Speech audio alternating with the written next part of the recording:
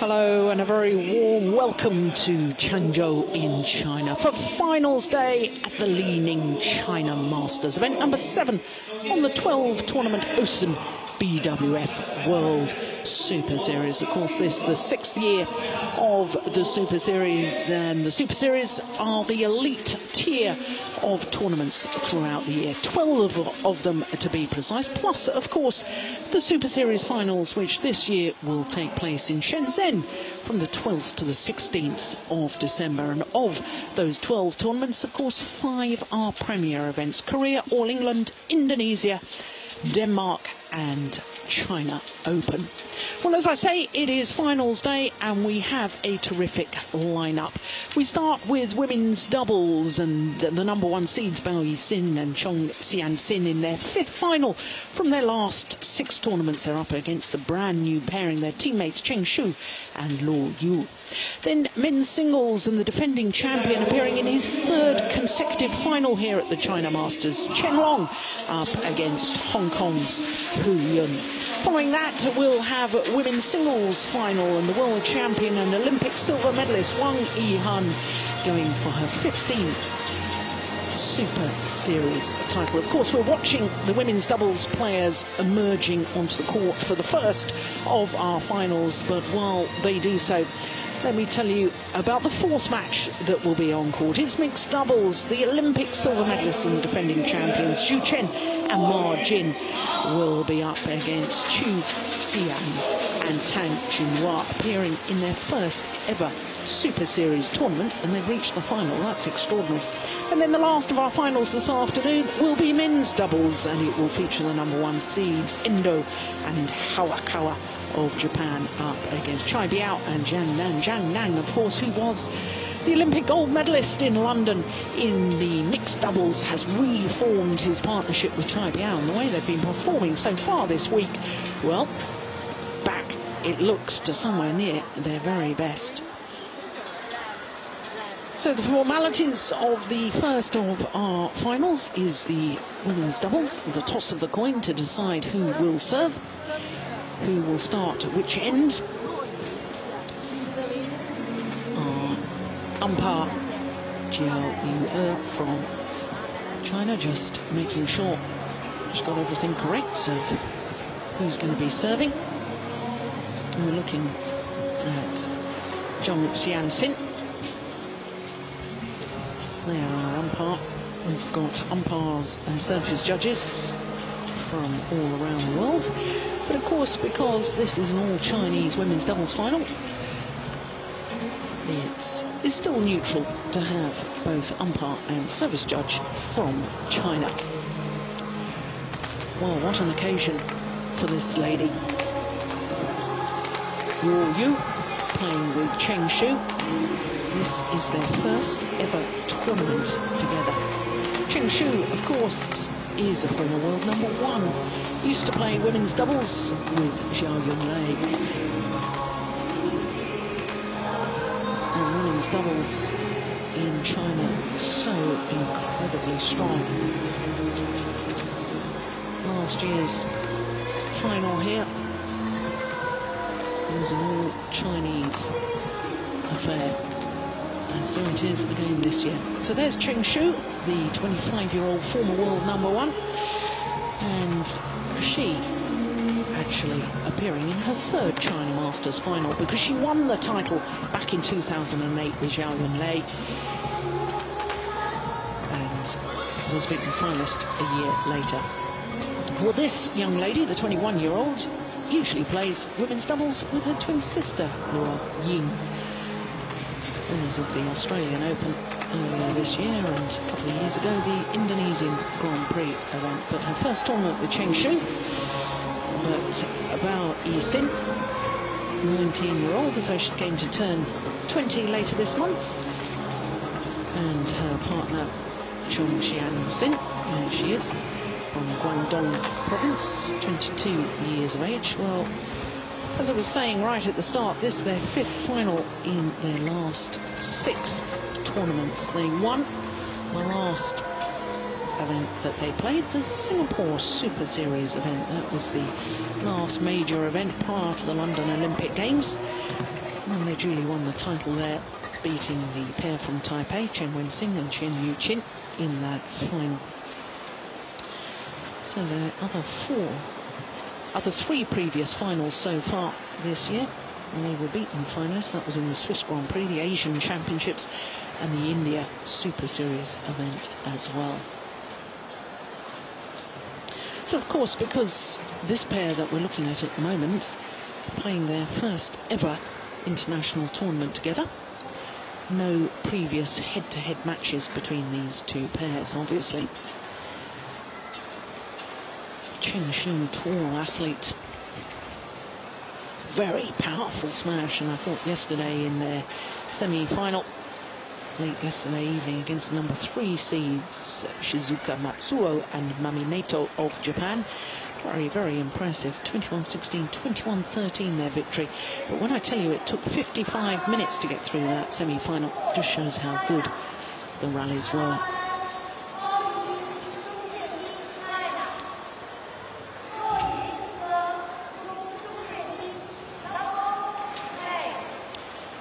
So the number 5 seeds, the brand new pairing of Chengxu and Luo Yu, nearest to us, up against the number 1 seeds and current world number 5 ranked pair Bao Yixin and Chong Xianxin.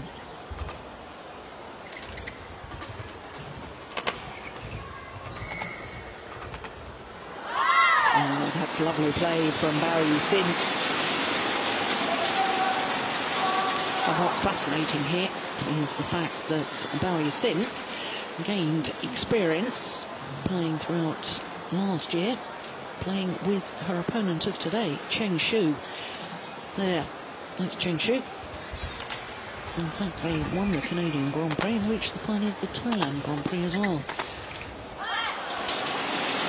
And that's where China has this luxury of being able to use more experienced players to bring on the younger players. And now, of course, the two youngsters, Bao Yixin and Chong Xianxin, paired together and highly successful.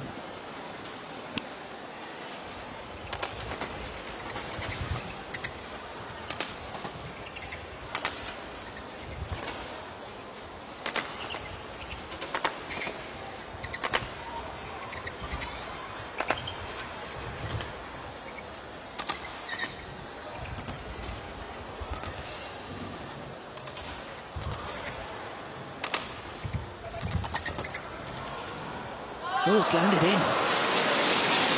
Misjudgment there from Chong Xianxin.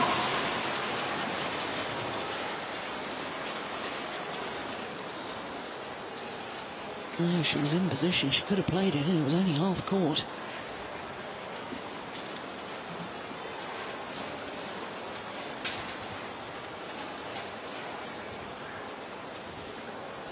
Twice a World Championship medalist, Chengxu.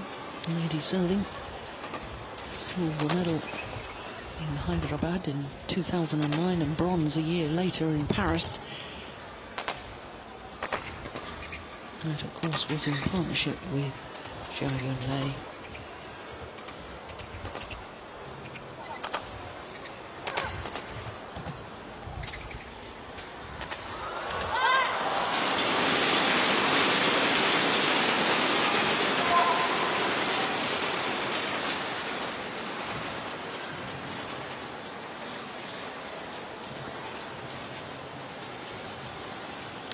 Well, it would be very interesting to me to see how the youngsters, the number 1 seeds, Bao Yixin and Chong Xianxin, deal with the pressure of this final.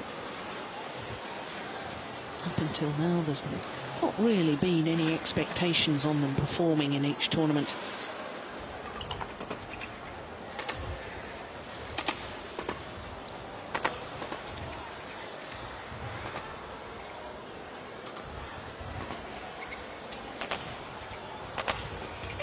Another big rally, but of course, big contrast here. They are the number 1 seeds. They've already won 2 Super Series titles. Surprise winners of the Japan Open last year, and of course, as I was mentioning earlier, the Singapore Super Series event. Last Super Series event prior to this.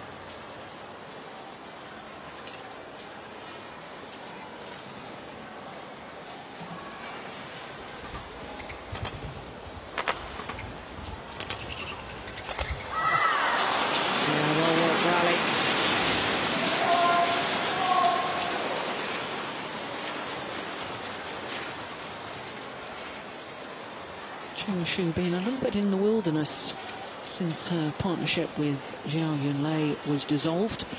And that happened at the Asian Games. Because Changzhou was injured and therefore she was replaced in the draw by Tianqing. And of course, Zhao Yunlei and Tianqing promptly won the gold medal at the Asian Games. And have played together ever since. And now, of course, they are the Olympic champions. Cruel twist of fate as far as Changzhou was concerned.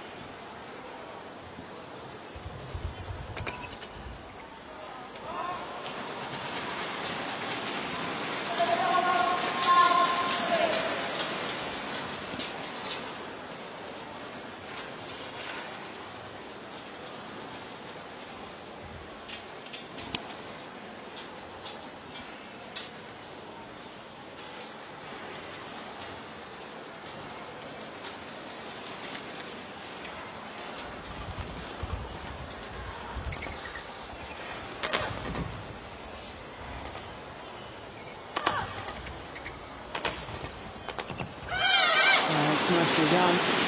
And as far as the #1 seeds are concerned, that's not their favoured formation.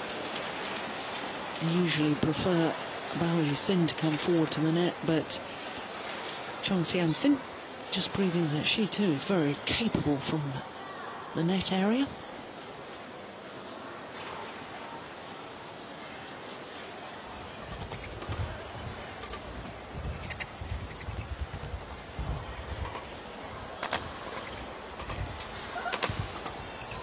Going wide.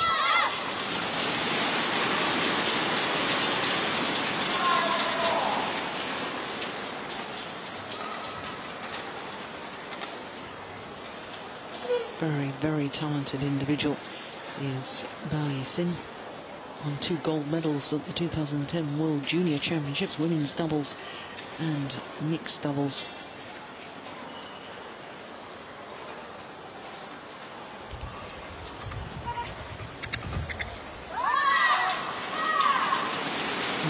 Don't like the call.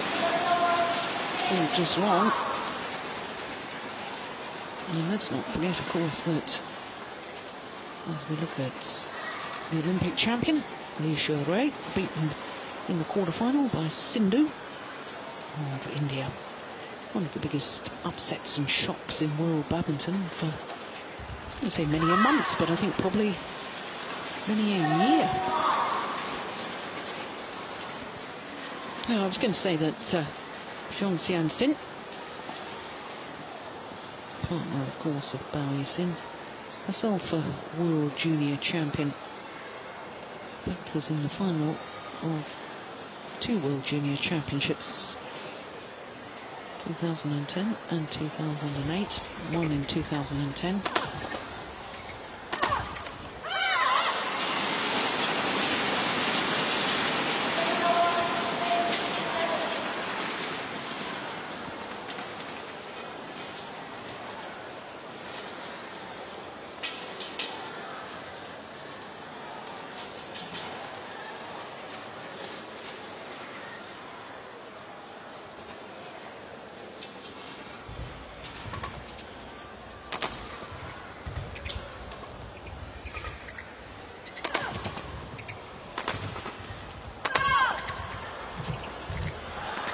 Oh my goodness me.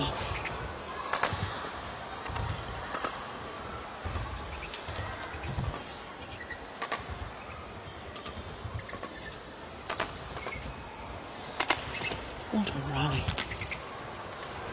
Oh, tremendous.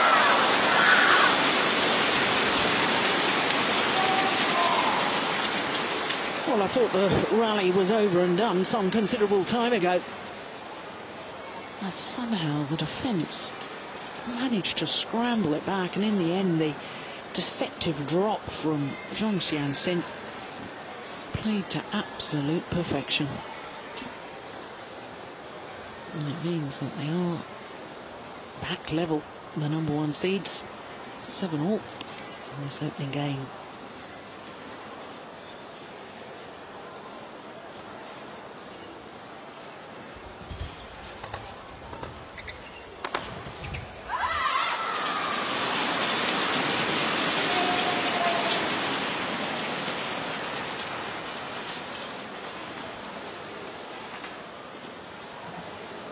first time since they were 1-love up that they've regained the lead.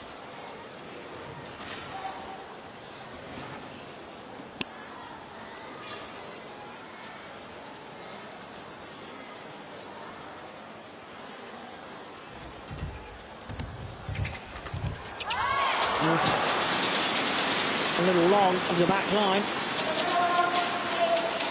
Yeah, it was a very clever serve. She served out wide. And then she was looking to pounce on the nets.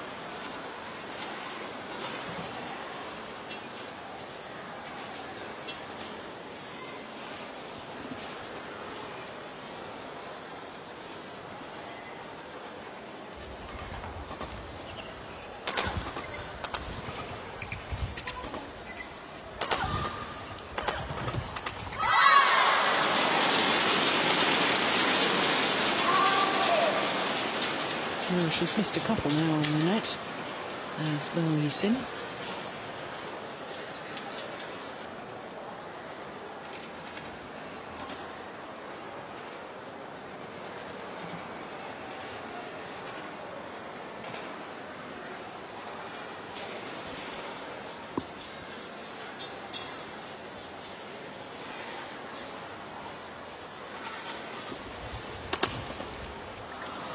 There's a flutter smash. And you just a little too committed to that backhand defence. Therefore couldn't deal with it when it was aimed towards her right shoulder.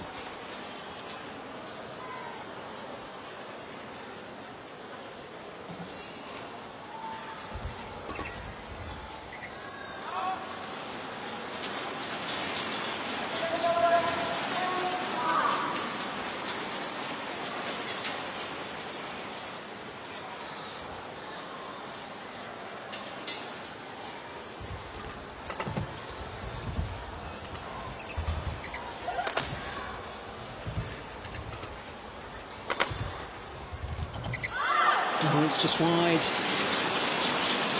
Thought for a moment they were getting in each other's way, Li-Ning and Changzhou. Both going for this cross-court block. But I suppose getting in the way was a piece of good fortune because they left the shuttle and it landed out.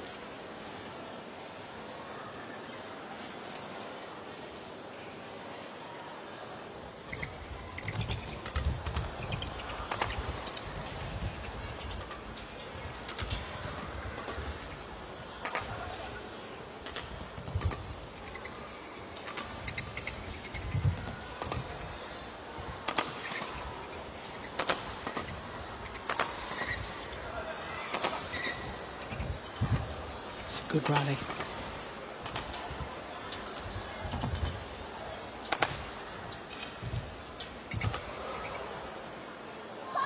Yeah, it was the nice change of pace at the net from Li-Ning that really made the difference. That was the one, forced the high lift. And so high it went long.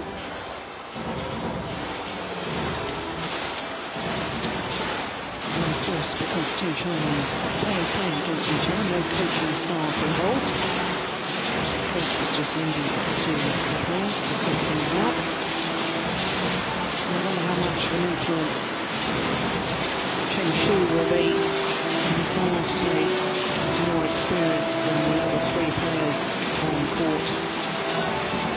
25-year-old.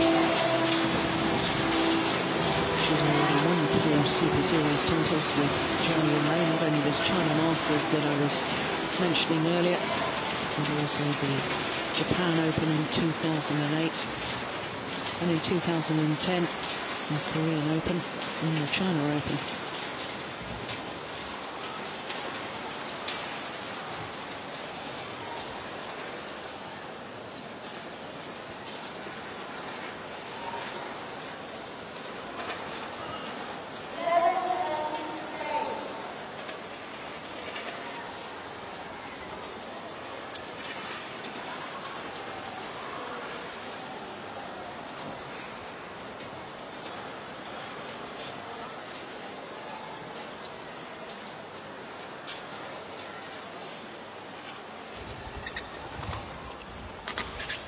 Missed it. Yeah, wasn't really on balance as she played that. Nor were you.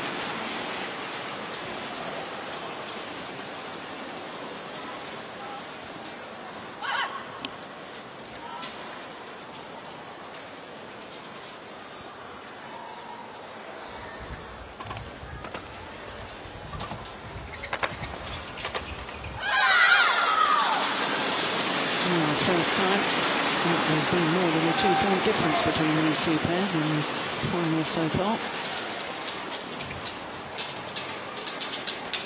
Importantly, just see with the baseball cap there, Li Yongbo, head coach. More importantly, for the #1 seeds, they've won the last 4 points. I want to keep this momentum going.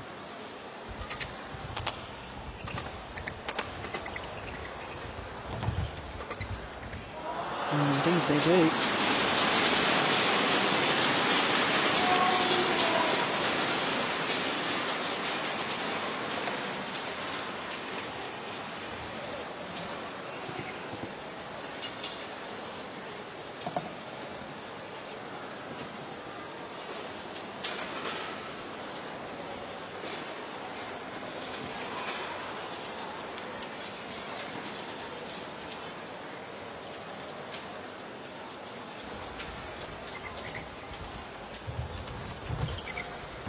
Oh, that's wonderful control.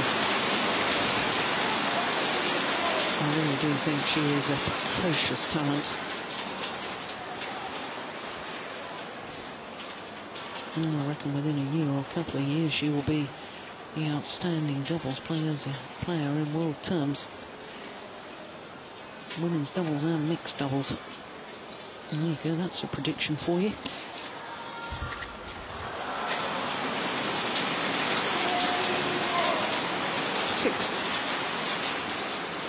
7 straight points now, in fact. 9-10 down they were. 16-10 up.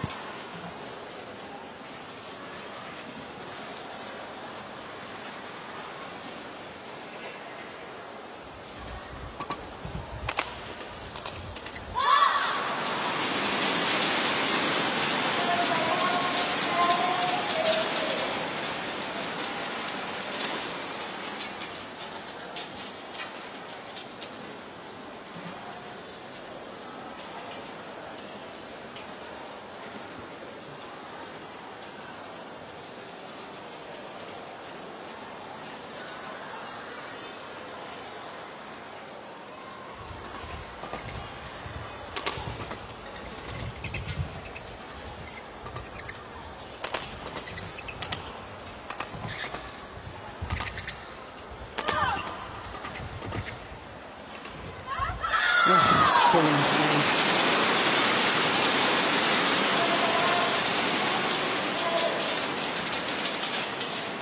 Very much the worker within the partnership. Changzhou. A beautiful disguise with that drop shot.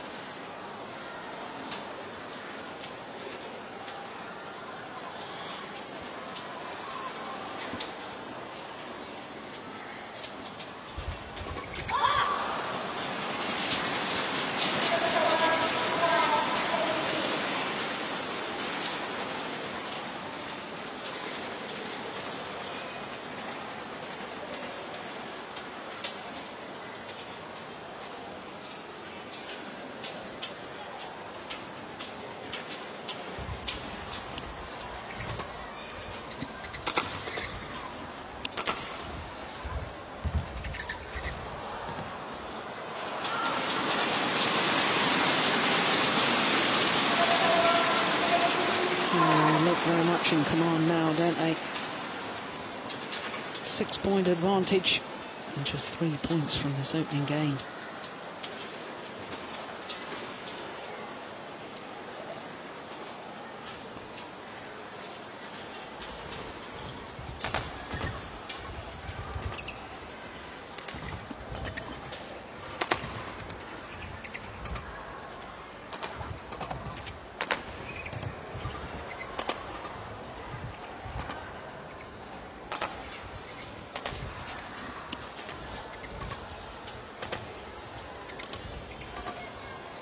It's another good rally.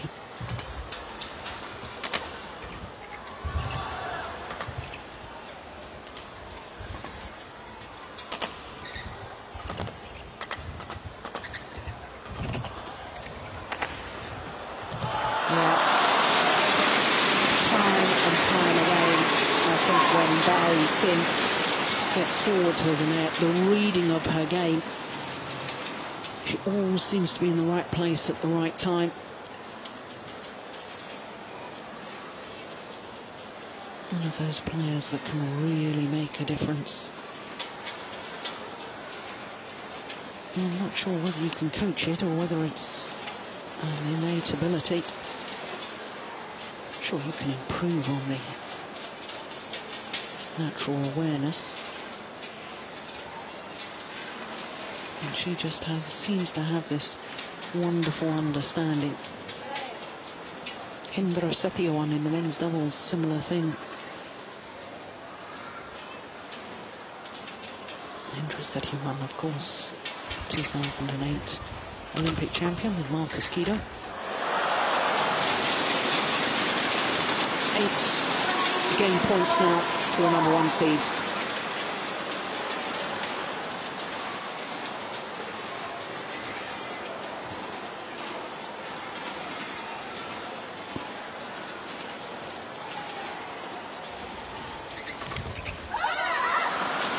Take it first time of asking, and from 9-10 down, 12 of the next 14 points.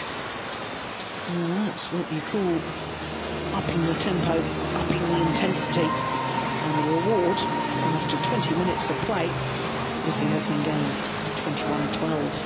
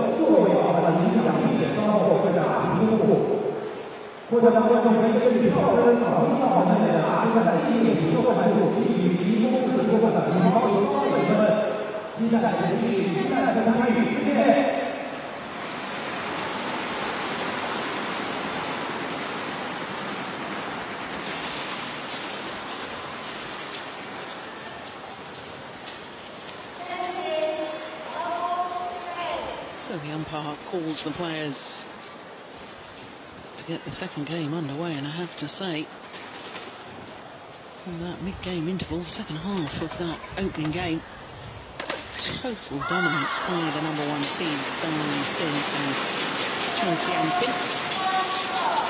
And this lady, Changzhou, is going to have to use all her experience to guide her younger partner back into this match. Very much held their own in the early stages of that opening game.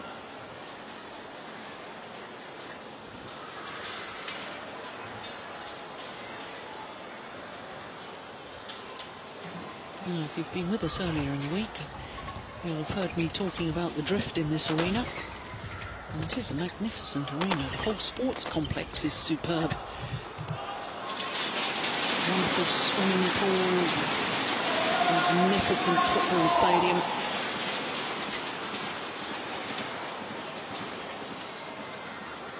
But there is, inside this indoor arena, a very slight drift, and that's quite normal.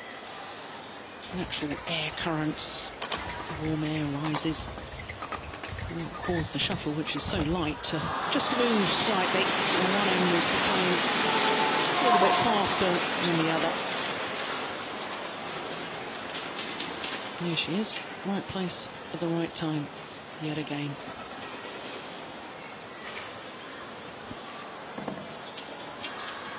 And it's not just been in the right place, where she's placing the shuttle always seems to make it so difficult for her opponents.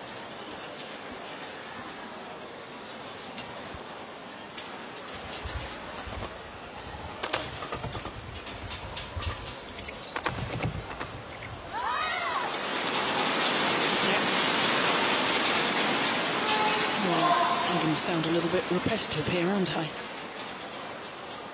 Power play from the back, and once again, Bao Yixin. Good movement at the front of the court, gets herself into position, knows exactly where the shuttle's going to come back, and she is ready and waiting.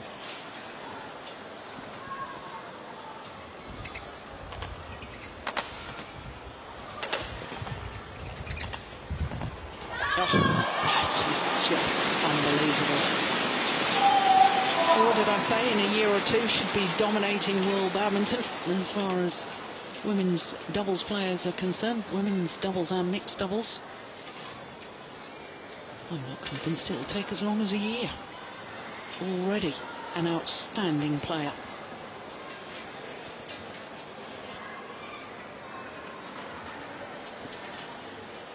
Well, I don't think she was too keen to change the shuttle, but the umpire says, yep, should do.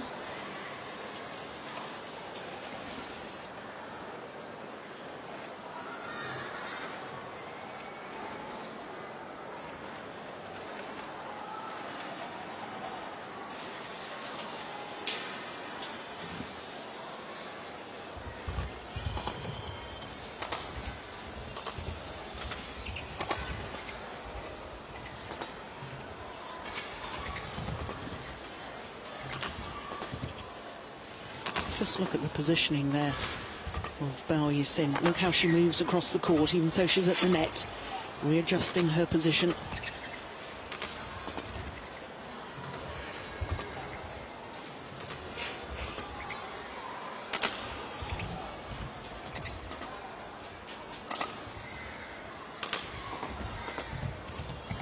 That's a good rally.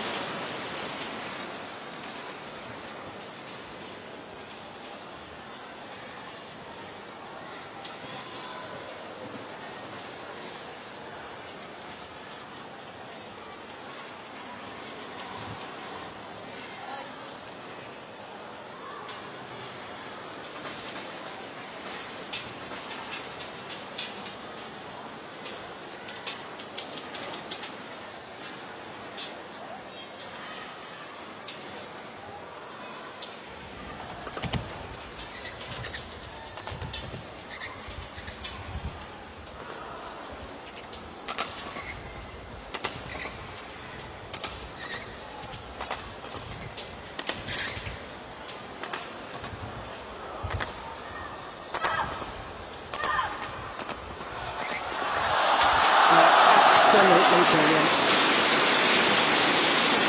Outstanding awareness from Bao Yixin. Well, I don't want to take anything away from Changzhou, but doesn't have that same natural awareness. She's a very good worker on court.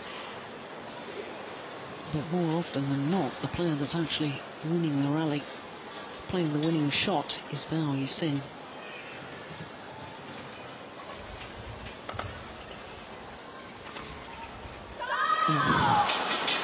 Got the ability from the back of the court too. Well, after the London Olympic Games, and I think everybody's all too aware of what happened there, with 4 women's doubles pairs being disqualified. And the announcement from Yu Yang that she was retiring from the sport. I just wonder if Wang Xiaoli is looking for a new women's doubles partner, because Wang Xiaoli, playing with Yu Yang, current world champions and the world #1s. She was very much the worker, playing with Yu Yang. I wonder if anybody agrees with me what an interesting proposition it would be for Wang Xiaoli to be teamed up with Bao Yixin. I think that could make a very, very interesting women's doubles partnership.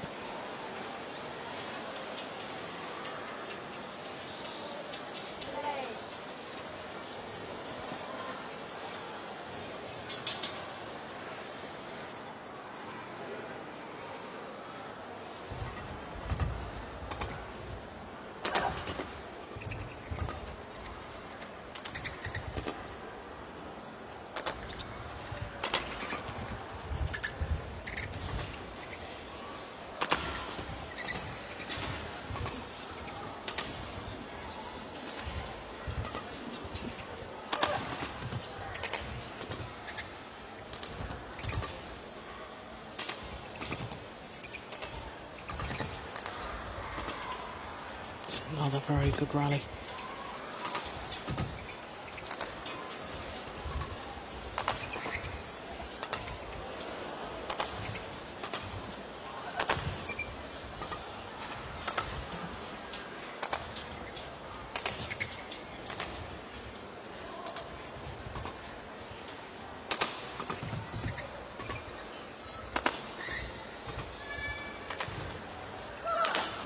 Missed it. The most experienced player on courts, running out of patience in the end. Chen Shichu, the women's doubles coach, talking to the Olympic singles champion, Li Sherwei.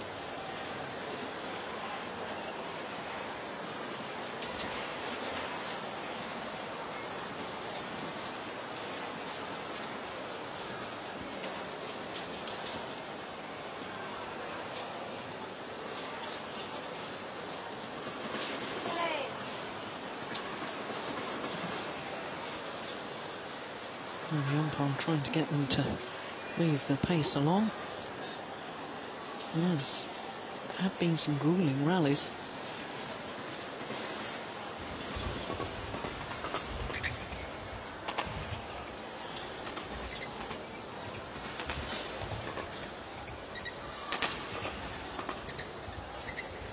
Oops, I'll go. Rare confusion between Bao Yixin and her partner.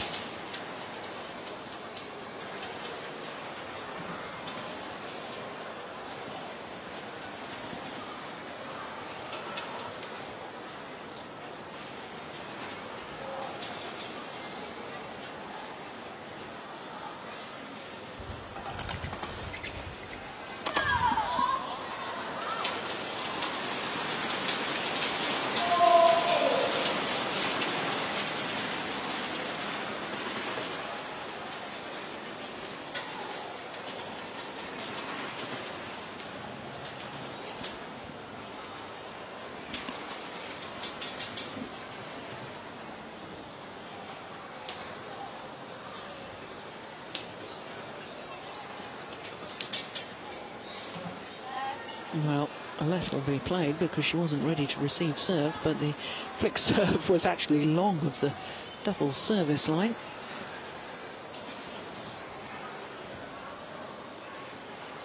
The let was called before the shuttle landed.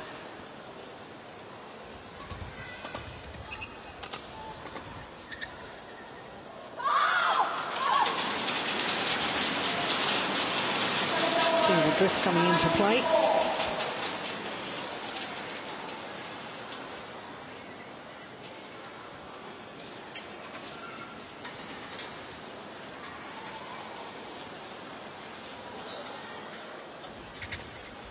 Oh, that's wild.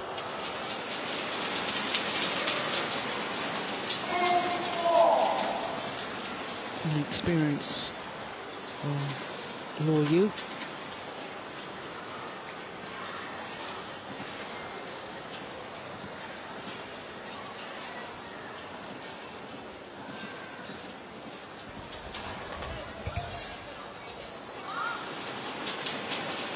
Well, after some very long, very intense rallies, just gone off the boil a little bit at the moment. That's quite understandable.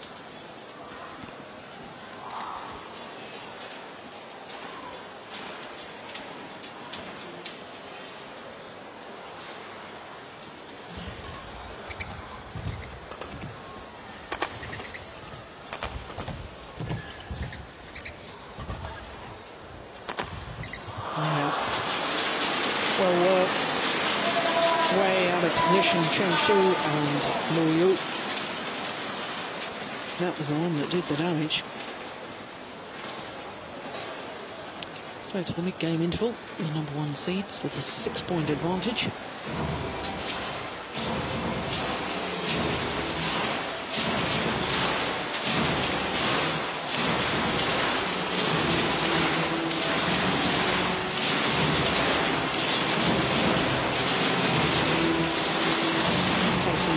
As well, Changzhou. Already won 9 titles throughout her career.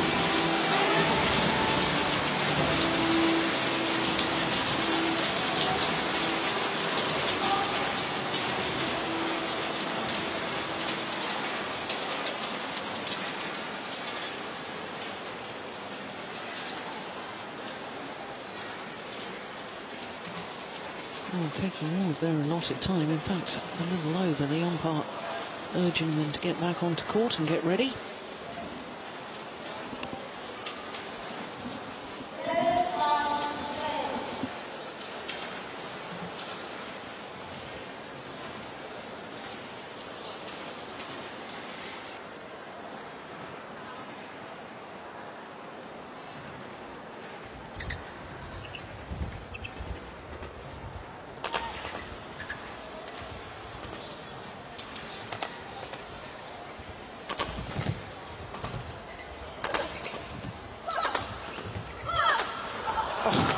Unbelievable. Goodness me.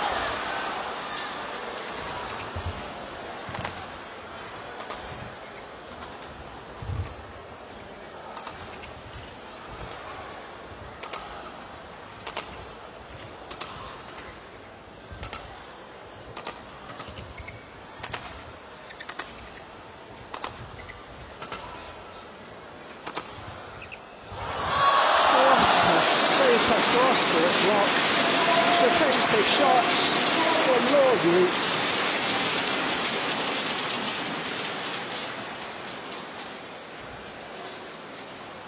A little moment of magic. Look at that. Played to perfection.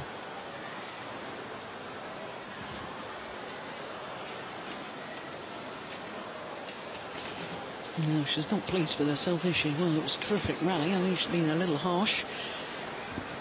I thought in their semi-final yesterday, the number 1 seeds disposed of the number 8 seeds, Liu-Ning and Lim Lu from Malaysia. 21-1, 21-14. That opening game of their semi-final was just a demonstration, really.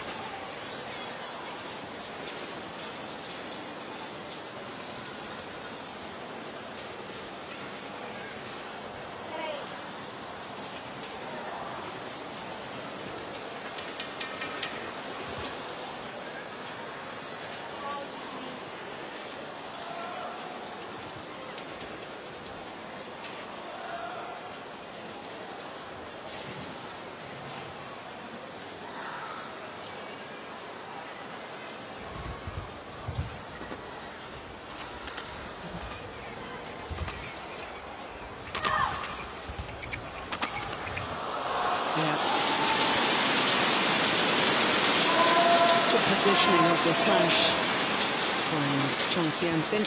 There, aiming towards the right hip. Force the short lift.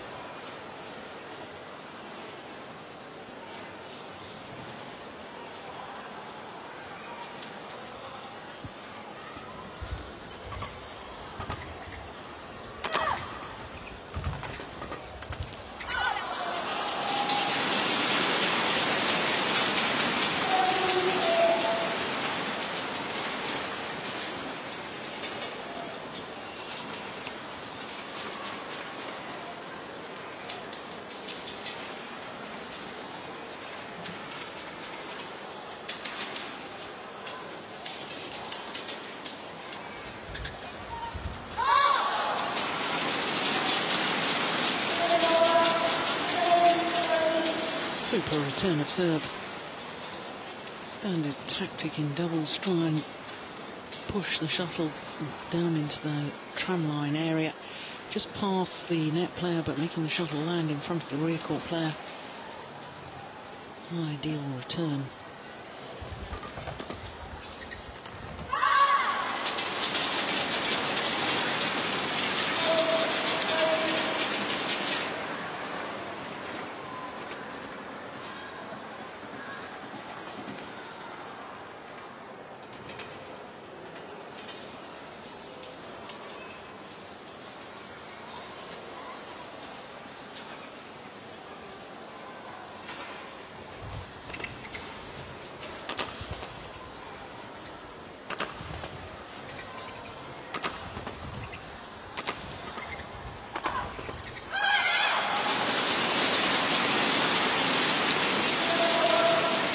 Two smashes from the rack and then gets herself forward.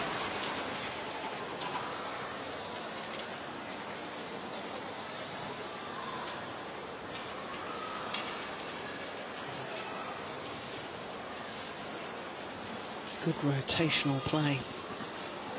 An awfully short grip for an overhead smash, isn't she? The longer the levers, the faster the racket head speed. I'd suggest she could have an even harder smash if she just held the racket a little near the end of the handle rather than up near the shaft.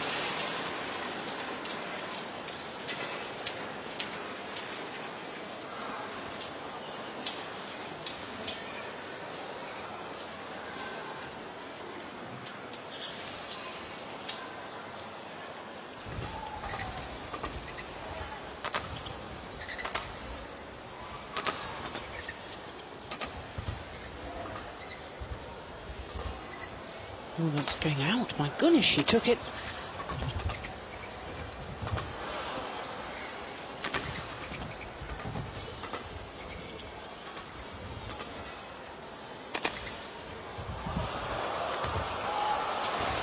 Good rally. And in the end, Changzhou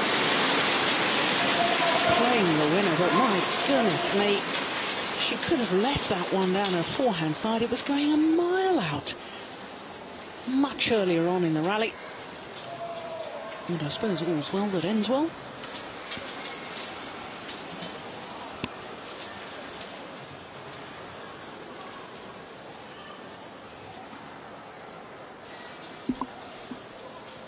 Just a little tactical discussion there.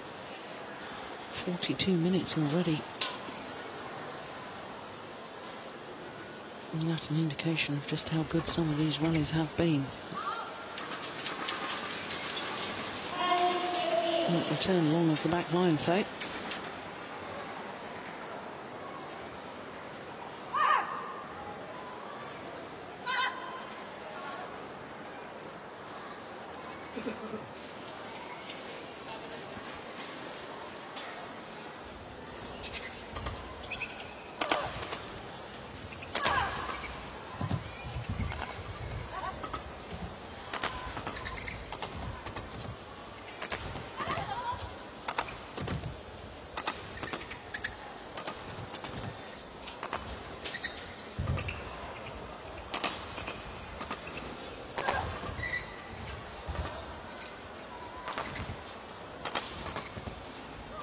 Another good rally.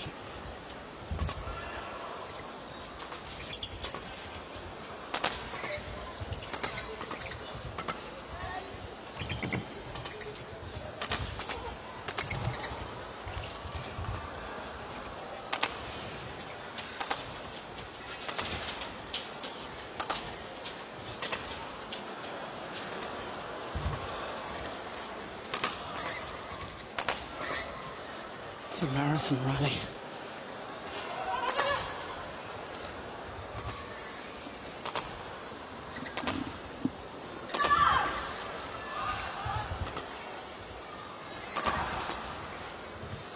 And that's long.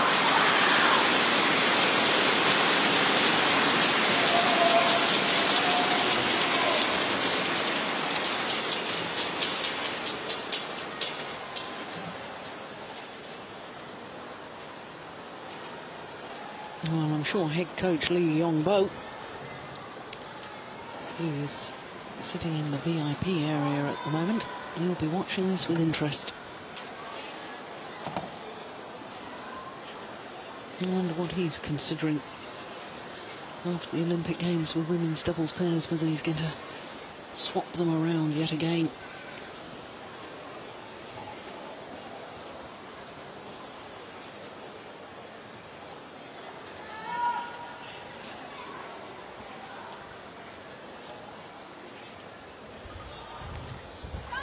Oh, it's lovely. Yeah, the good low serve. Alert to the third shot.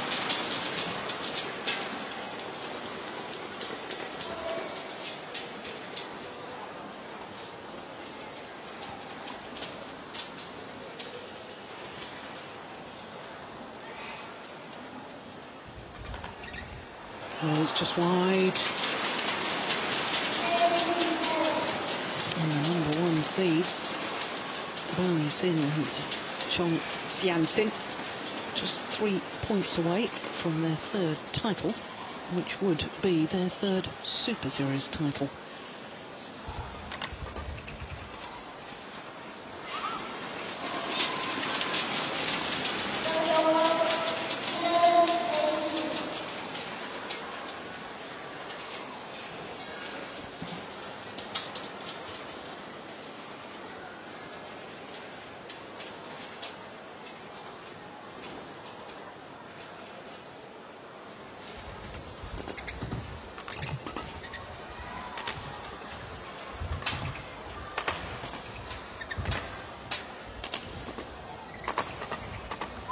Oh, it's wild.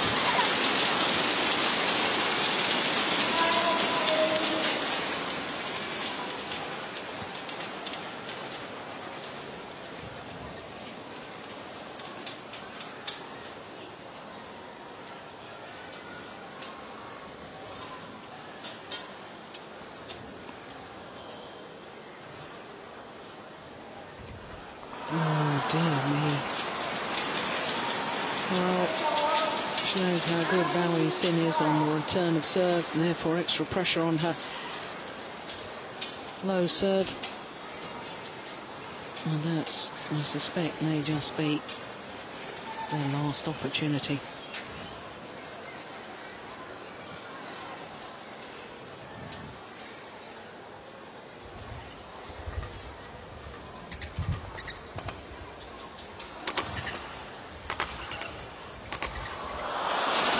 Because now there are 8 match points for the number one seeds. Well worked rally.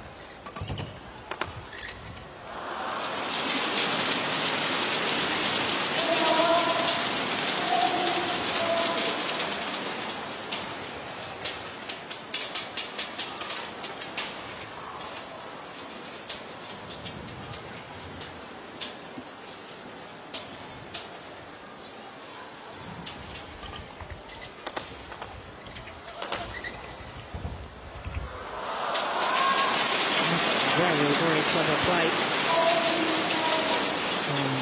from Yu.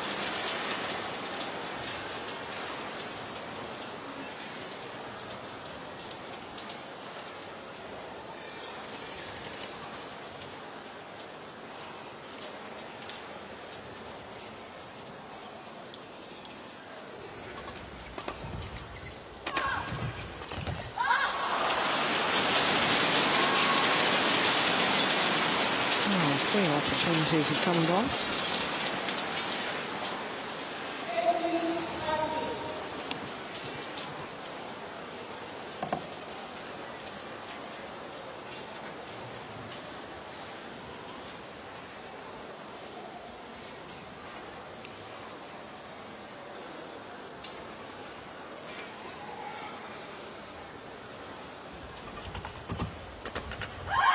this time. Their second consecutive title in tournaments played to add to the Singapore Super Series event that they won previously. Now the China Masters as well. In total, their third Super Series title. 21-12, 21-15, the margin of their victory. 50 minutes of play, and they really are developing into a very, very polished partnership.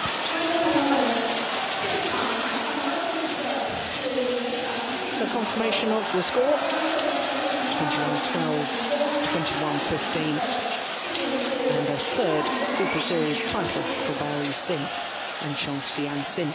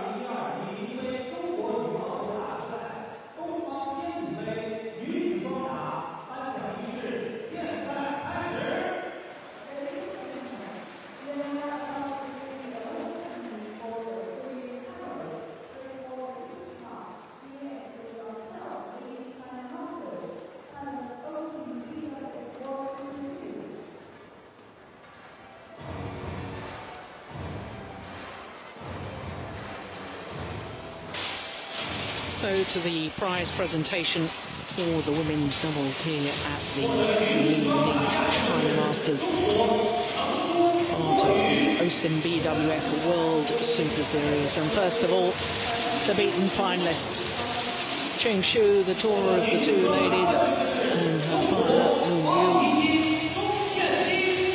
For the champions, the #1 seeds, Bao Yixin and Changzhou. What a great performance by them in the final.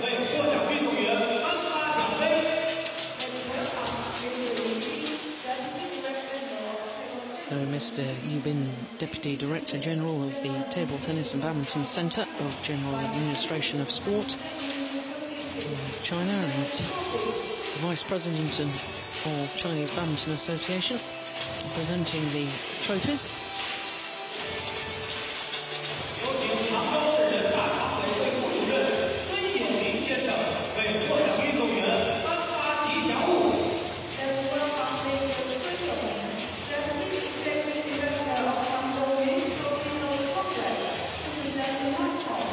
And the mascots presented by Mr. Sun Yongming.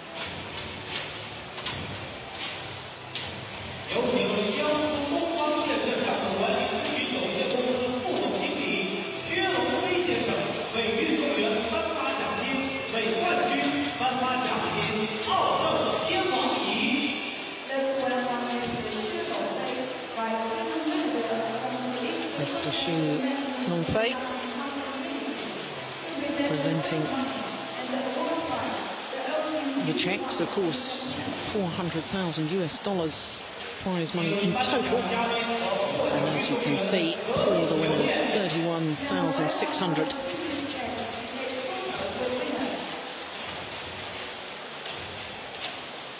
So for Bao Yixin and Chong Xianxin, a third Super Series title, a second Super Series title in 2 tournaments played.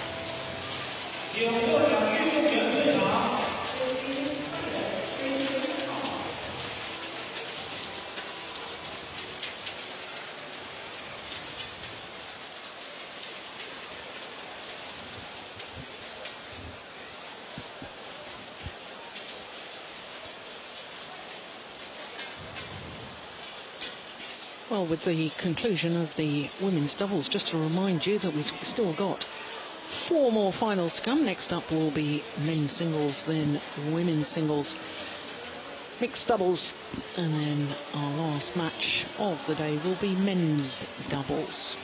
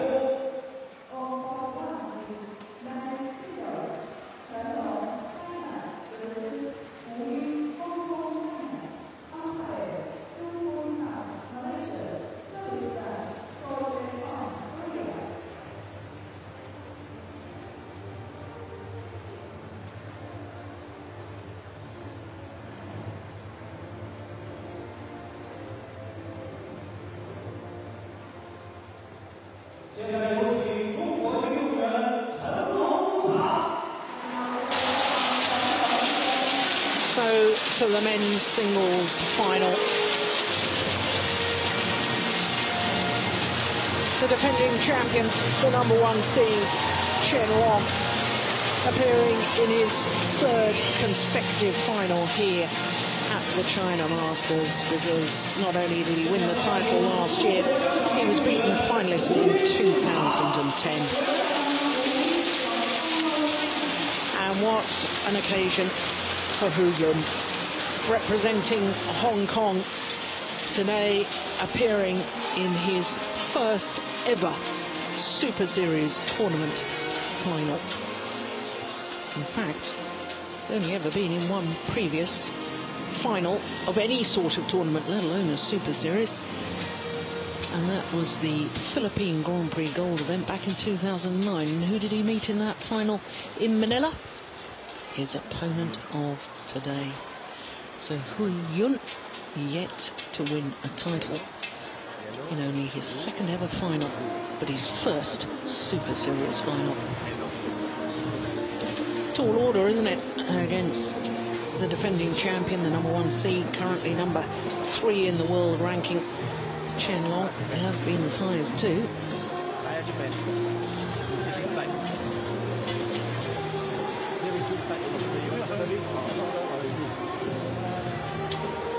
And the umpire from Malaysia, Sukuisum. There's Chen Long choosing the side which he wants to start the match, and therefore Hu Yun able to choose whether he wants to serve or receive. So he's chosen serve. 31 years of age against the 23-year-old Chen Long. Chen Long last year defeated his teammate Chen Jin in the final. And the previous year, 2010, he lost out to Lin Dan, who, of course, has just won his second Olympic gold medal. As far as this man was concerned in London, he won the bronze medal. In the bronze medal playoff match, lost to Lee Hyun-il, a Korean player who, for the second Olympics running, has had to settle for 4th position. Well, for Hu Yun, who was born here in mainland China, moved to Hong Kong in 2005 and started representing Hong Kong internationally in badminton terms in 2008.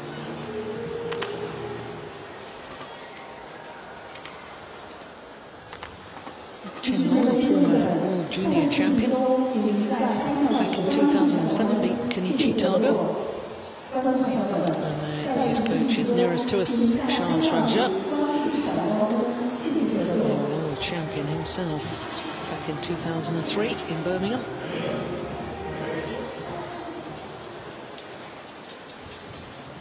It's going to be very interesting to me to see how Hu Yun copes with the big stage, the big occasion. Currently number 21 in the world ranking, but he has been as high as 12.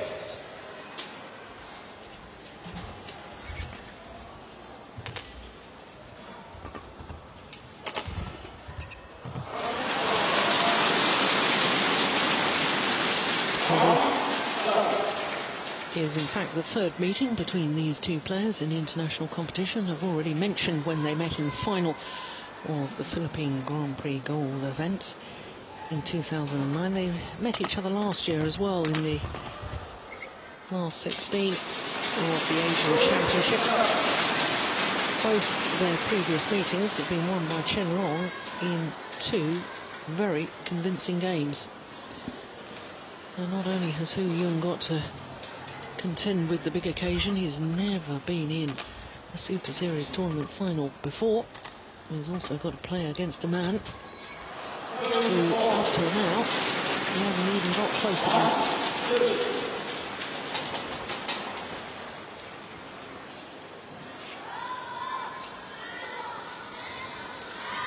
But funny old things happen in sport.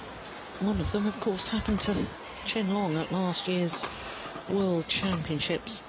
He, of course, was the number 5 seed, and he lost in the first round to the Guatemalan player, Kevin Gordon.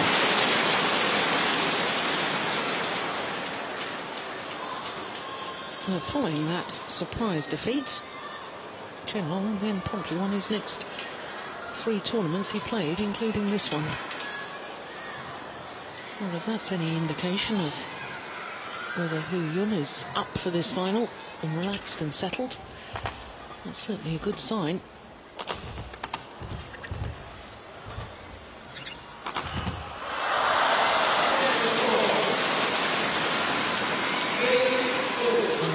Lucky net cord.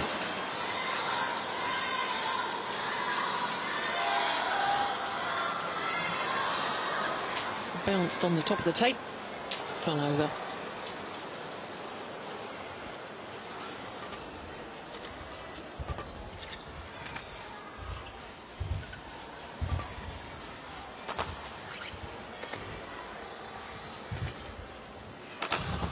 It's a brilliant smash from Chen Long.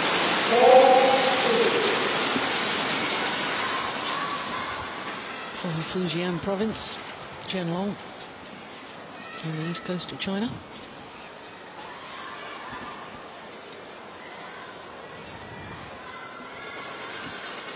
Already 7 titles to his name, including 4 Super Series titles, 3 of them last year.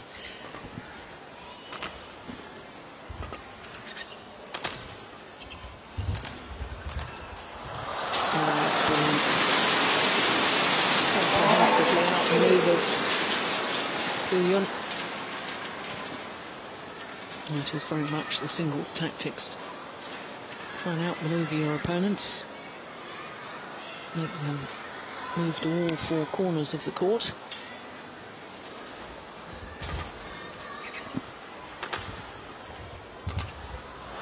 He's quick coming forward, isn't he, Hu Yun? He was with us yesterday. I was getting very concerned in his semi-final against the Indian player AJ Jayaram, because I think it was 4 occasions badly slipped on court. Foot just slipped away from under him. I wonder if he's gone on a different pair of shoes today.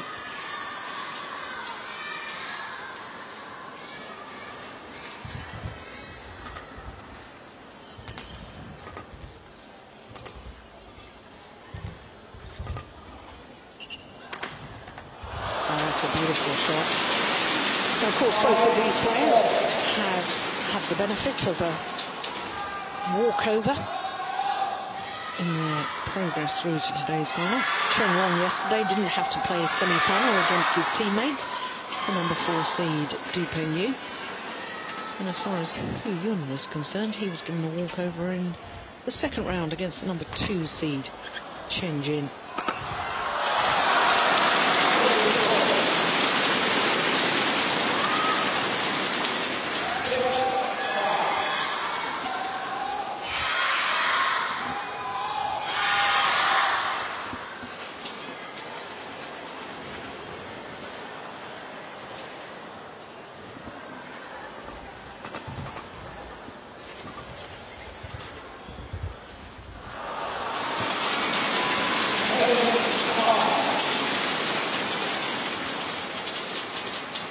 Not many long rise at the moment.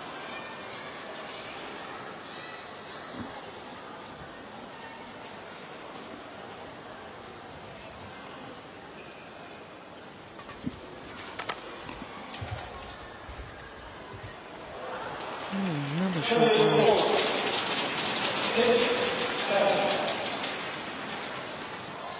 Well, I think Chen Long will obviously be very fresh. The fact that he didn't have to play against his teammate Du Piao-Yu, who's a very physical player, in the semi-final yesterday. He'll be fresh, but doesn't look sharp. Sometimes it's not always a good thing to be given a walkover. I think Roger Federer will tell you that about the recent US Open tennis. Given a walkover in his last 16 match and then promptly lost in the quarterfinal to Thomas Berdych.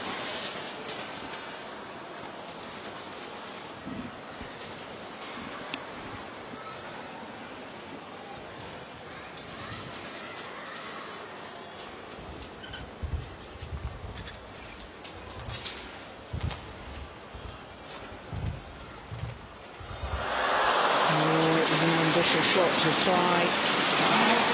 An attempted cross courts backhand net shot.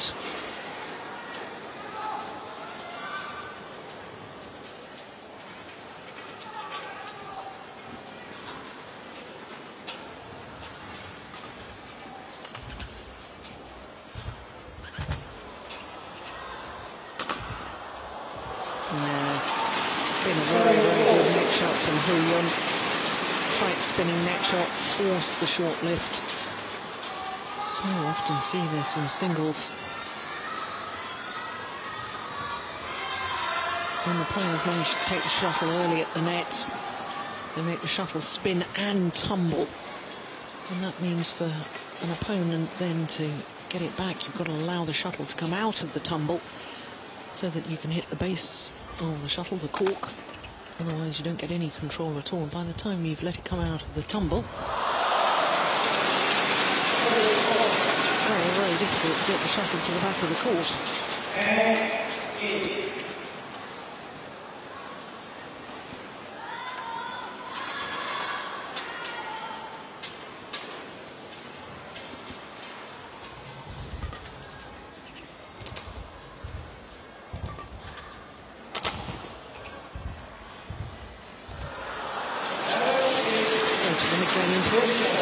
Number 3 with a 3-point advantage.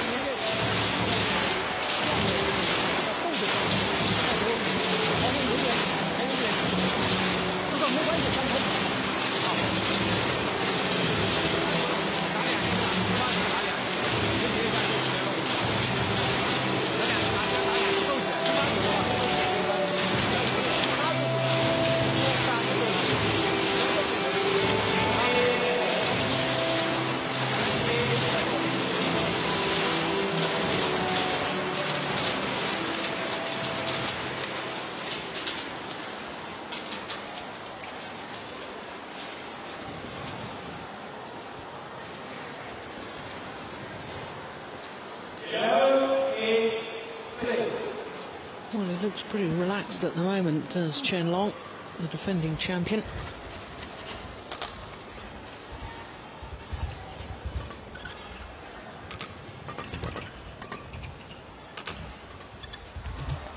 Oh, it's just wide. I know it's only early stages, but already it seems to me as if Hu Yun has decided that the way he can win the rallies is by playing tight spinning net shots and then standing his ground. There's the net shot.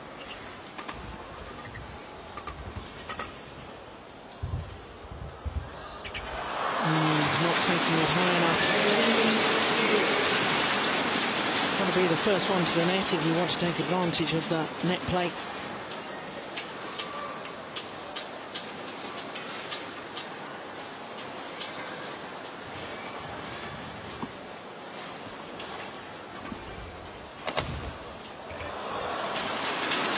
That's just about perfect for this match.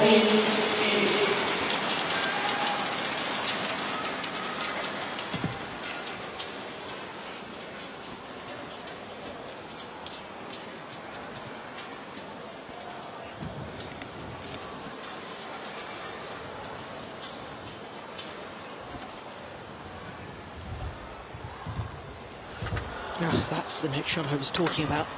Yeah, sets up the rally. What a difference when he is there first.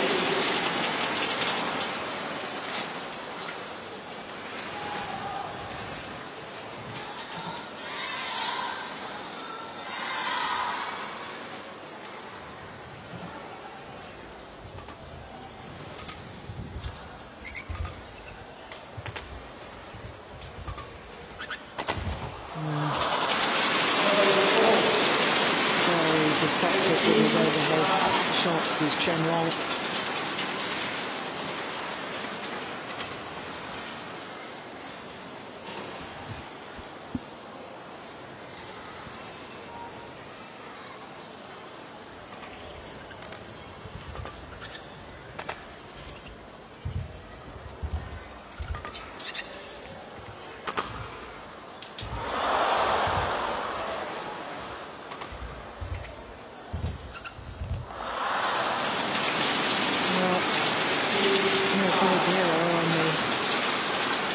Net shot, but he's right to try and make those as tight as possible there. More of an effort to lunge forward with the racket arm outstretched. Right idea, just not quite the right execution.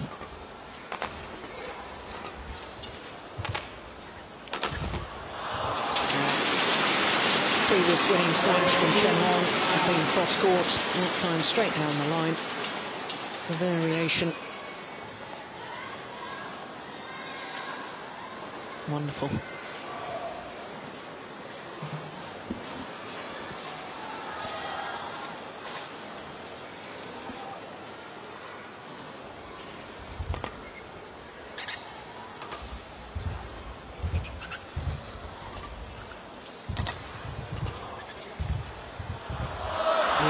Got himself out of trouble with a wonderful backhand. Chen Long. This is why, look, he's taking it so late. Drives it straight down the line. Look how quickly he comes forward again. Great recovery.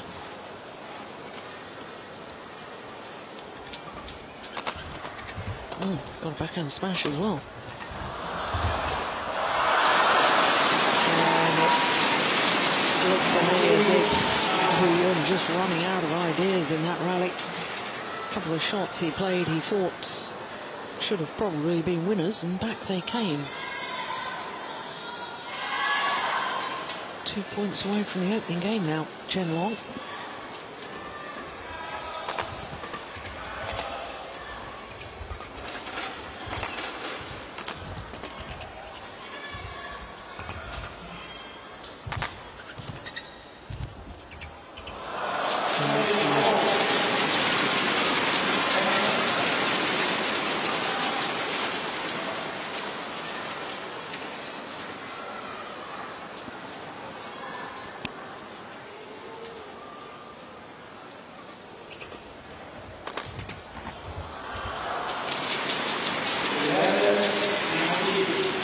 Just clapping the shuttle down. I think that's what he's got to do. I think he's got to take more initiative rather than just reacting to what Chen Long is throwing at him. If he can dictate the pace, command the rallies. Oh, that's nice. As soon as Chen Long has the opportunity to play the attacking shot, tends to win the rally. 9 game point opportunities.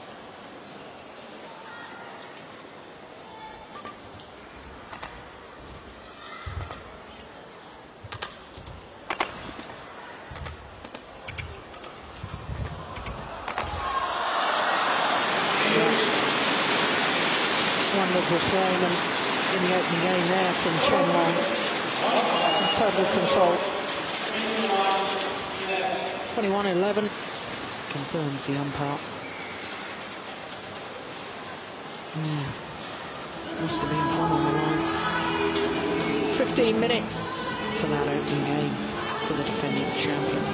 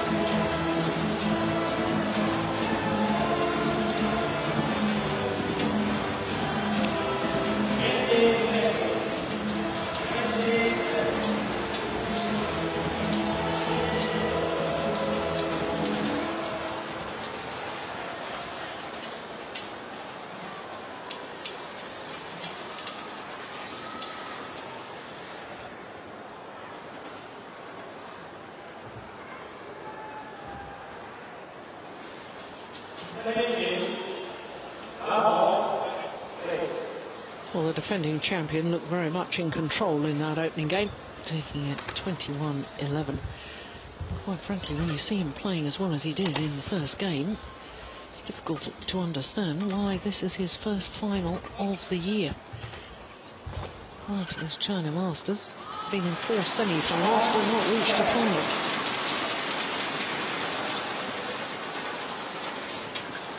I suppose the answer to that is the quality of the opposition.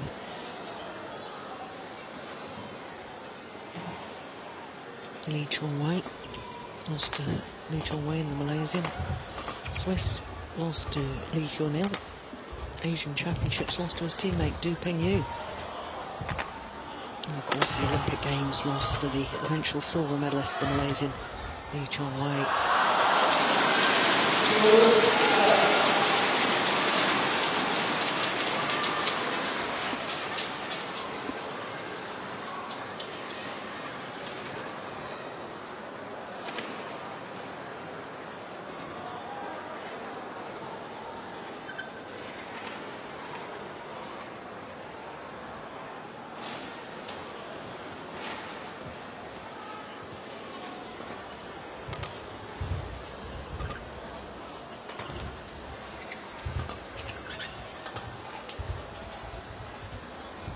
Oh, that's nice.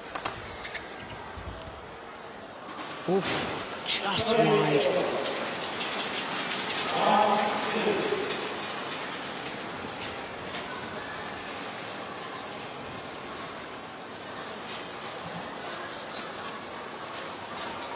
Oh, there's no question of it being out the back of the board. It was a question of the sideline.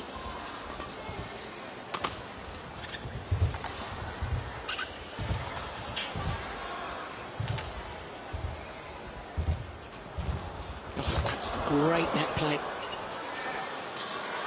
Yeah, so often such a vital shot in men's singles.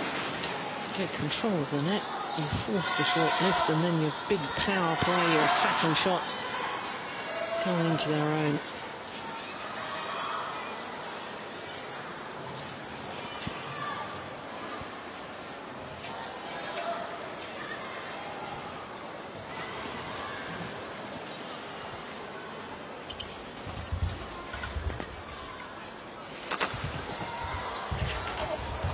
There's the slip. I was talking about that in his semi-final. He hasn't changed his shoes from yesterday's match. 4 times that happened yesterday. I got very concerned about him. That's how injuries happen. Well, we're looking at Chen Long at the moment, but I have to say that Hu Yun was just stretching out and feeling his knee. Yeah. Oh dear, that didn't look good at all.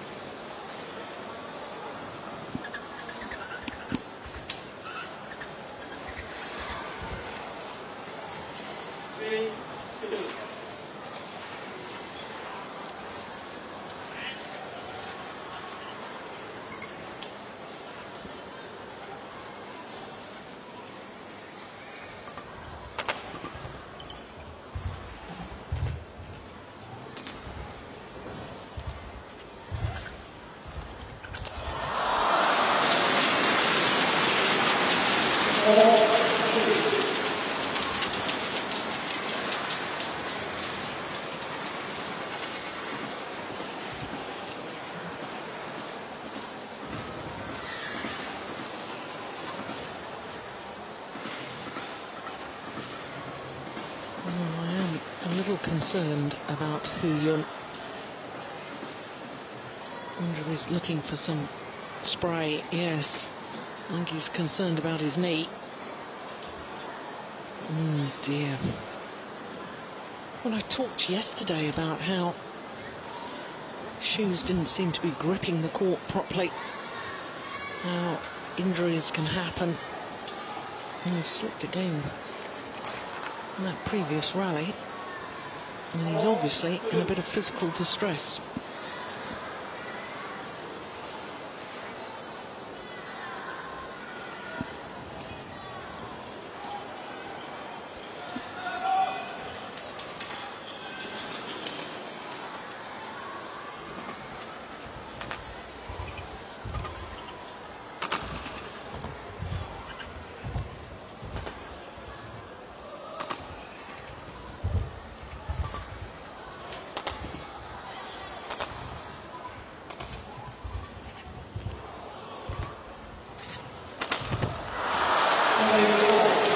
Getting a very close eye on Li-Ning in that rally. And he looked very, very tentative in his movement to me. When he lunged forward to the net, he brought his left leg up, push himself back. Normally, he'd push back off his right leg.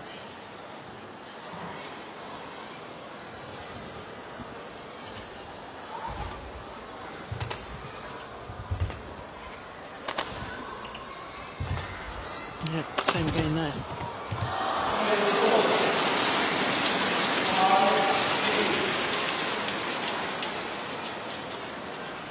The way he moves forward, then brings the left leg forward after his lunge forward to the net, and that's always a sign that he's not got, or that a player has not got confidence in their right leg, their lunge leg.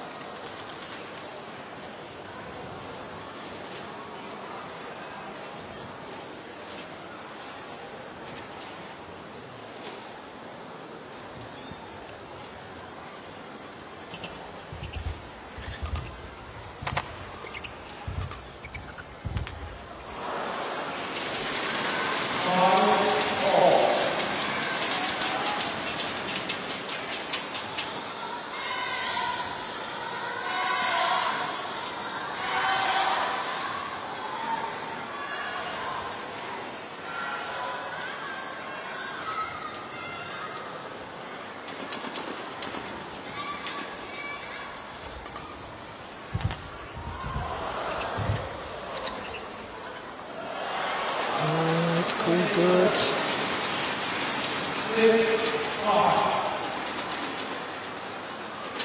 And it was just inside that back line. Perfect length on that shot from Chen. Tall athlete is Chen. 1m89, that's 6'2".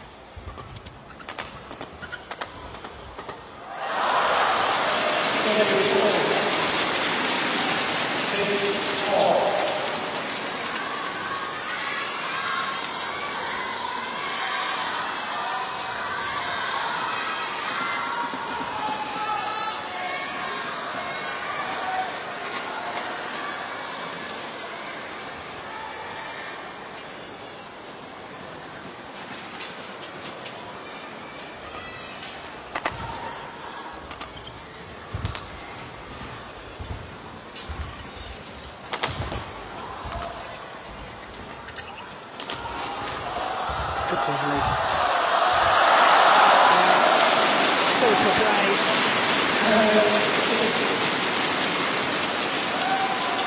For the first time. And even again. Li-Ning goes into the lead.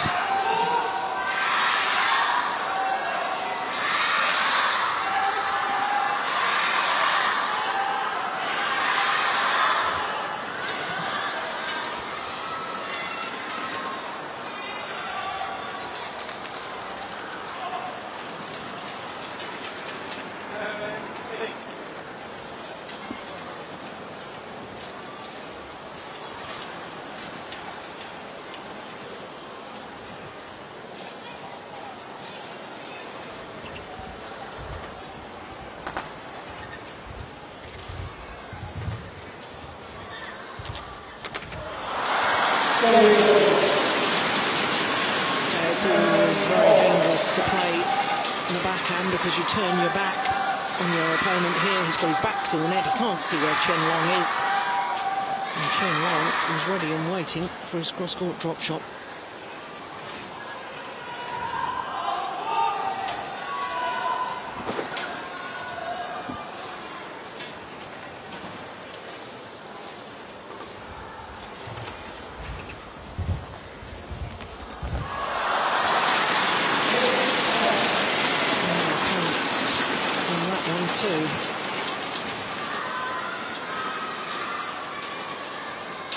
Great brush off the top of the tape from Chen Long. Racket arm outstretched. Wonderful. Pushes wide. Can sense the danger. And it's 6-7 now. 3 quick points for Chen Long.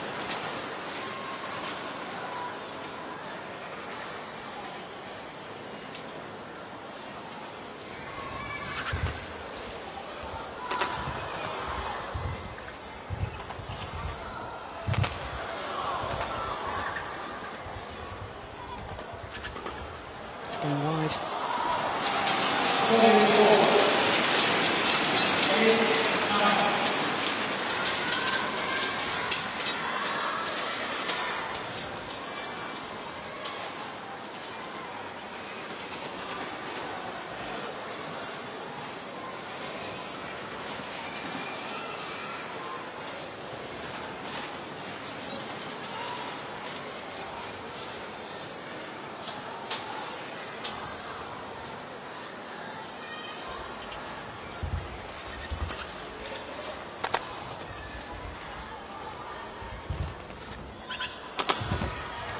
Just missed it.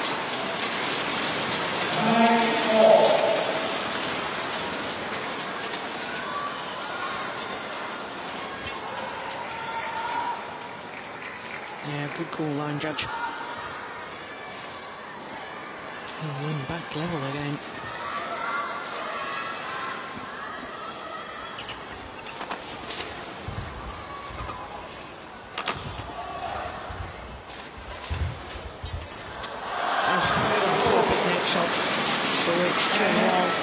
Immediately apologises for the net cord, but he created his own luck there. Look at that, how early he took it, that racket just chopping down underneath the shuttle, making the shuttle tumble.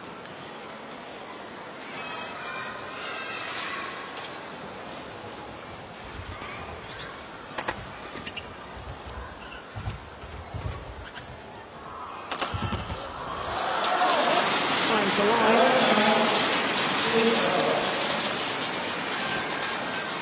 And essentially getting in for it with a 2-point advantage. Had a 3-point advantage in the opening game. I'm not sure that Hu Yun was totally convinced by that call.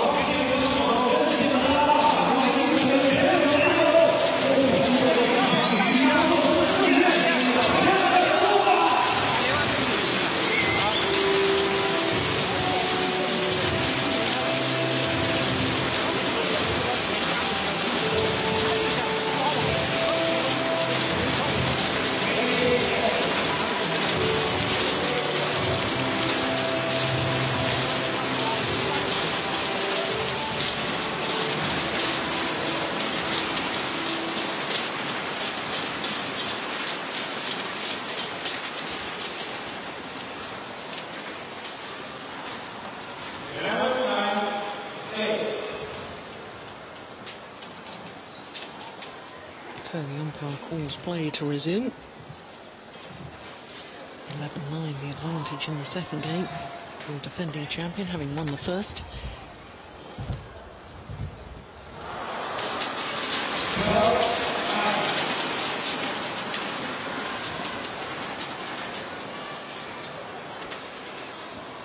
There is Li Yongbo, head coach. Interesting spectator here.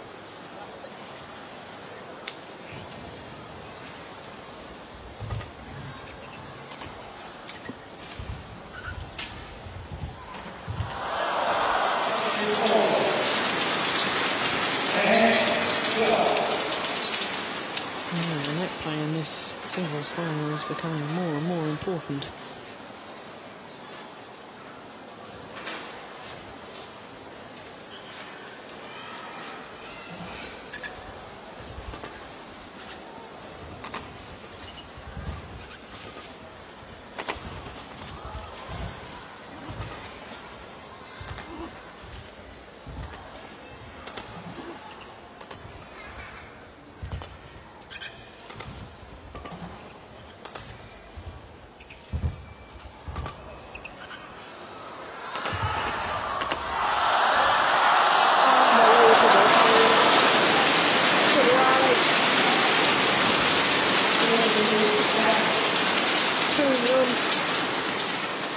Did awfully well to extend it as long as he did, because he was under a barrage of smashes.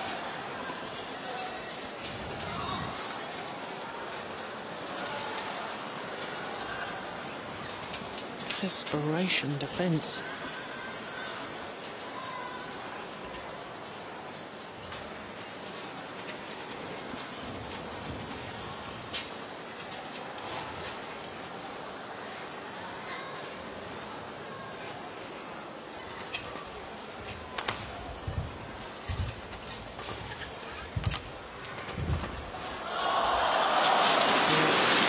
To it. It didn't work on that occasion for Li-Ning, but I think tactically he's going to be the right idea to try and pounce on the net shots, try and make the kill.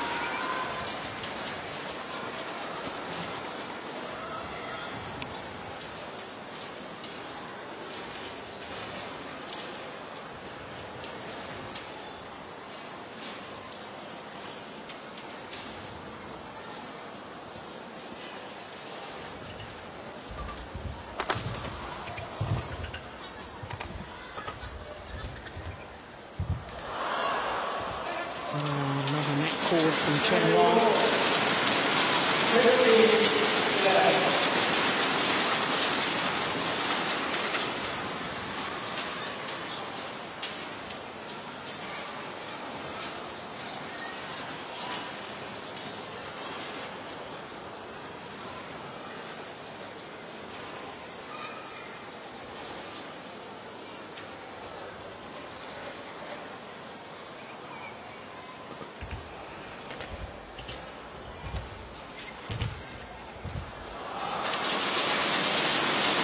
It's just wonderful.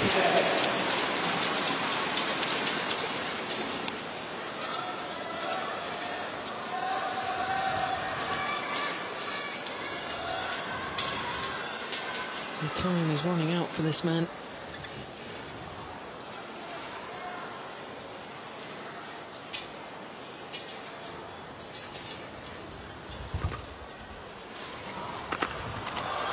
Yeah, but it's responded well.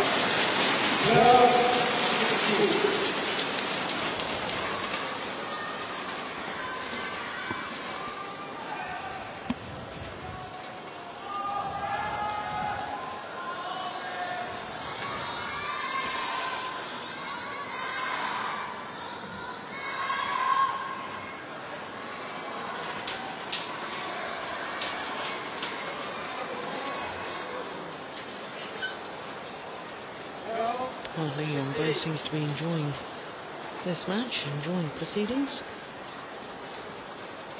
Of course, a clean sweep for China at the recent London Olympic Games. All 5 gold medals.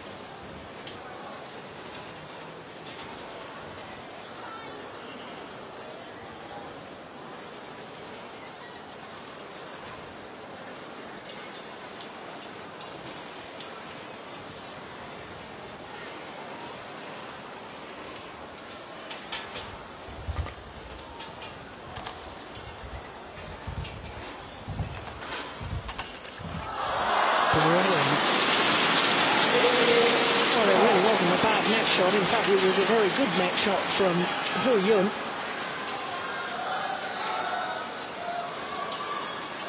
But absolutely launching himself towards that, took that shuttle just off the top of the tape to play the winner. Magnificent play from Chen Long.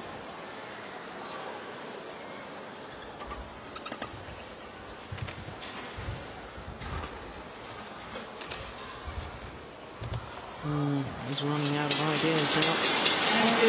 There's the second half of the opening game where Chen Long just imposed his dominance. Same thing's happening here in the second.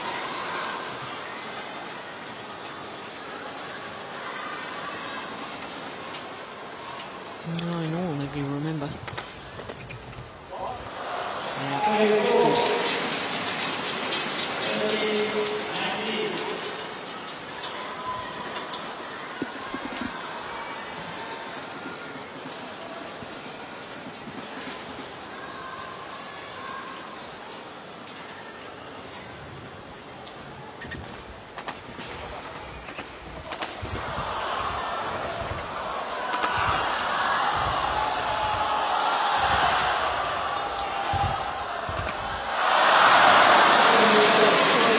He was going to get through in the end, Chen Long, with his attacking play there.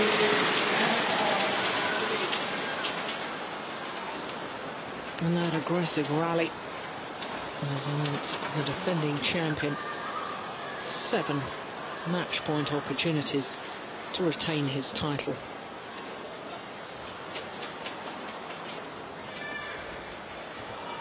That's wide, only needed the one. Comprehensive victory. 21-11, 21-13. His second title here at the China Masters in as many years. The home fans applaud, and so they should. Fine performance from Chen Long. In fact, only dropped 1 game throughout the tournament. That was in the very first round against the 18-year-old Dane, Victor Axelsen. But as you can see, very, very comfortable in the final against Hu Yun. 21-11, 21-13 in 40 minutes of play.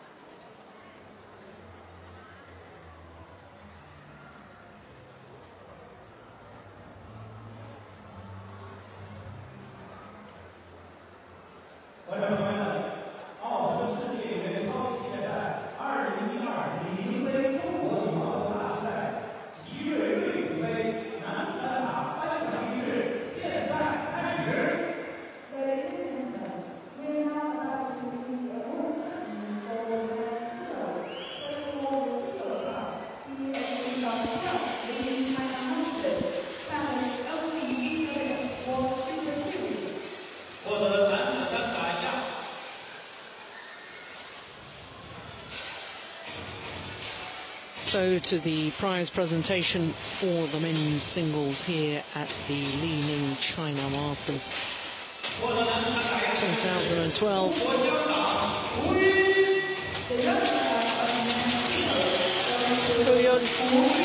Representing Hong Kong, his first ever Super Series tournament final.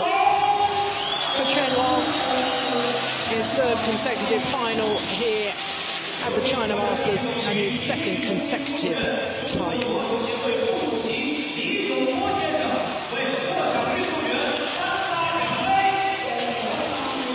Mr. Li Yongbo steps forward to present the trophies.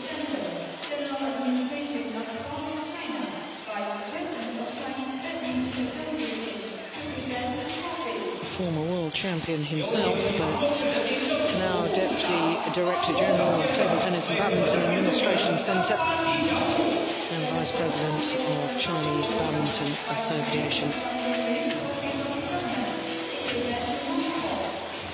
And mascots presented by Mr. Fang Jianhuo.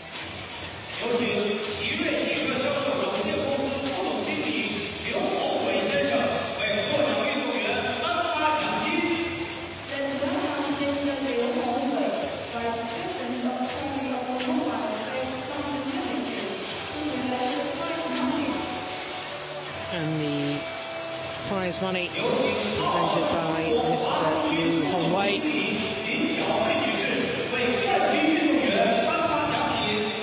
And of course, the Super Series title sponsors OSIM.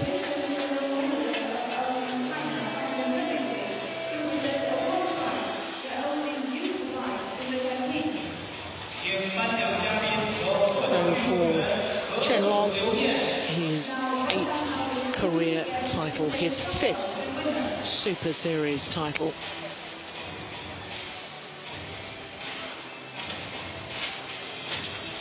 Champion once again here at the China Masters.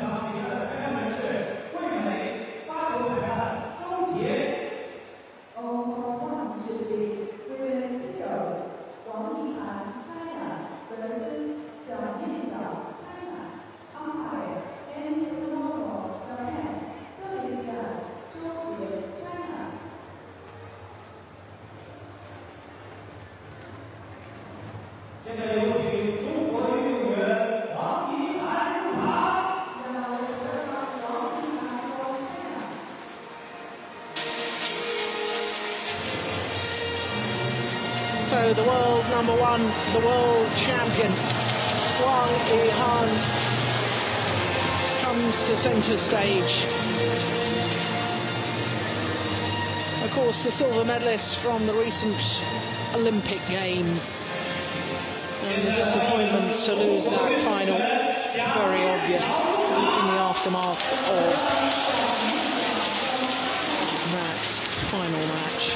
Her opponent today, well, a lady from this city of Changzhou, because it's Yang Xiao, the left-hander, who was in the final a year ago and sadly had to withdraw partway through last year's final against Wang Shashian.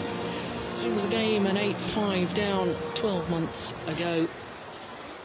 Let's hope that she's able to give her best in today's final.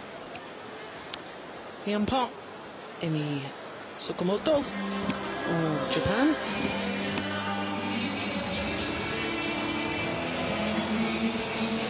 So the left-hander, 26-year-old, currently number 9 in the world ranking.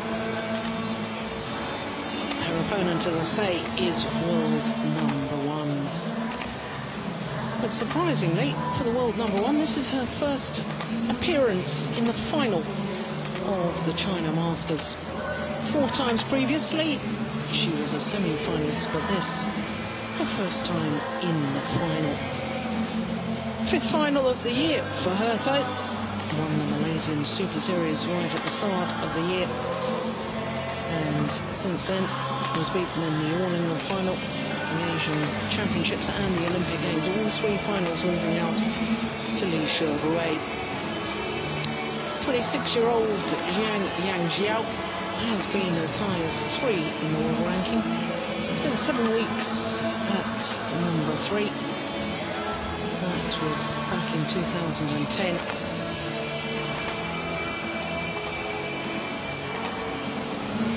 So for a left-hander, so often been in the shadows of perhaps better-known Chinese players, but she's been such a wonderful servant over the years, always consistently doing so well. But with the likes of Zhang Ning and Zhe Feng playing at the same time as she was an up-and-coming youngster, and then of course Wang Lin, who was world champion, Lu Lan, world champion. Lu Lan from this city, incidentally, has been here all week, watching and supporting. Lovely to see her here too.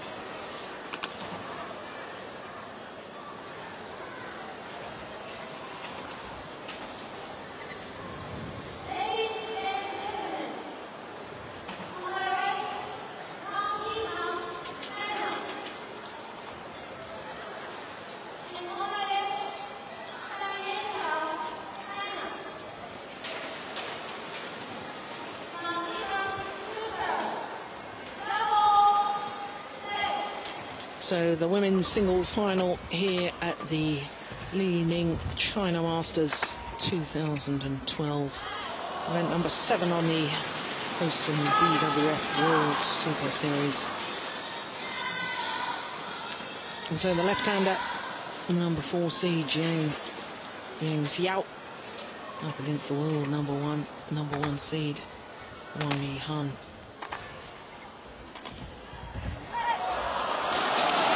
One of these 2 players will win this title for the first ever time.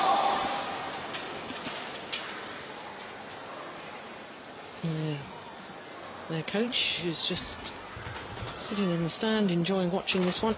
No coaching staff involved, of course, because they're both national squad players. Now this is actually the 13th meeting between these 2 players, and of the previous 12, Wang Yihan holds the advantage, having won 7 of them. But when you look at their head-to-head encounters this year, they've played twice previously, and they've each won 1 of them. Wang Yihan won the last meeting, which was in the quarter-final of the Asian Championships in Qingdao, here in China. And the other time they met this year was in the semi-final for the very first Super Series event of the year, the Korean Super Series, which also happens to be one of the 5 premier Super Series events.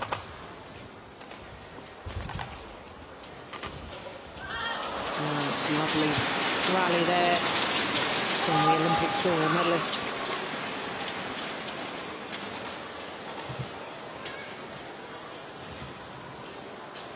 She's a fine athlete, is Wang Yihan. Tall, elegant player, uses her height well, very powerful legs to move around the court.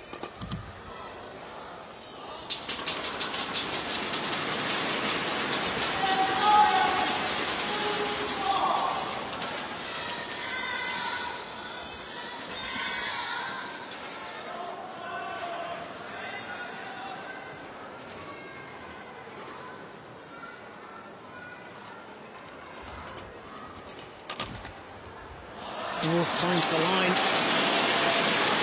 Perfect smash from Jiang Yinxiao.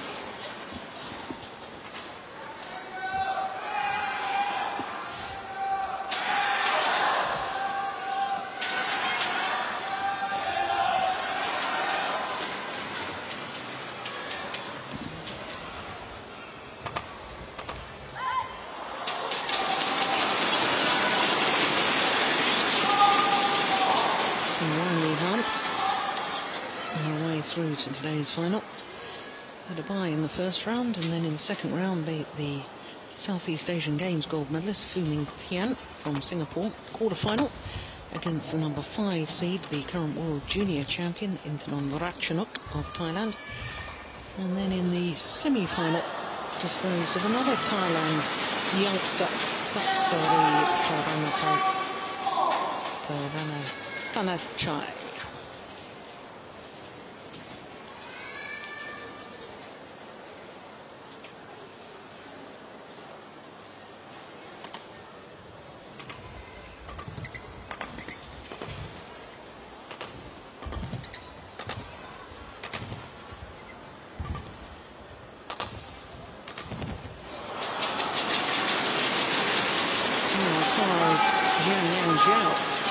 Is concerned, her path through to today's final. Well, she too had a bye in the first round and then defeated Yuriko Hirose of Japan.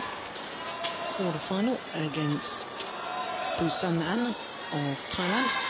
And then in the semi-final defeated the player who caused an absolute sensation in the women's singles event here, Sindhu of India, because Sindhu disposed of the Olympic champion and number 2 seed Li Ning in the quarter-final. But in the semi-final, the left-hander disposed of Sindhu in 3 games. 21-19 in the decider. It was an absolute thriller.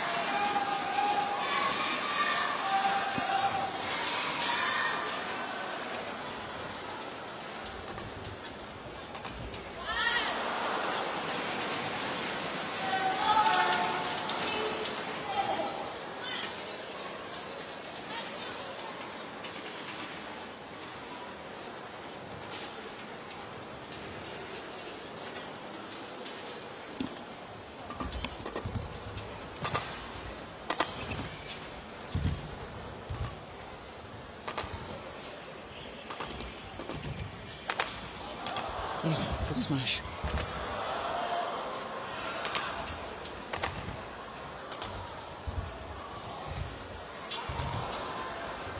It's an excellent rally.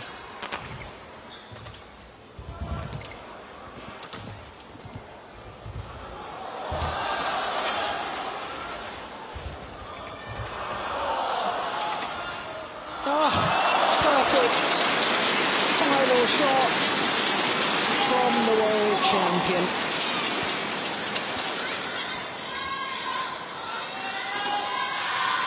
Inch perfect. Oh, what a fantastic rally.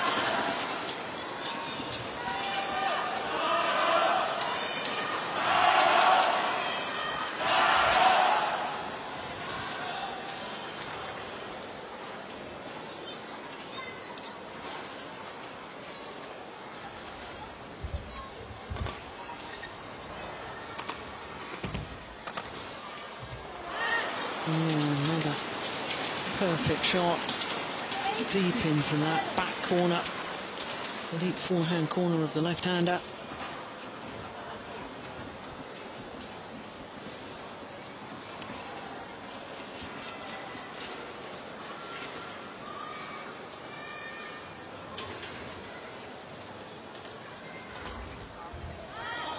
And that's good judgment too.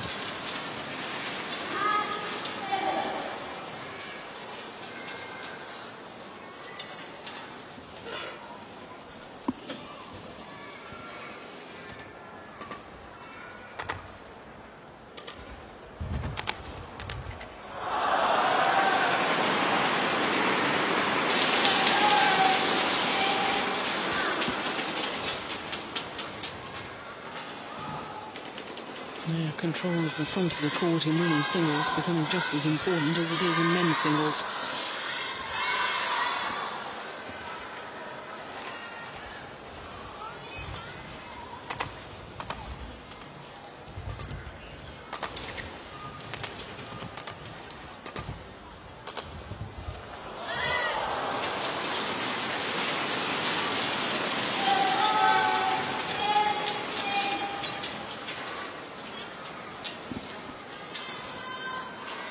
It's surprising, in the 12 previous meetings between these two players, only twice has it gone the full distance.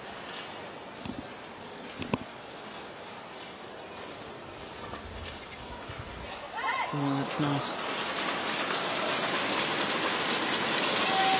Of course, they know each other's games very well indeed. They train together on a daily basis.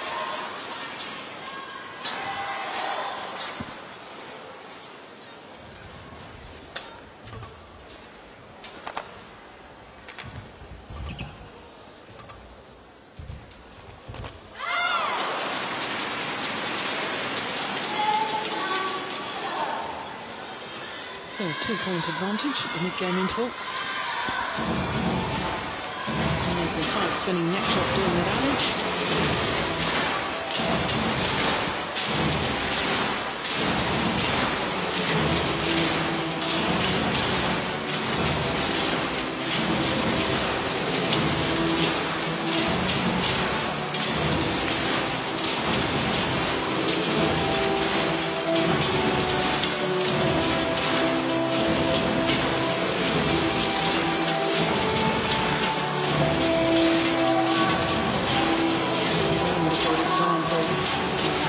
Ability.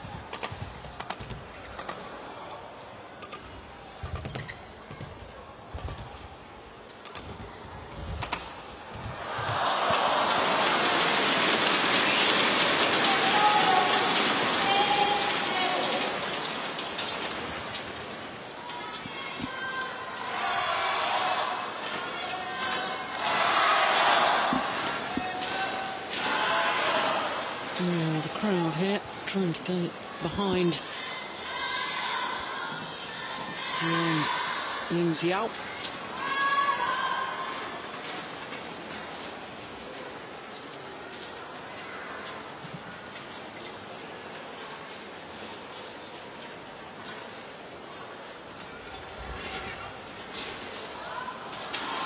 Yep, back level. Trying to actually, Wang Yihan wasn't born that far away from here, because she was born in Shanghai.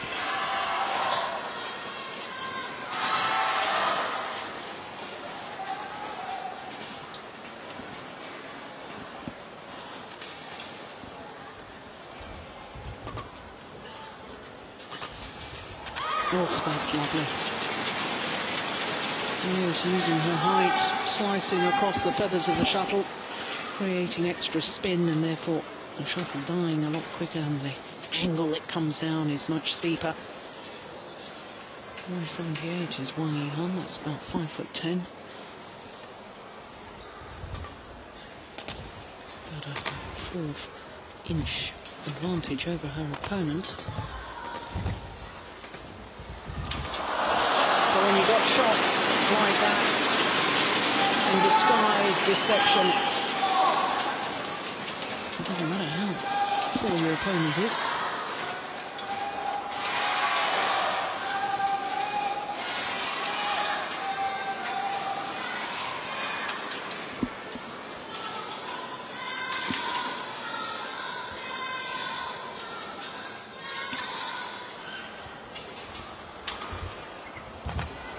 Good net shot.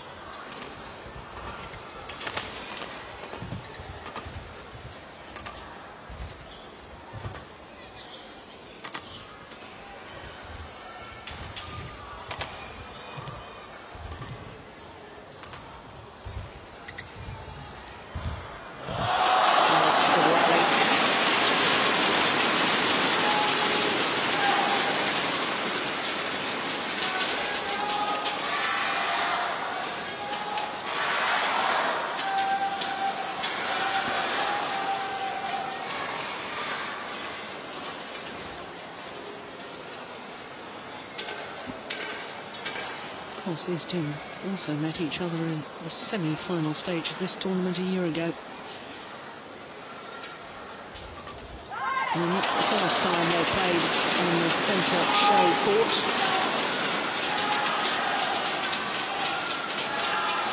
Well, this run of 3 straight points from the left-hander.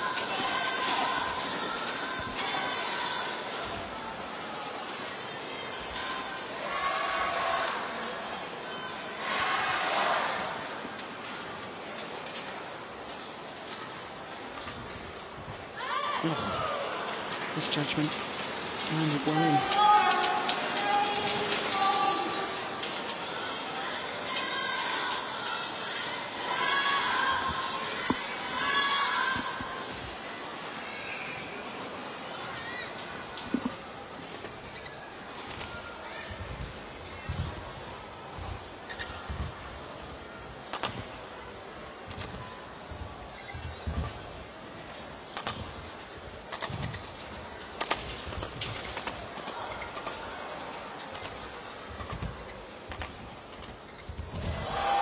It's a good rally again.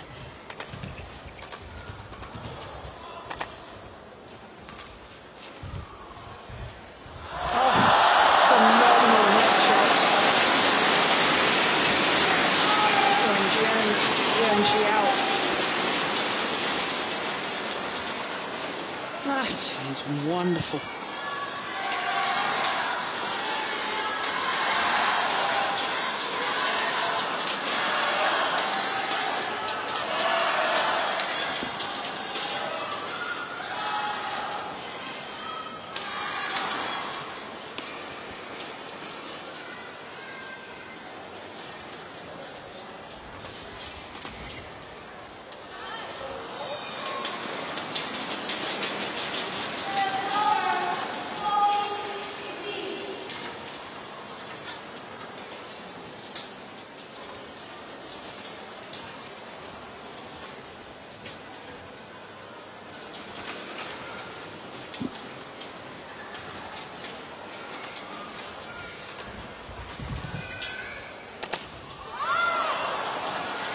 Just a little variation on the serve.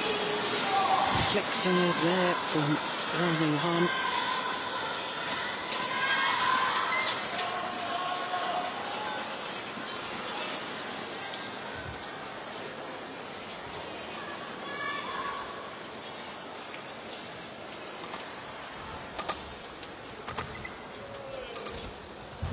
Oh, that was going out. That one certainly has.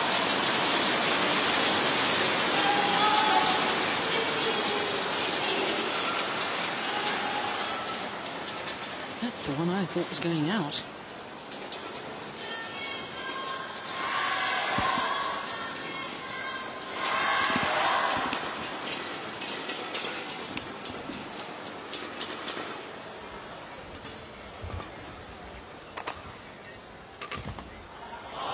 Lovely. Sacrificing power for placement. And the placement was spot on.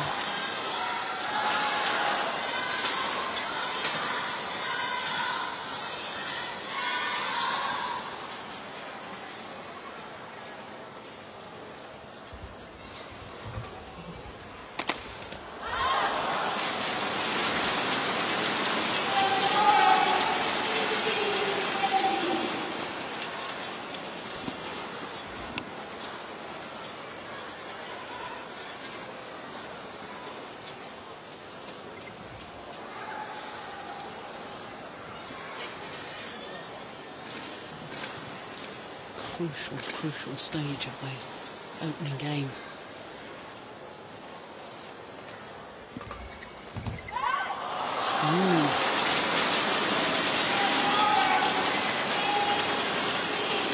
That looks a nervous error to me.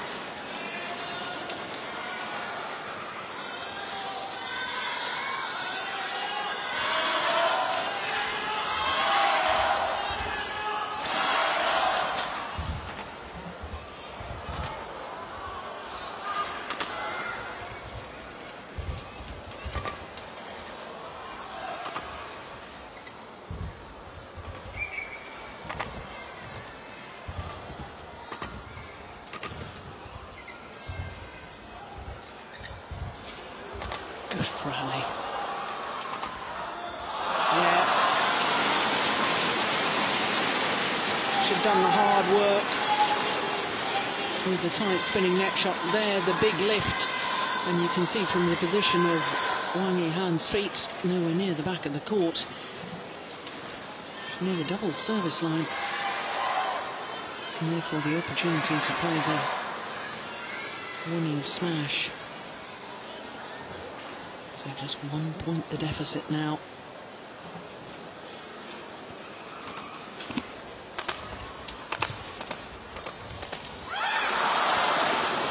And it's all level.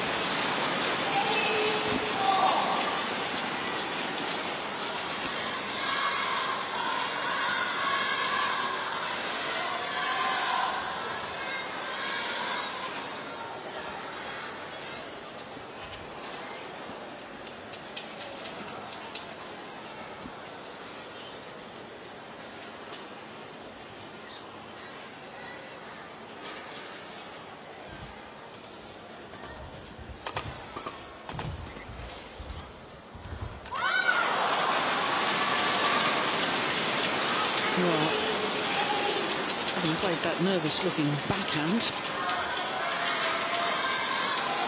just won 3 straight points. And that's the way that champions respond.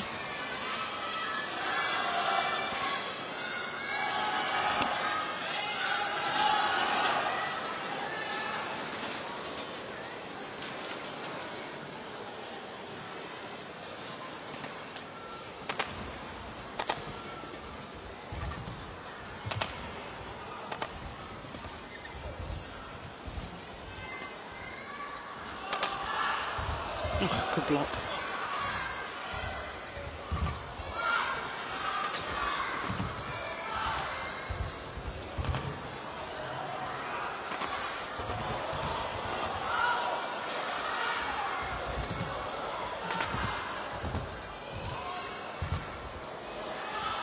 It's another superb rally.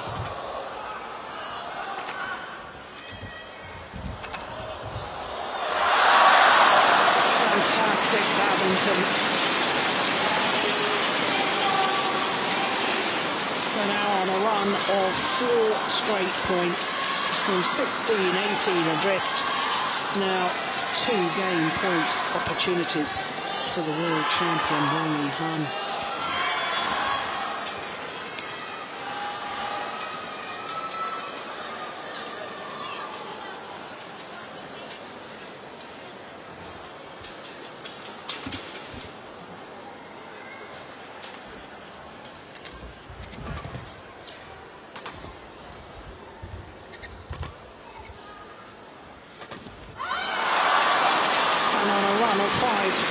Points, closes out the game.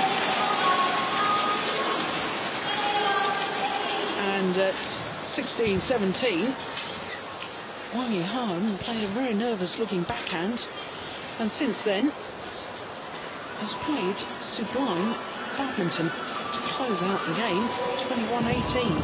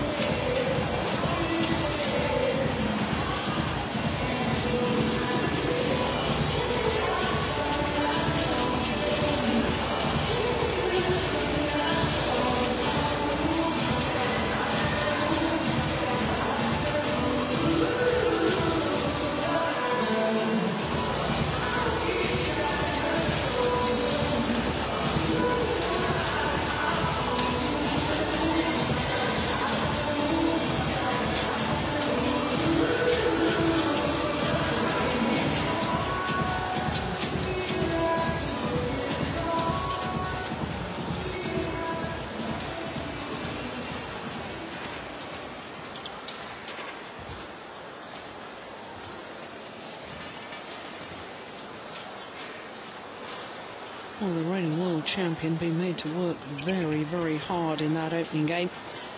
21-18. And I wonder if psychologically the number 4 seed, Yang Xiao, whether she'll be affected by the fact that she lost 5 straight points to lose that opening game.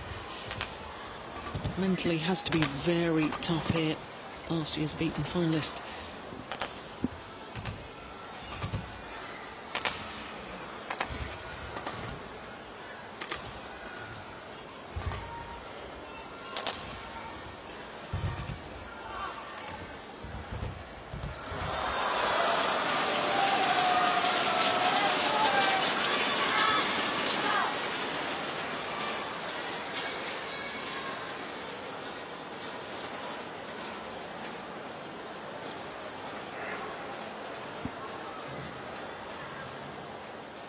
I'm a little bit surprised there isn't more vocal support for Yang Xiao. She was born in this city, Changzhou.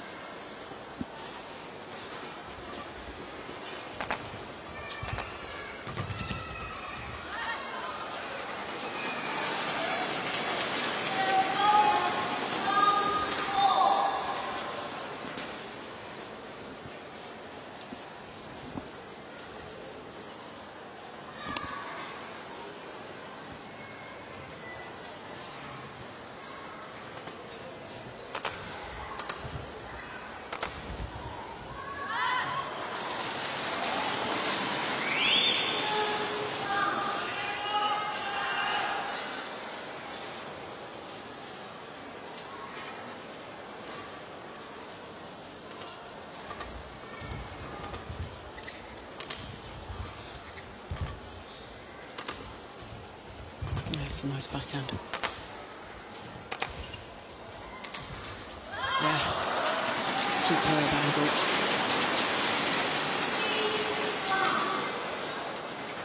Really makes her opponents work. Does Wang Yihan by playing shots like that.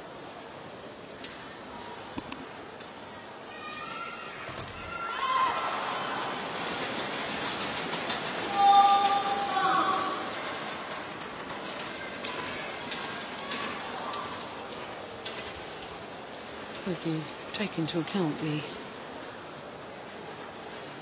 last 5 points won by Wang Yihan in that opening game, into this position here in the second game, she's won 9 of the last 10 points. And the left-hander needs to break that dominance. Oh, that's gone wide.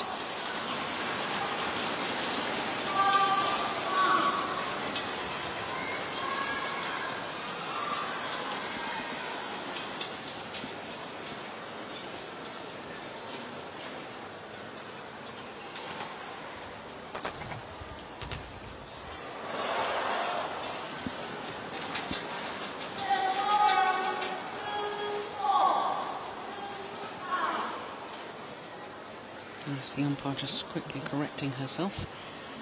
It is 2-5.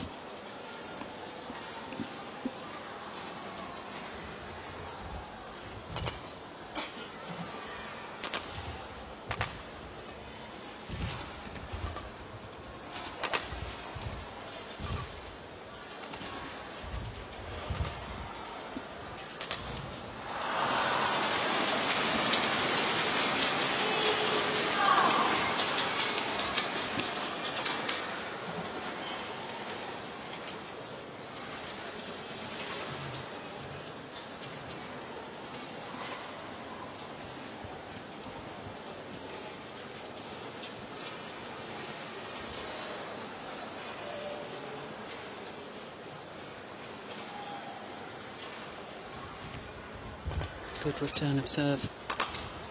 Yeah. Set up the opportunity for the winning smash.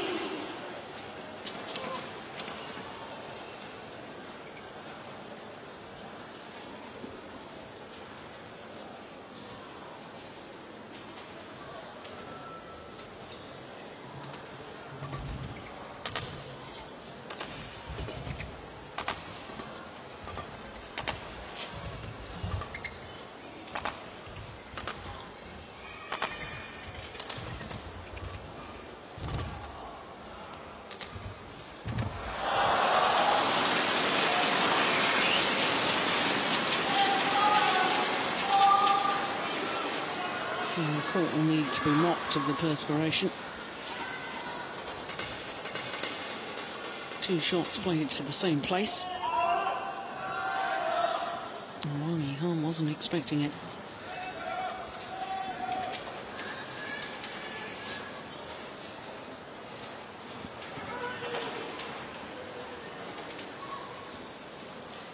Already amassed 20 titles as Wang Yihan. And she's only 24.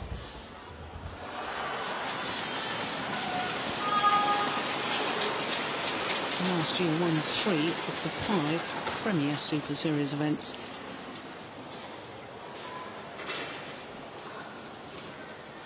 First year of the Premier, of course, last year.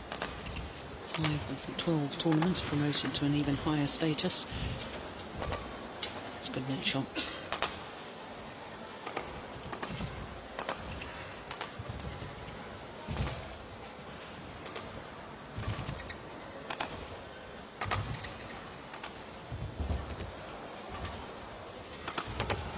Missed it. And this great fighting spirit by Yang Xiao. But I can tell you it's taken its physical toll, because at the conclusion of that rally, when the shuttle landed out, the left-hander was bent double, breathing heavily.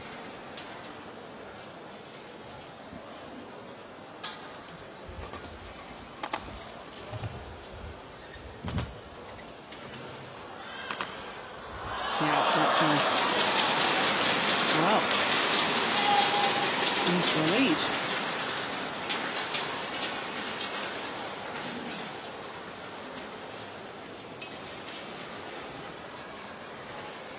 Oh, what a funny pattern we've had to this match so far.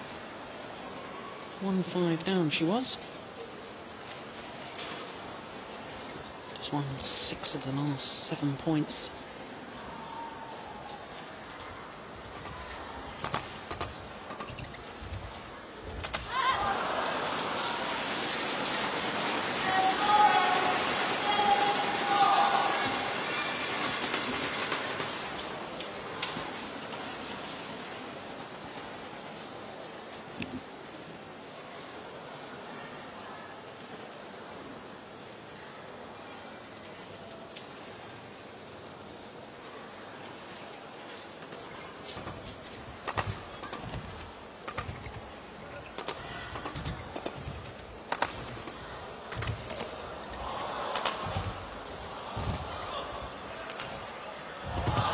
Oh, she's got it back.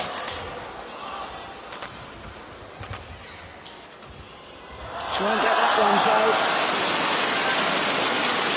Great tactical play from the left-hander.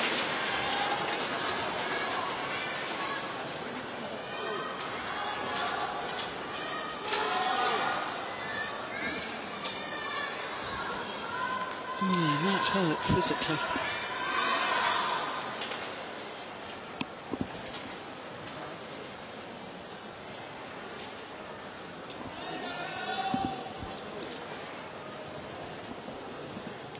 All-England champion Li-Ning back in 2009, won the title when she was unseeded.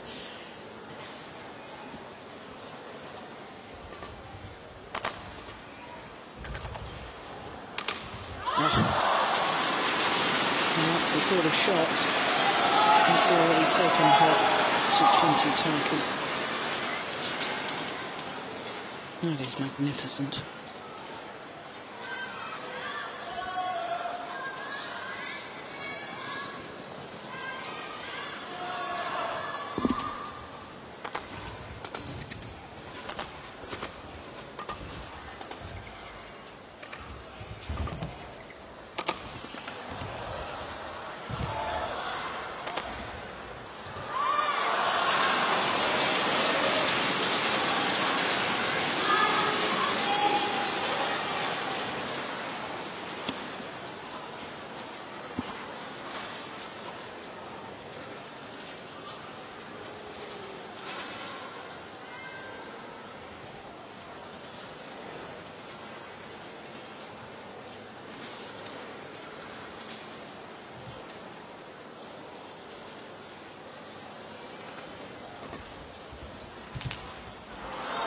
Oh, there was slight hesitation there from Li-Ning. Thought she was going to leave it, then she decided she needed to play it. And that slight hesitation cost her dear.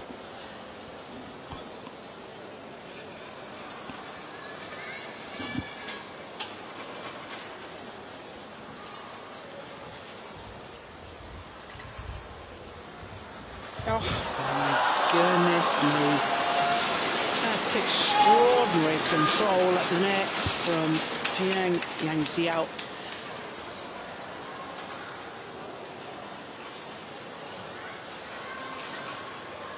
Brilliant.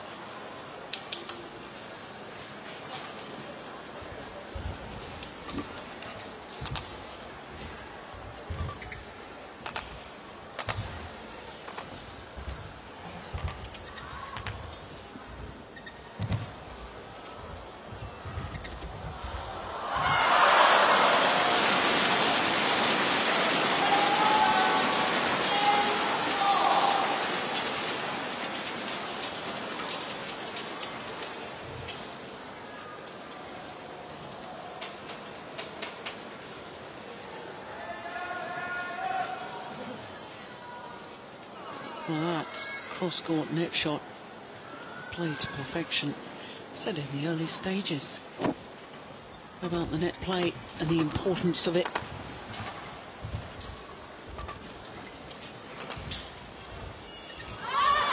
And both these players are demonstrating their point very well indeed. So just the 1 point advantage of the net giving input. That's in favour of the current world champion.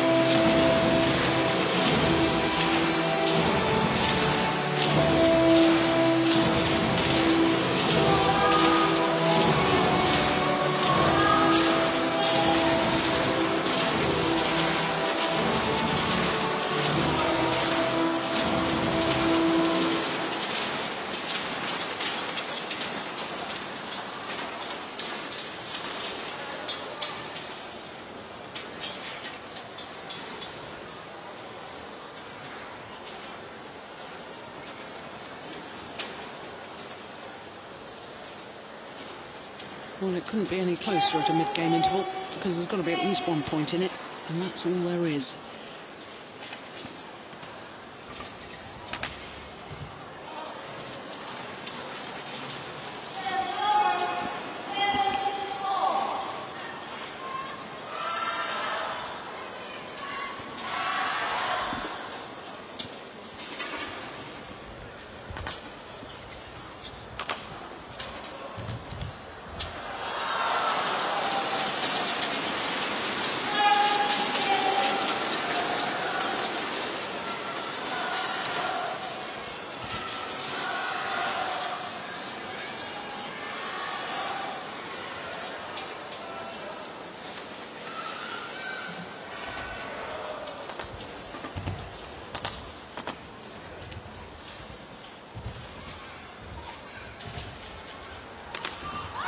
Oh, missed it.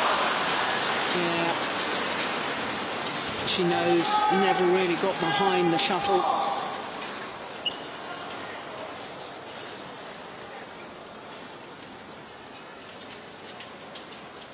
Level once again.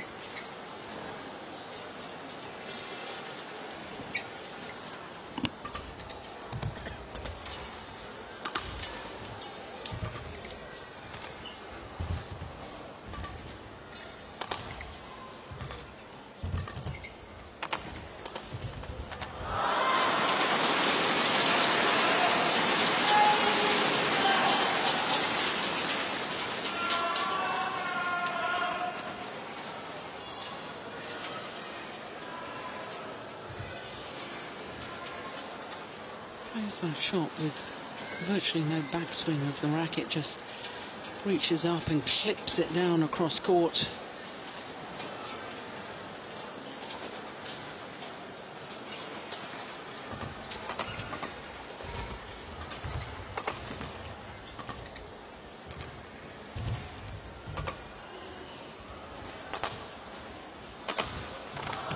Oh, good defense.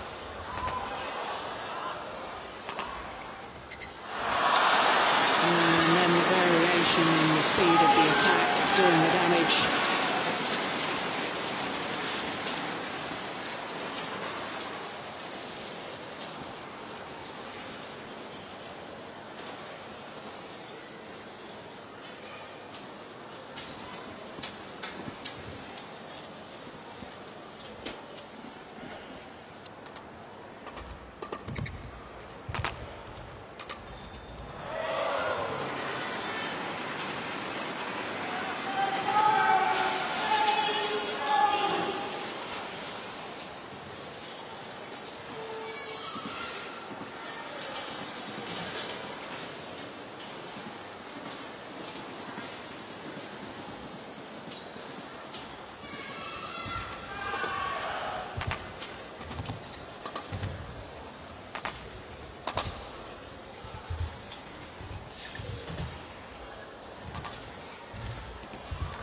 Oh, good retrieving.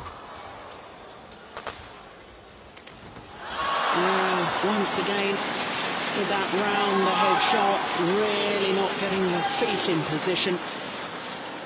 Yang Xiao. You could see her body weight falling out towards the side of the court rather than following the shuttle in the direction she's trying to hit it.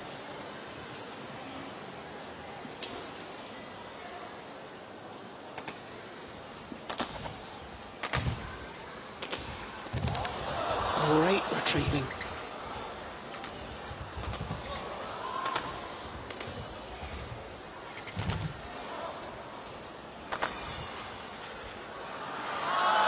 Good judgment, lets it drop long. Oh, it's in these tight situations that the mental toughness really comes into its own, and I can't help but wonder whether the fact that Yang Xiao hasn't won a title for very nearly 2 years, 22 months ago since she won a title. That was the 2010 China Superseries event in December of that year. There goes another one. And in these tight situations, you get into a habit of winning. You know how to win. And of course, technically, Zhang Jiao has the ability, but does she have the belief?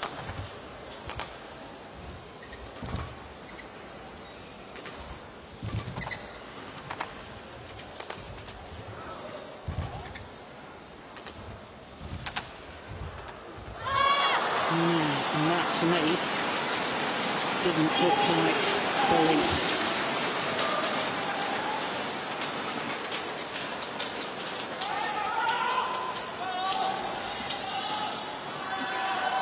Suddenly, there's a 5-point advantage.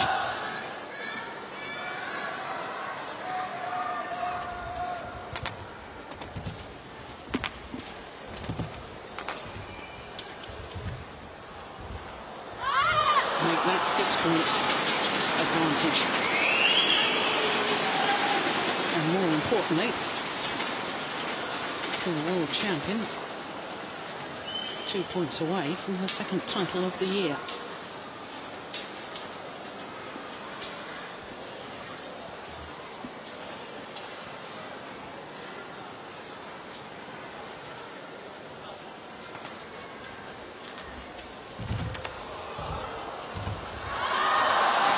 That is just extraordinary.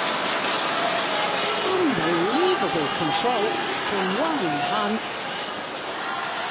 And she's earned herself 7 match points. Look at this. Well, that's just about the shot of the tournament.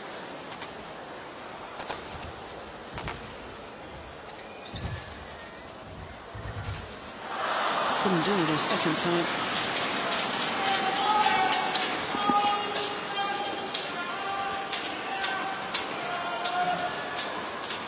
Applying the pressure in exactly the right moment.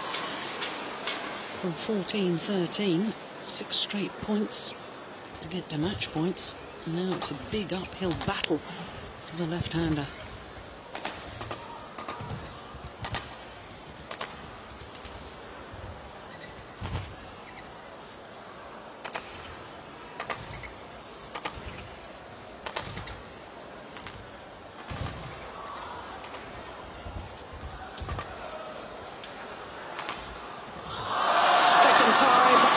And a second title of 2012 for the world #1, Wang Yihan.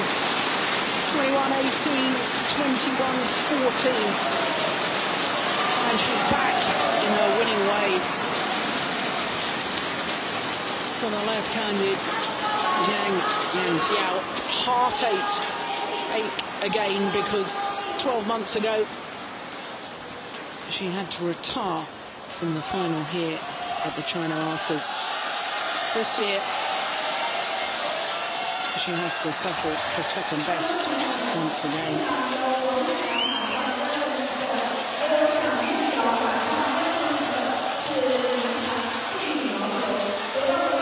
So there, confirmation of the score, 21-18, 21-14 in 45 minutes of play.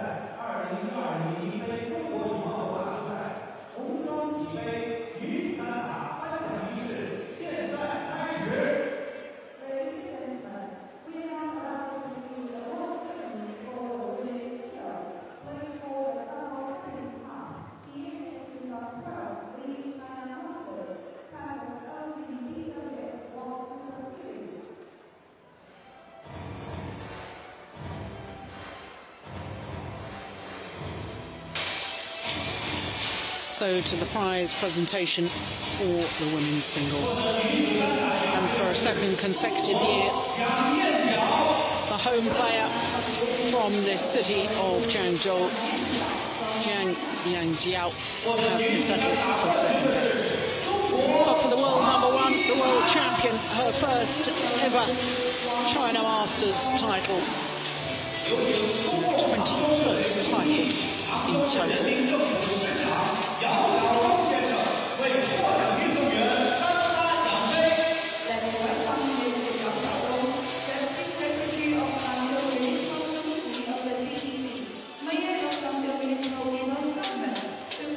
The trophies presented by Mr. Yao Xiaodong.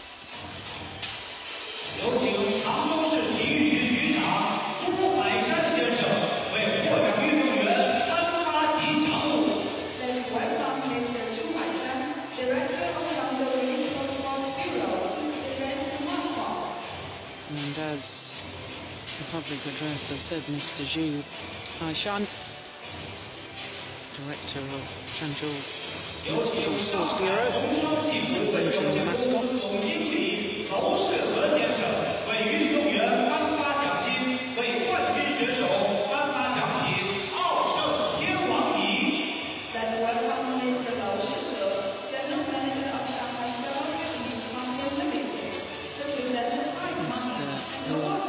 Her, General Manager of Shanghai Double Happiness Company, presenting prize money. And of course our title sponsors are OSIM. All the presenters and dignitaries will pose for the photographers along with both the finalists. But for Wang Yihan, her 15th career Super Series title. And she won it in fine style.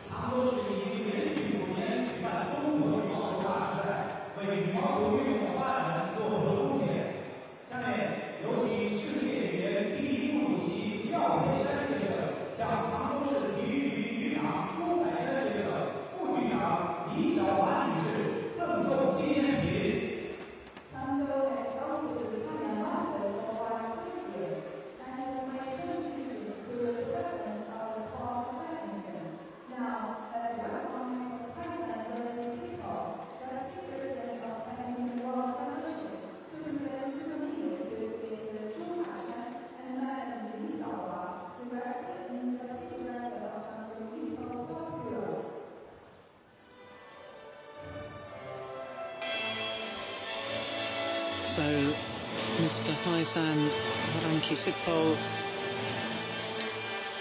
Deputy President of the Badminton World Federation, making a special presentation to Madam Li-Ning Deputy Director of Changzhou Municipal Sports Bureau, and indeed the Director, Mr. Zhu Haishan.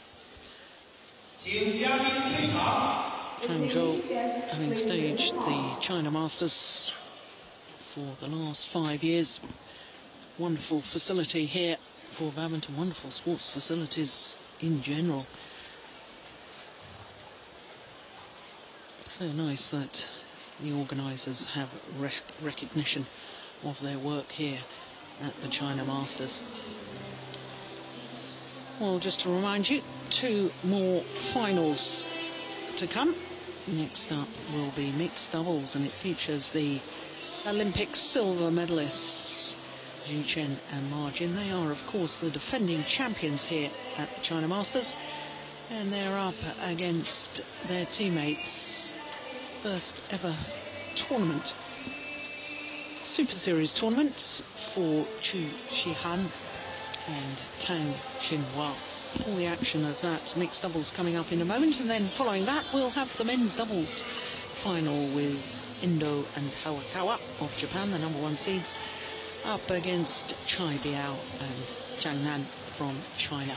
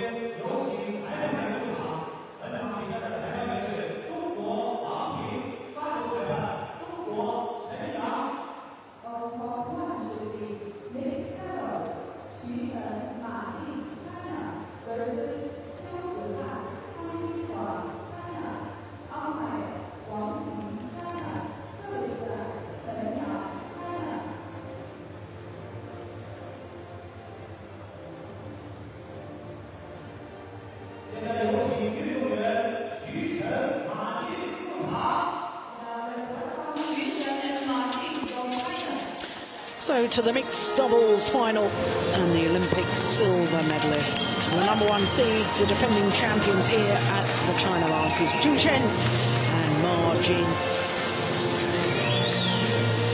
For Zhu Chen, this is his 5th final at this particular tournament, having not only won the mixed doubles last year, but also won the men's doubles back in 2009 with Guo Zhengdong. Opponents for the Chinese pair, Chu Shihan and Tang Xinhua, playing in only their 4th ever tournament together and their 1st ever Super Series tournament together. How remarkable that they're through to the final. Of course, Tang Chinhua has already won a title here at the China Masters, because 12 months ago she won the women's doubles with Xia Huan, but Huan unable to play this year. They were the number 2 seeds. They had to pull out, withdraw from the tournament. But Xinhua has more than made up for the disappointment of not being able to defend the women's doubles by reaching the final here of the mixed doubles, and who knows, may go home once again with a title. Now, rather heavy strapping on the right knee of Zhu Chen. That's a little bit concerning. Margin. Former world champion, of course, Margin, playing with Changzhou, won the gold medal at World Championships in Paris in 2010. And those same World Championships, Zhu Chen won the bronze medal in the men's doubles. There's Margin, 24-year-old from Qingdao. Former world number 1 in the women's doubles with Wang Xiaoli. But for the past 18 months or so, these two players have concentrated solely on their mixed doubles. And the culmination of that, an Olympic silver medal.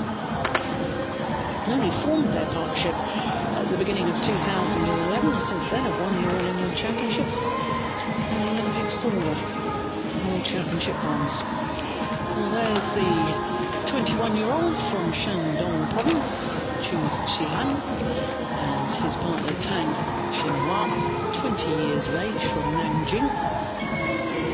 Nanjing not that far from here.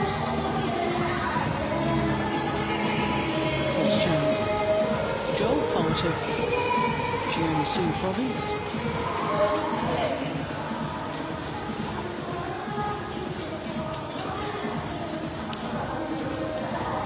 So for the number 1 seeds, the defending champions, last match on semi-finals evening last night,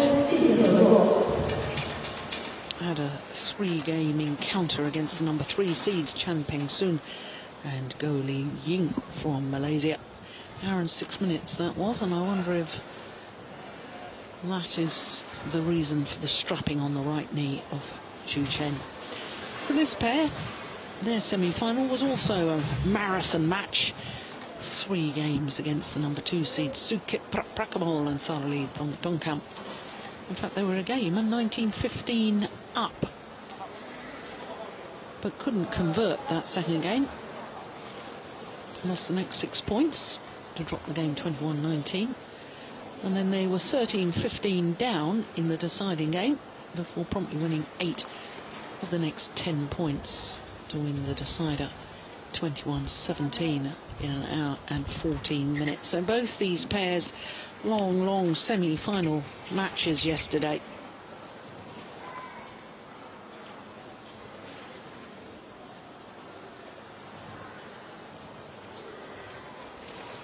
Oh, just a little bit of housekeeping there. Deputy tournament referee, Mr. Yamada from Japan.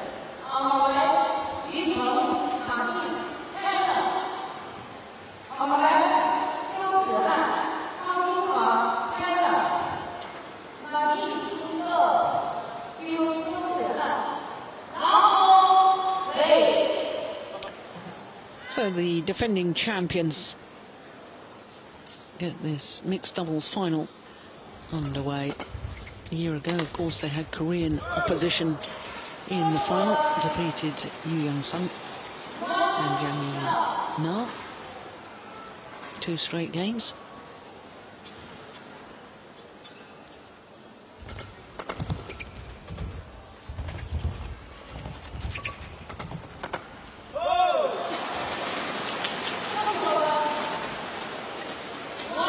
Fifth final at this particular tournament today for Zhu Chen.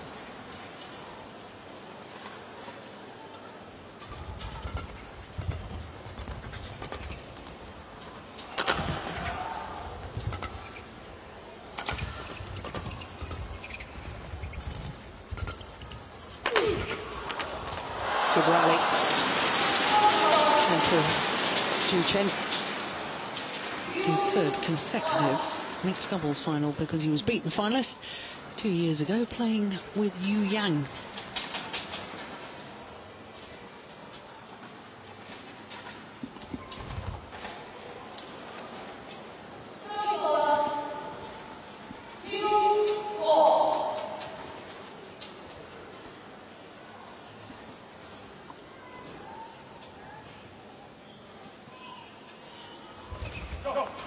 That's a good serve from Ma Jin, because Chu Si-han was looking to really attack that. If it was too tight, he couldn't.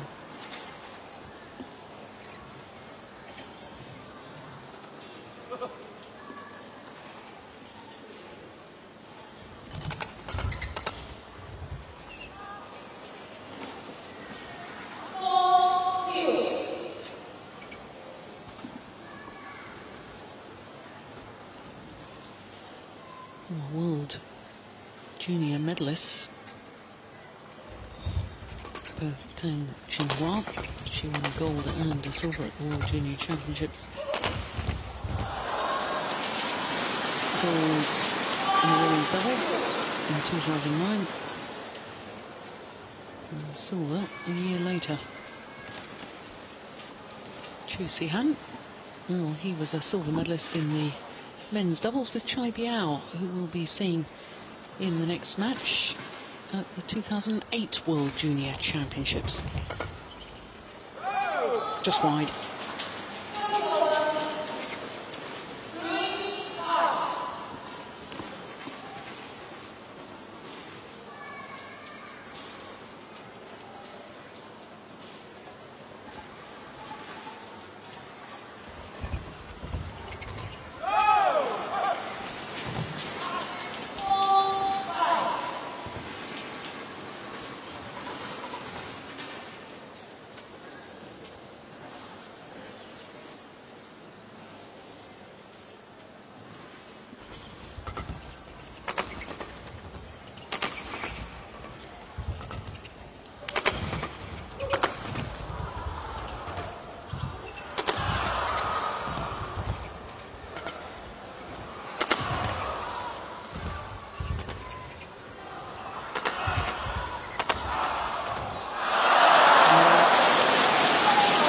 Rally.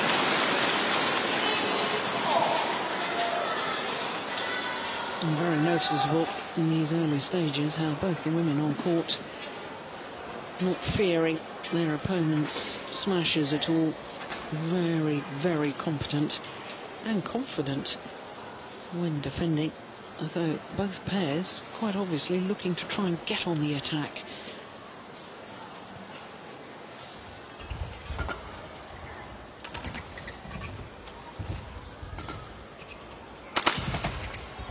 Well, there's a wonderful demonstration of what I've just been talking about. Defensive play from Ma Jin. Played on the forehand side, driving the shuttle flat over the net, cross court.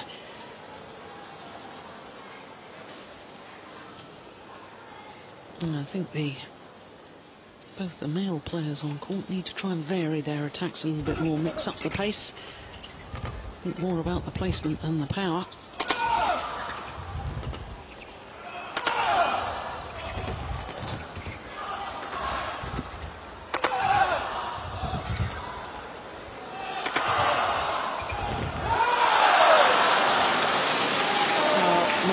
Trying to do exactly that, trying to take the pace out of the shuttle.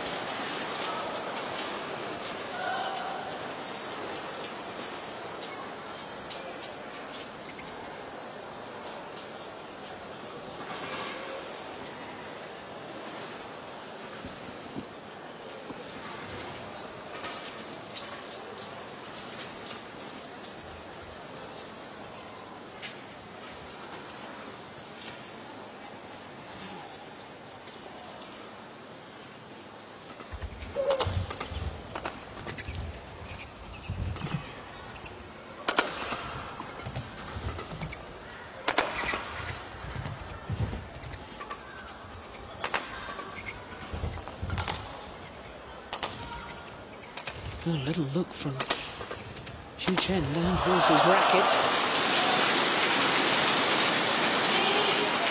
Yeah, thought he might be changing it. I think he's cracked the racket. It gets thrown to one side. A new one required.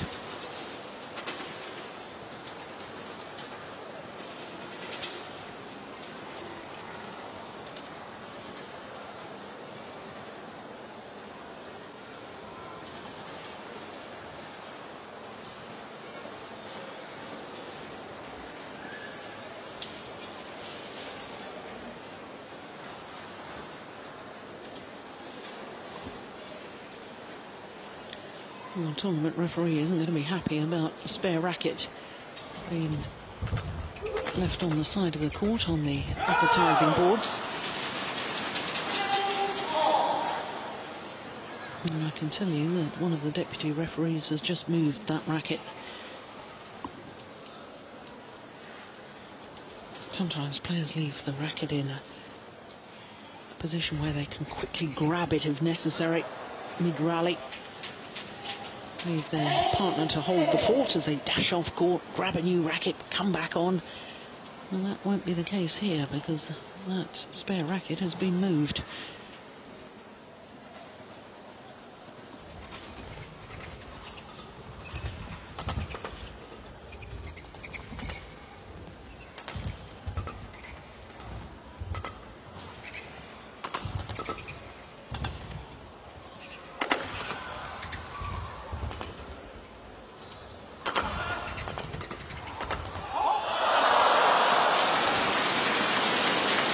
Couldn't get out of the way.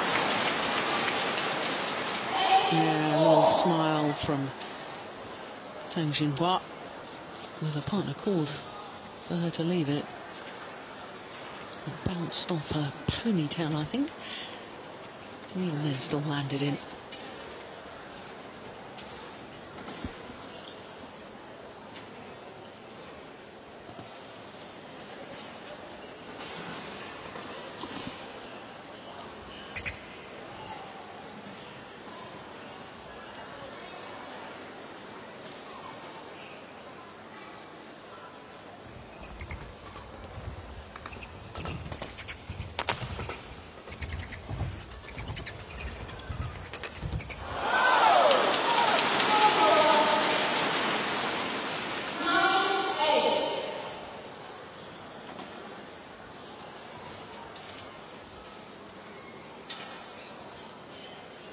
Good anticipation from Tang.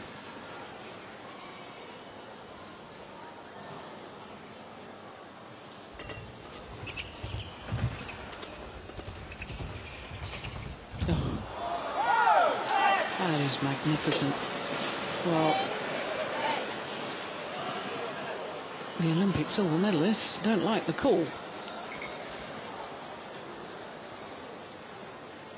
Oh, I can see why. Yeah, the crowd saw that on the giant screen here in this arena. But if the umpire is going to overrule, they have to do so immediately. There was no call from Wang Ping.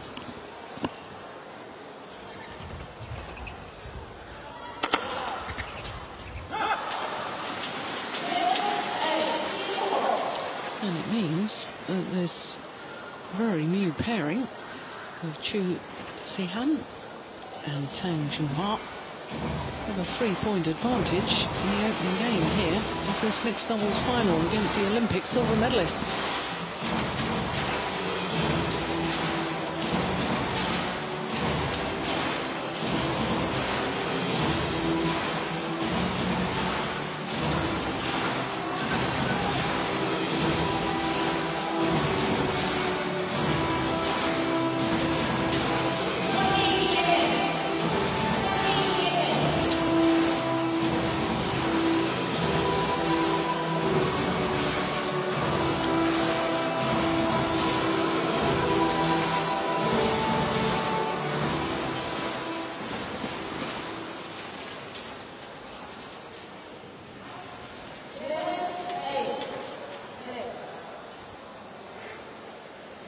So this new pairing playing in their first ever Super Series event. Oh, extend their lead. In their 3 previous tournaments, they had to qualify in all of them, which they duly did, and then they lost in the first round. The German Grand Prix, the Swiss Grand Prix, and the Asian Championships in Qingdao. And here they are in their 4th tournament, already progressed past the opening round. Here they are in the final, leading the final. Quite remarkable.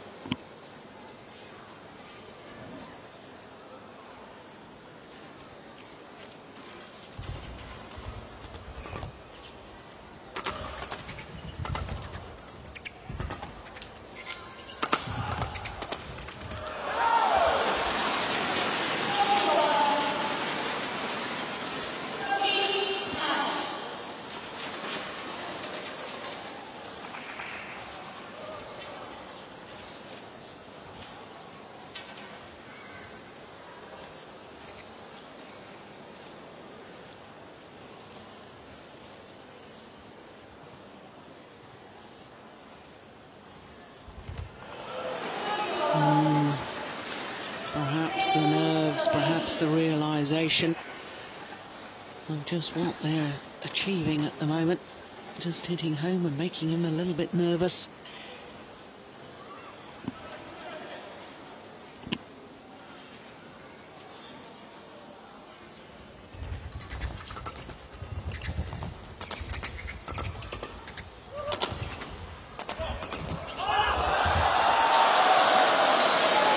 Trickery around the back shot. I'm not quite sure whether it was Chu Sihan or Tang Junhua that actually made contact with the shuttle. Either way, they won the points. Now let's have a look. Yeah. It was indeed Chu.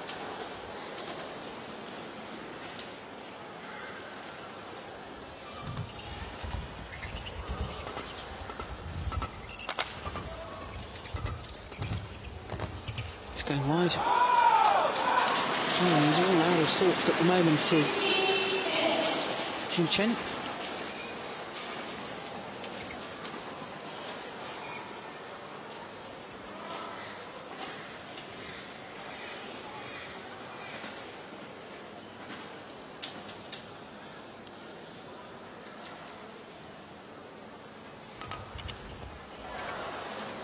That's a better return of serve.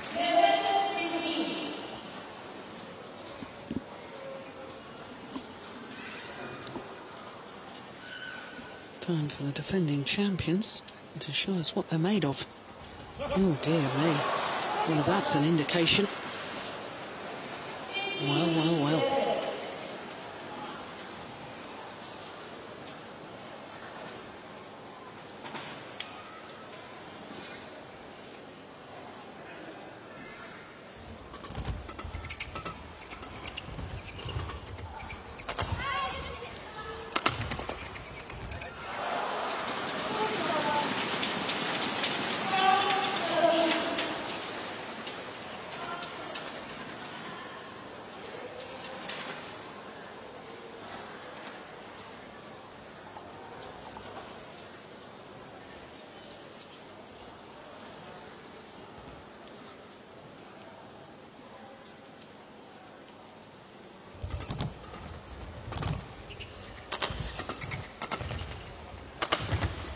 Oh, my goodness. Oh, well, that is a fantastic shot from Ma Jin. Xu Chen in all sorts of a tangle on his defence, but managed to get away with it. And great anticipation from Ma Jin. She's a class act. She has 4 World Championship medals, including a full set of gold, a silver and 2 bronze.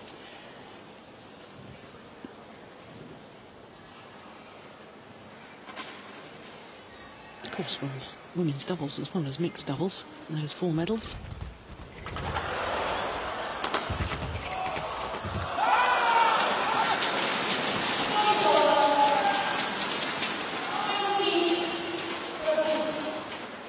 That's a huge jump smash from Chu Xian.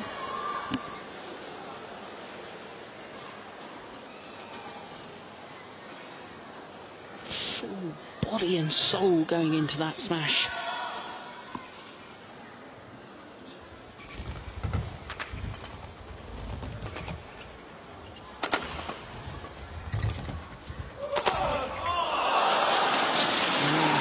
That's the sort of smashing we're used to seeing from this man. I remember during the Korean Open final, he did a smash of 295 kilometers an hour.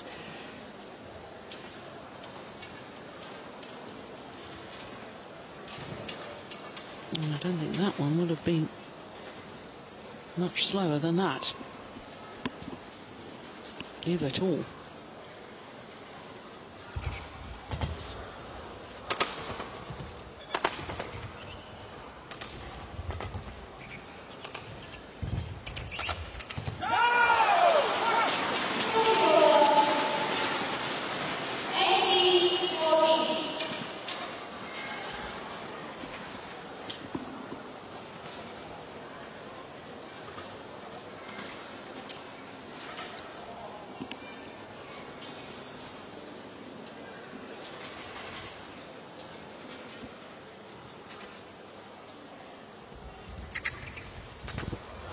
Yes, lovely control from Changzhou.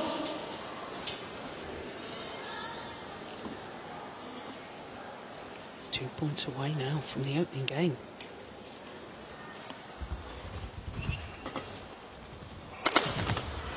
Make that 1 point away.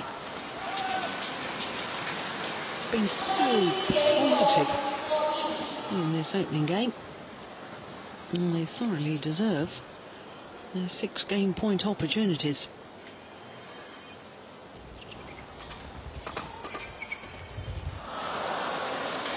They only needed the one. 21-14. Unseeded pair. 164 they are in the world ranking against the world number ones. What a major upset in that opening game.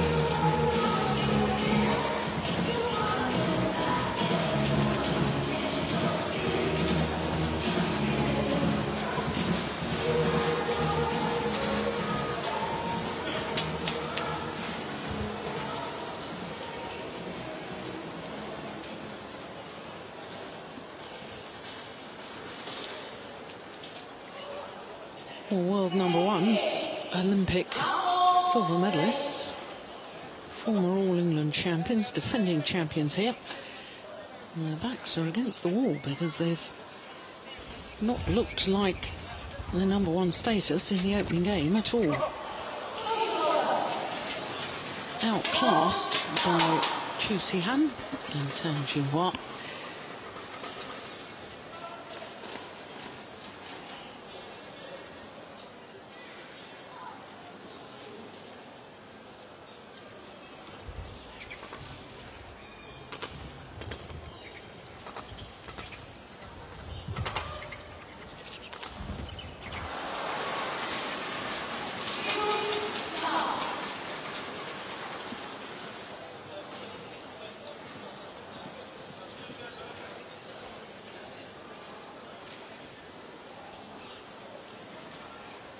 Of course, this unseeded Chinese pair have had a great tournament so far, beating 2 seeded pairs on the way through to today's final.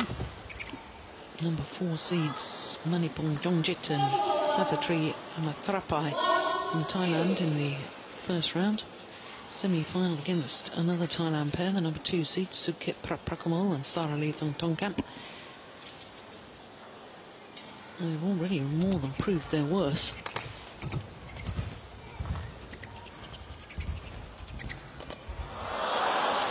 Yes, indeed, they did in that rally.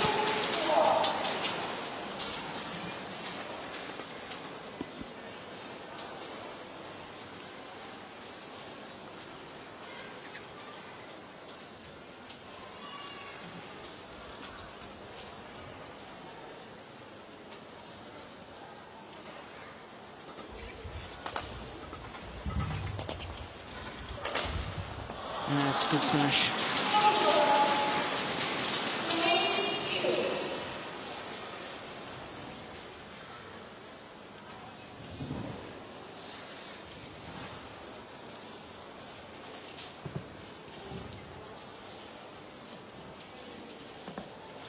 I've had a very consistent year so far. World number ones. At least a semi-final in all 7 tournaments they've played so far. It's their 5th final of the year.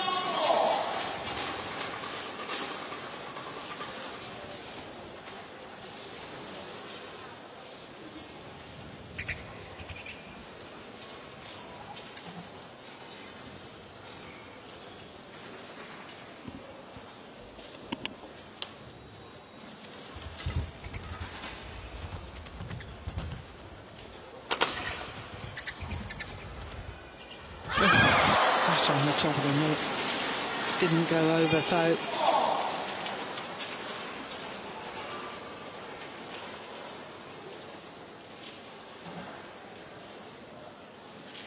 Margin desperately trying to get more involved in this match. Hunting the shuttle now at the beginning, at the front of the court.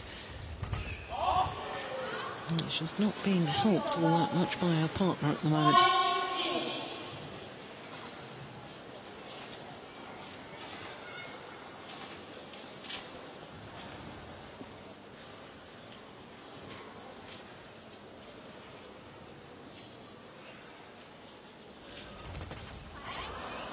Yeah, it's a good return though.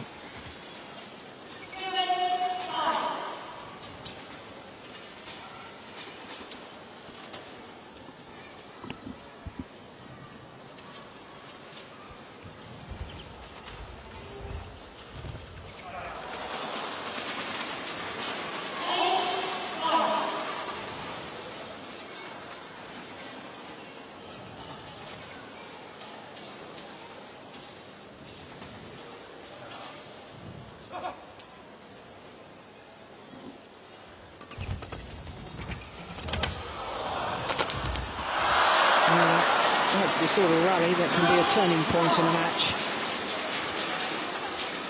Look to be in all sorts of trouble, Xu Chen.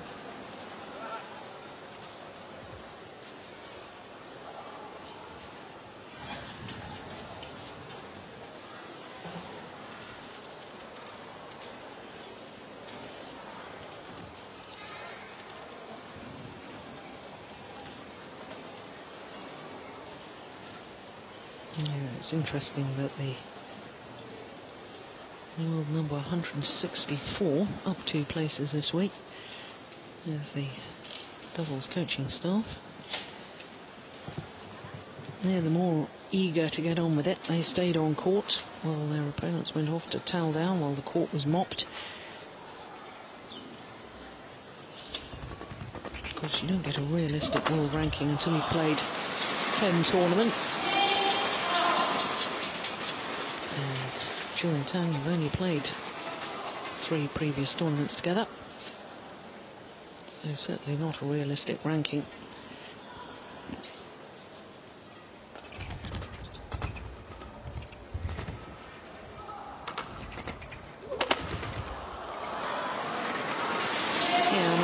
Sense a change in momentum now.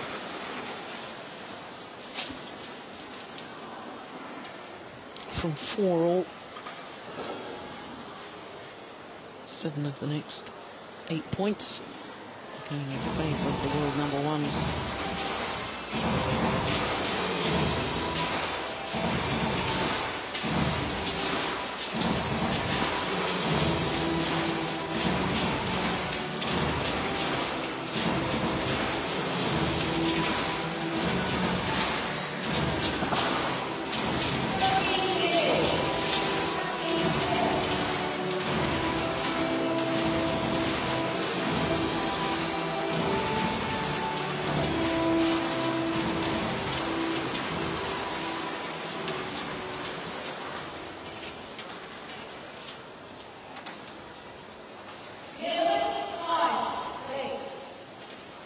So can they push home this advantage and send this final to a deciding game?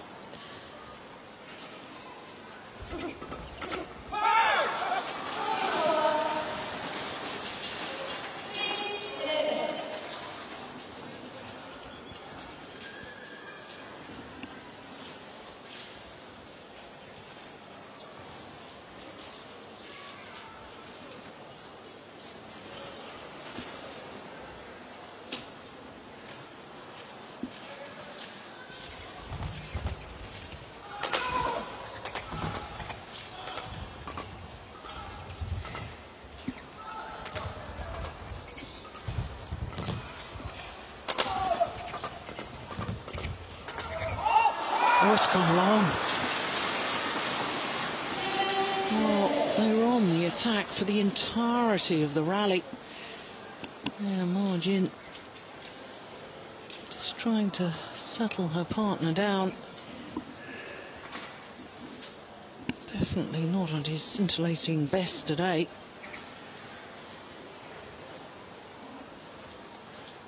First tournament back after the London Olympics, of course.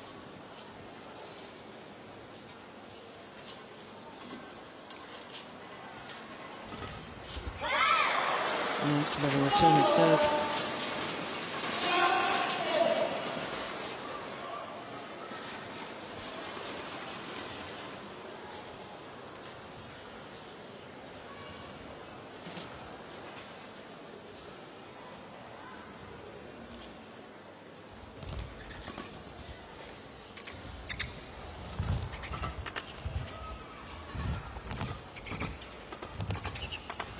That is magnificent.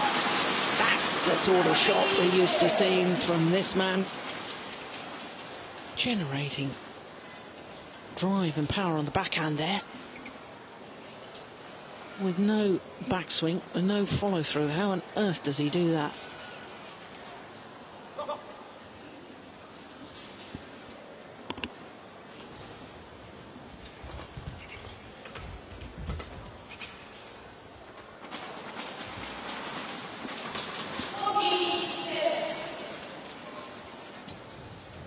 Well, ever since Xu Chen made that dive on the defensive shot, the momentum has been with them.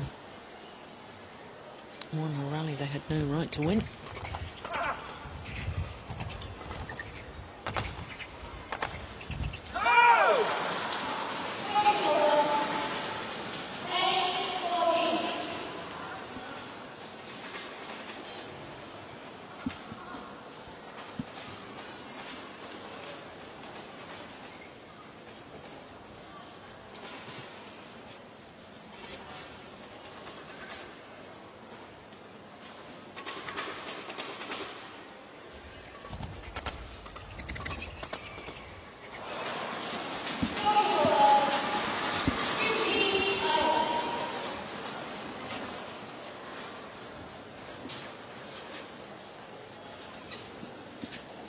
she wasn't missing many of those in the opening game, and now a bit of frustration creeping into her game.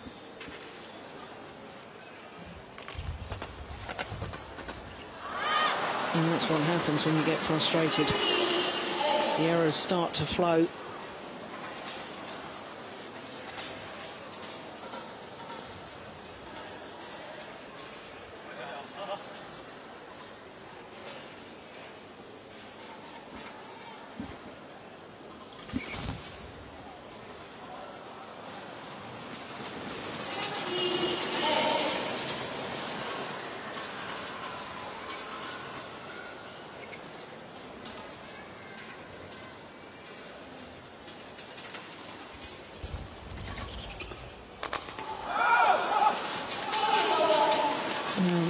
Settle the nerves, but I suspect too little too late as far as this second game is concerned. Tall order to come back against the world number ones from an 8-point deficit.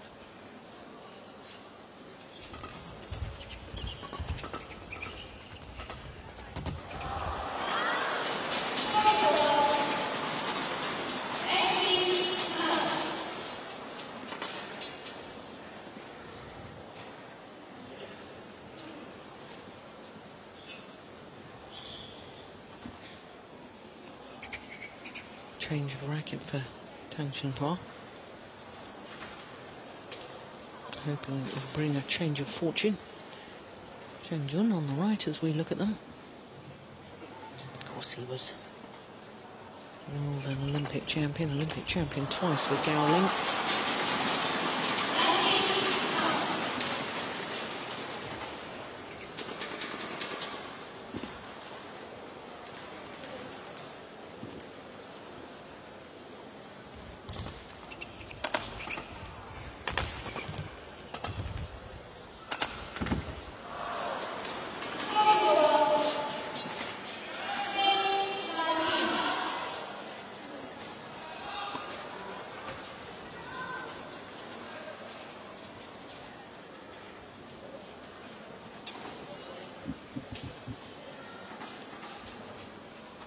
A little bit of confusion with Zhu Chen as to who's supposed to be receiving.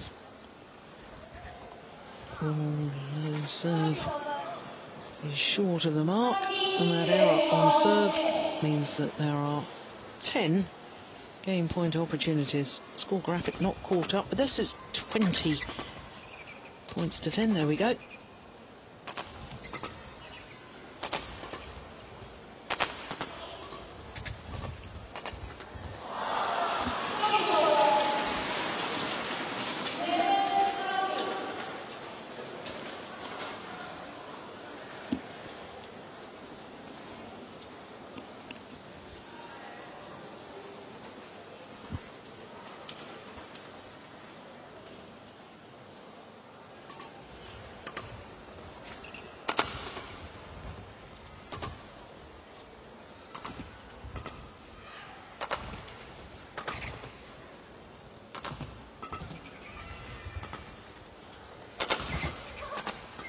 Oh my goodness, round the back.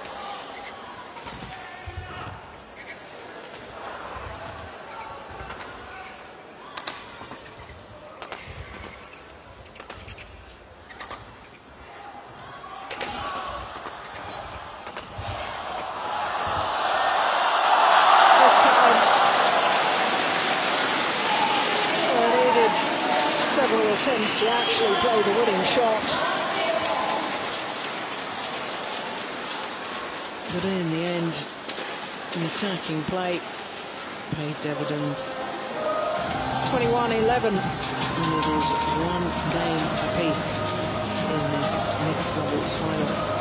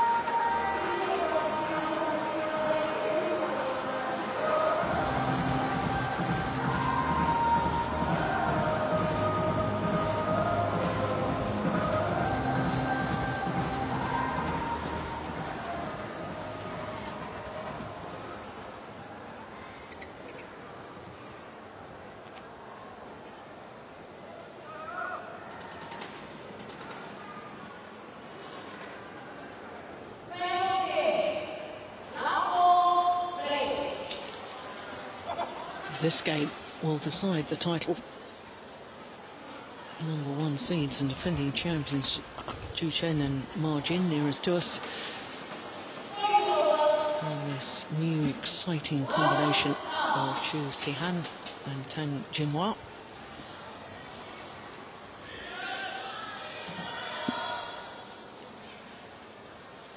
Well, the younger pairing, far side of the court, need to rekindle the sort of form that they showed in the opening game.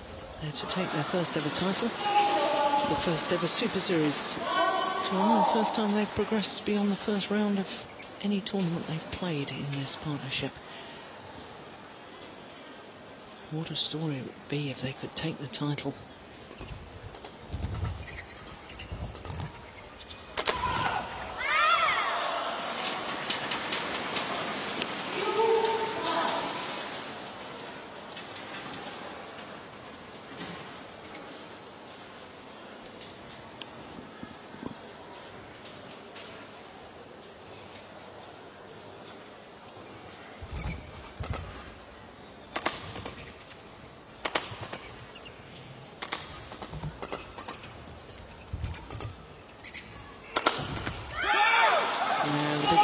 Smash once again from Chu Sihan.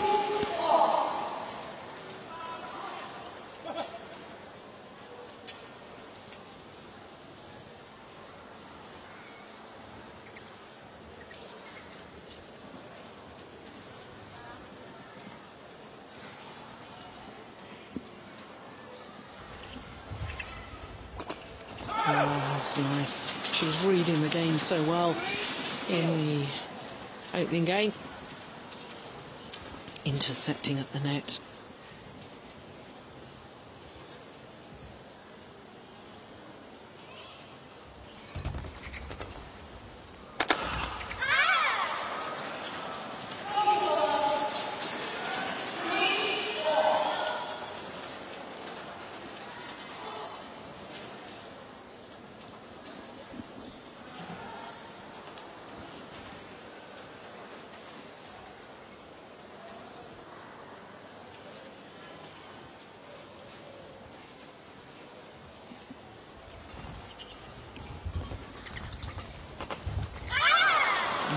Yes, sharp onto that.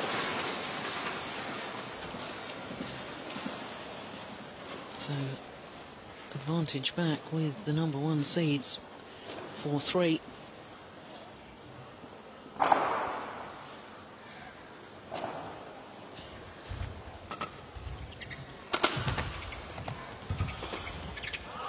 Oh, that's well long.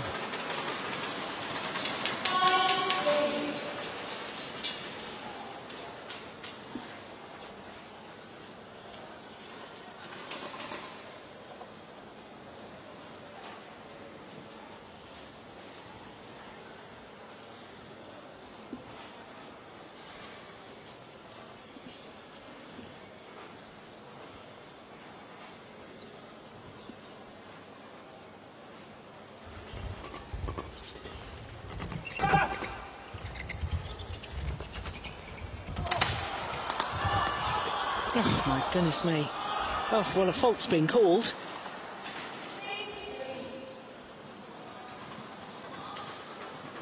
Well, I'm confused too.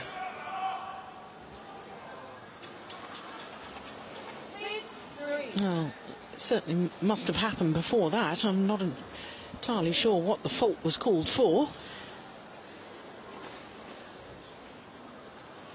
Players seem just as bewildered as I was.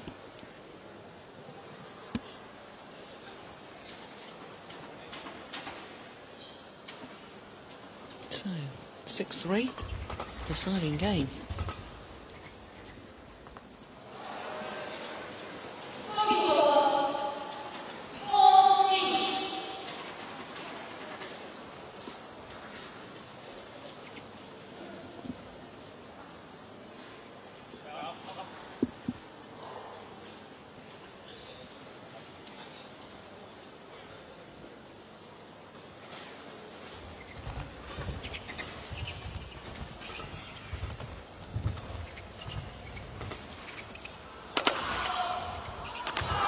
Oh my goodness. How did she get that back?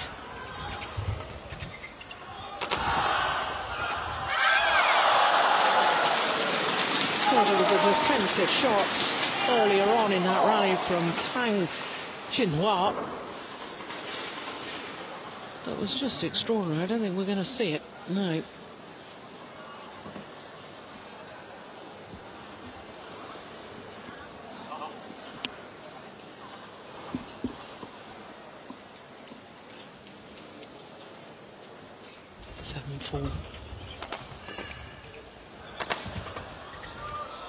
Oh, it's just wide. Right idea. Big gap down there.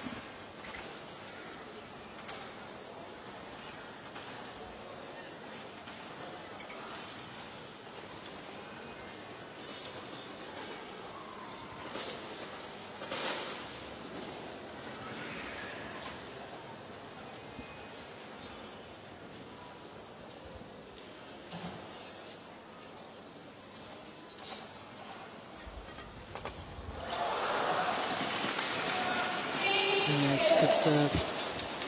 Good anticipation too of the third shot.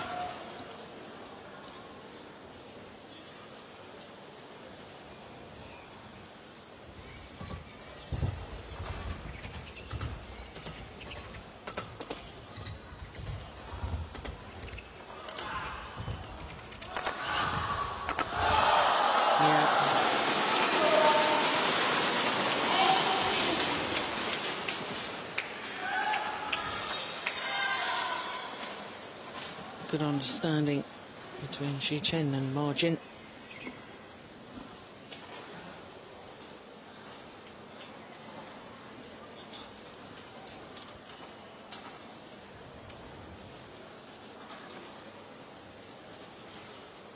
Took an age to serve.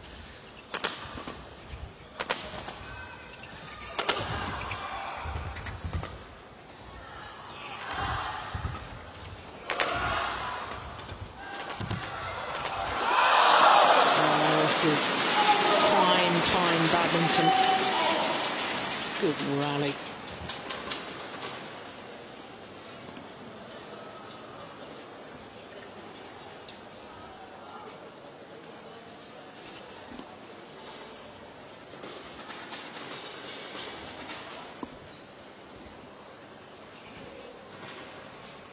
Seven, eight.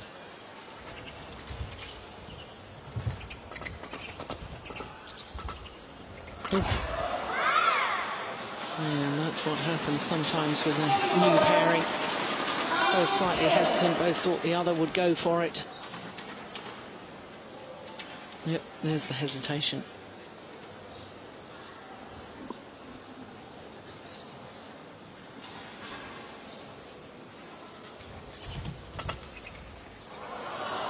Nice. And the gaps are beginning to be exploited now with Chu Sihan and Tang Jinhua.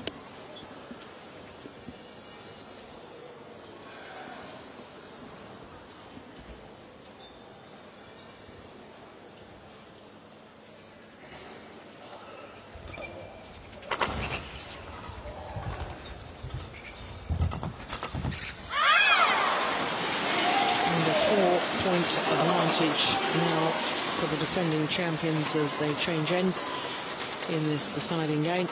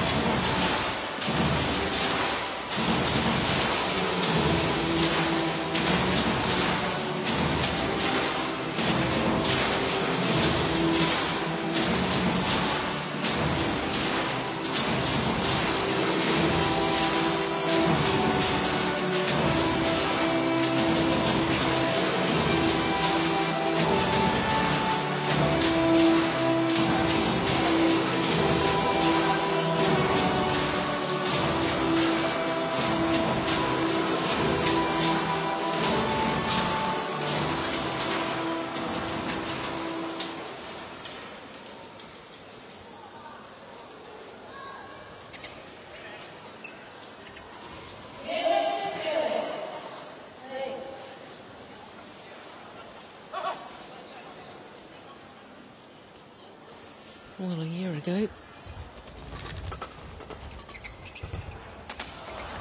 this was only their second ever title together. Changzhou and Margin, having formed their partnership at the beginning of 2011, won the All England Championships as an unseeded pair, and followed that up by winning this China Masters.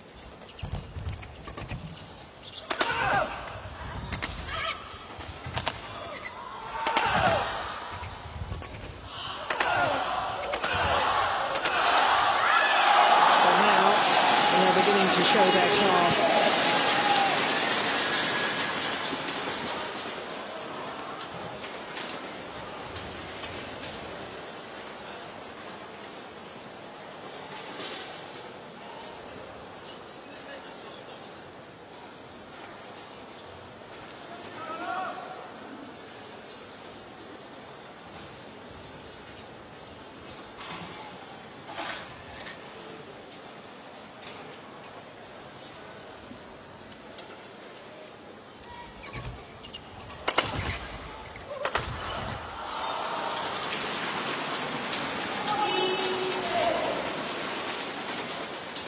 Six straight points.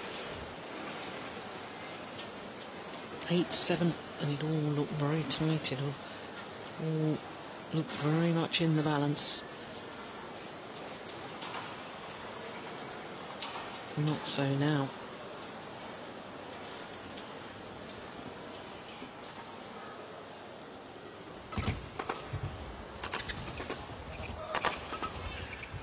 Oh, it's landed well in. And Chu Sehan and Tang Jinhua have been riding on the crest of a wave. The thrilling adventure has come to an end. Struggling to feel at ease here.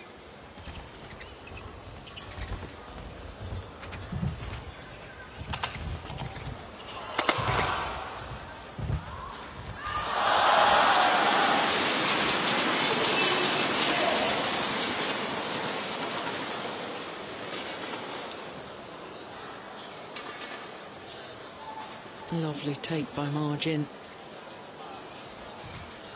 Pressing the shuttle early. 8 straight points.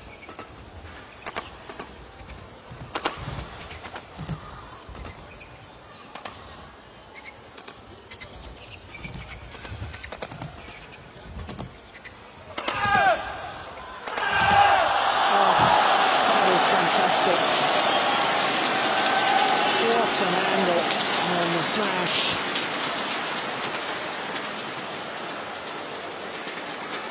I do hope he's okay.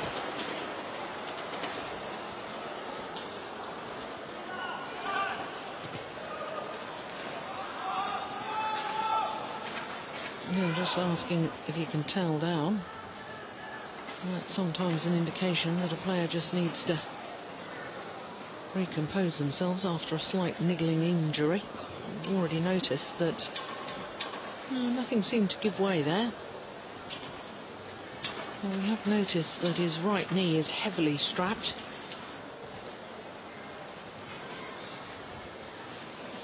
So all of a sudden, from 8-7, we now have a 10-point advantage.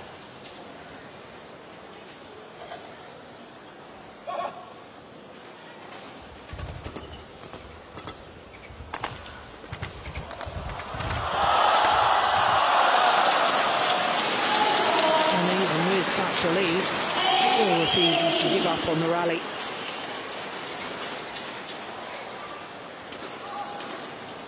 One dive, then another.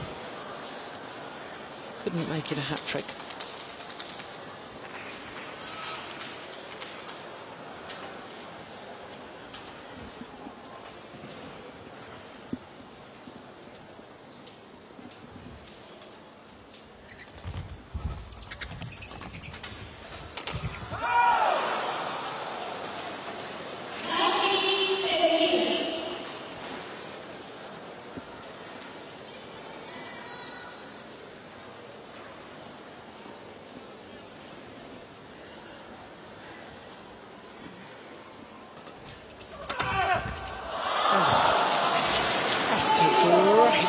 finish off a good flick serve.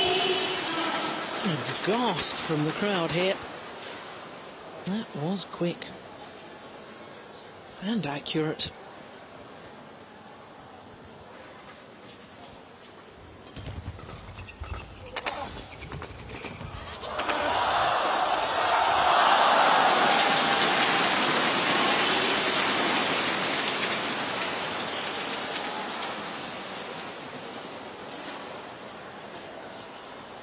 Two points away from the title now.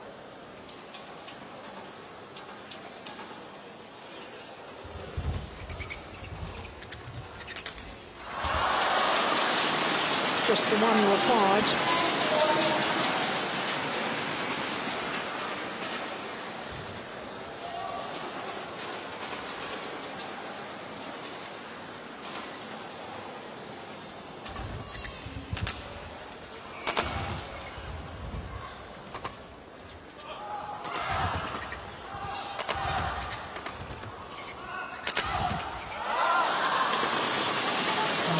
To wait a little longer.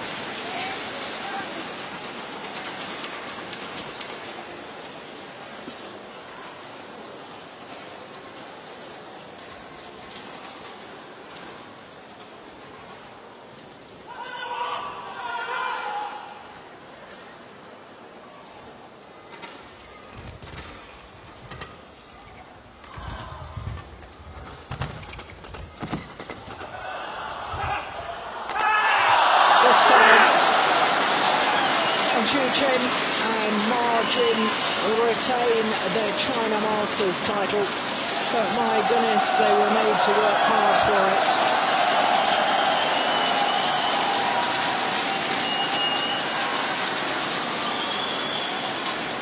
The youngsters, the unseeded combination playing in their first ever Super Series tournament, Chu Sihan and Tang Jinhua, having taken the opening game 21-14. And it was awfully close in the early stages of the second, 6-5, and then from that stage, the Olympic silver medalists surged forward, taking the second 21-11 and the decider 21-10.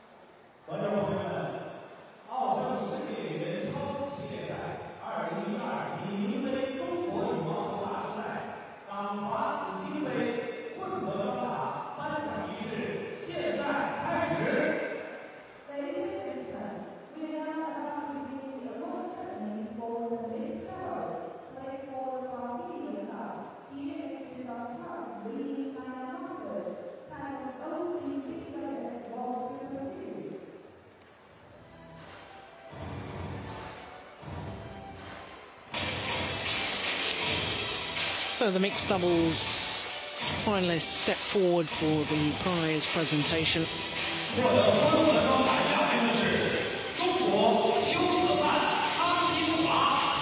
So first of all, the beaten finalists, Xu Sihan and Tang Jinhua.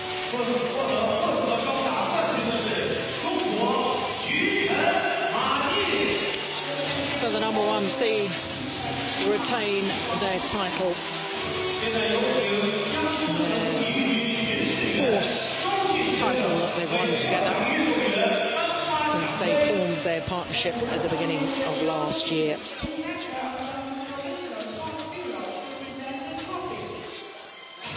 So Mr. Changzhou presenting the trophies.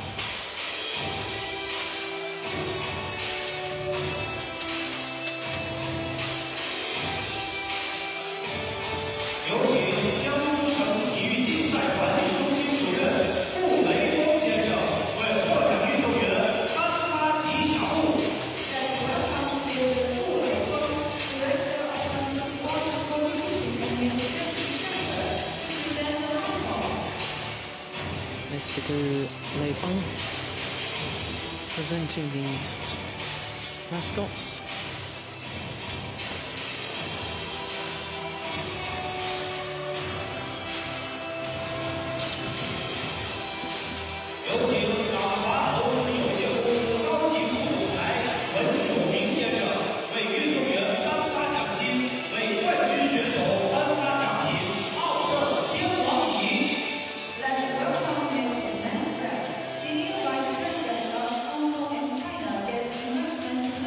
Also the prize money, a share of the $400,000 US on offer here at the China Masters.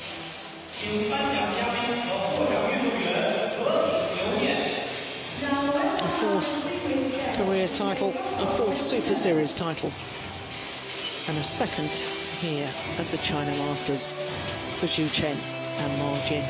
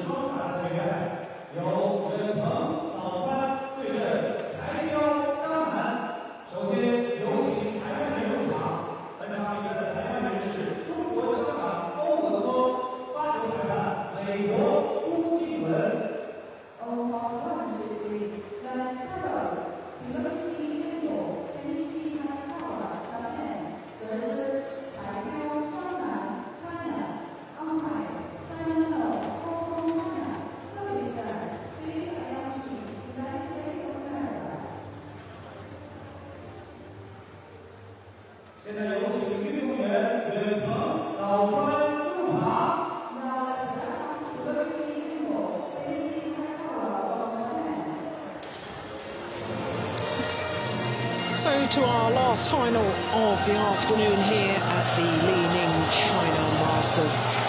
We've had 4 finals so far, and it's been the #1 seeds in each of the previous finals who have taken the title. Will it be the same here in the men's doubles? Because here are the #1 seeds from Japan, Hiroyuki Endo and Kenichi Iwakawa. But there'll be a mighty roar for their opponents. Back together playing men's doubles. Changzhou, the Olympic mixed doubles champion, and Chai Biao.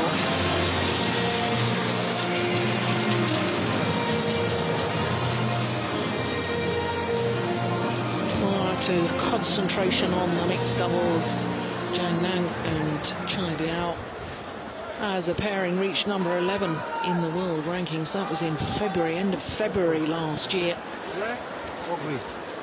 Their opponents from Japan are currently the number 10 ranked pair in the world. Enjoying their highest spell on the world ranking. Iwakawa and Endo.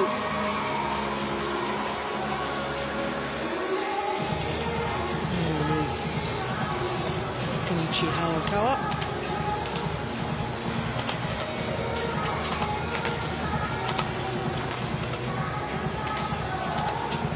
Chai Biao, nearest to us, the 21-year-old from Fujian province. #1 seeds, Hiroyuki Endo and Kenichi Iwakawa. Up against the unseeded pair. Chai Biao, there he is, and Zhang Nan. Unseeded because they haven't played together for about 18 months. Chai Biao, of course, former World Junior champion in the mixed doubles discipline. Beat this man in those World Junior Championship finals. Well, what this man has gone on to achieve, he's current world and Olympic champion with Zhang Yunlei in the mixed doubles discipline. But having watched them early on this week here in Changzhou, what a delight to see them back playing men's doubles together. 25-year-old Hiroyuki Endo from Saitama, suburb of Tokyo. And his partner, a year older, at the age of 26. As I was saying, currently number 10 in the world, and that's the highest they've ever been. Enjoying their 10th week at number 10. Only played this tournament once previously, and the Japanese pair, that was last year. They lost in the round of last 16 and lost out to Muhammad Hassan and Bruno Sepano of Indonesia in 2 straight games. But they've had a good year so far, have the Japanese pair. This is their 3rd final of the year, having won the US Grand Prix and reached the final of the Asian Championships in Qingdao as well. One of you were with us yesterday for semi-finals. You would have seen a thrilling match in the men's doubles featuring Zhang Nan and Chai Biao against the number 2 seeds there, teammates Hong Wei and Shen Ye. They took 1-13. They were 11-18 down in the 2nd game before battling their way back to take it in 2 straight games, 23-21. Really was a remarkable comeback. For the Japanese pair, they had to dispose of the number 4 seeds, Boda Nisara and Manipong Jongjik of Thailand in their semi-final. And that went the full distance. That they won 21-11 in the deciding game.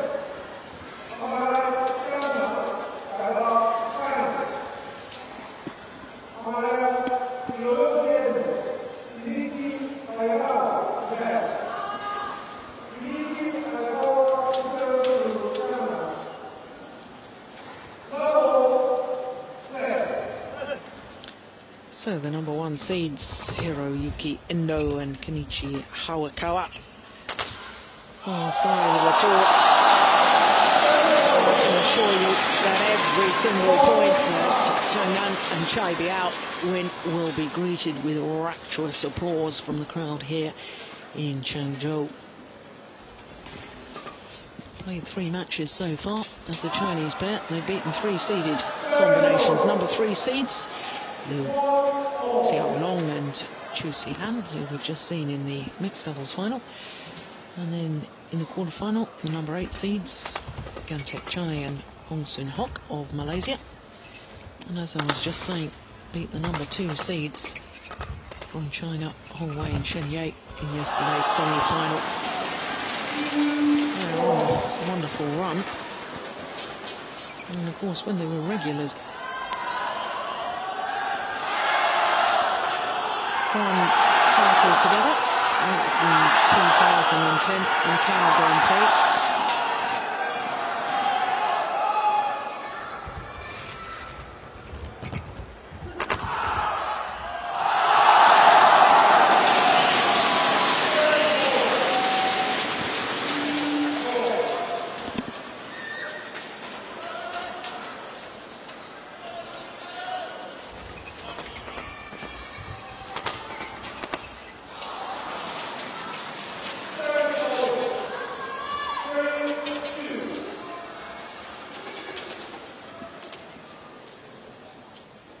Nicely put away.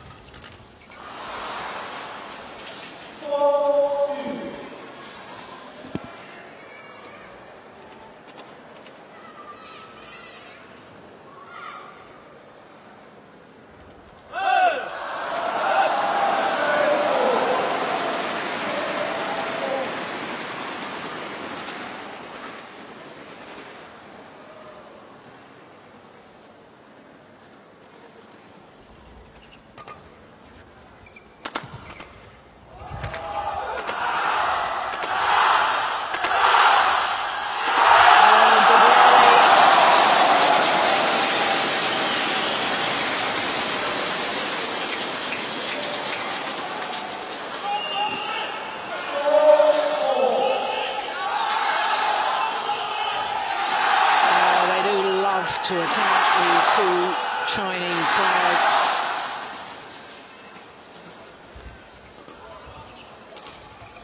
Oh, that's clever. Good disguise, good change of pace.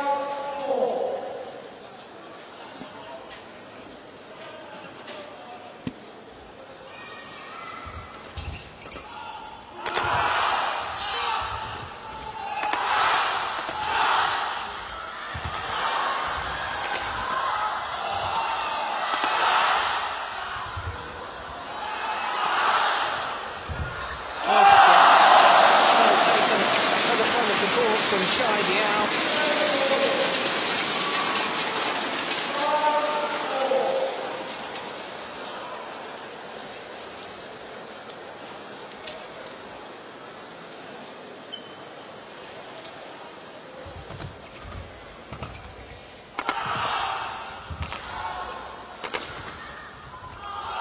Oh, good judgment. Well, I think it probably was a lot closer than he anticipated it would be. Seemed awfully confident that was going to go wide, and it was only wide by a whisker.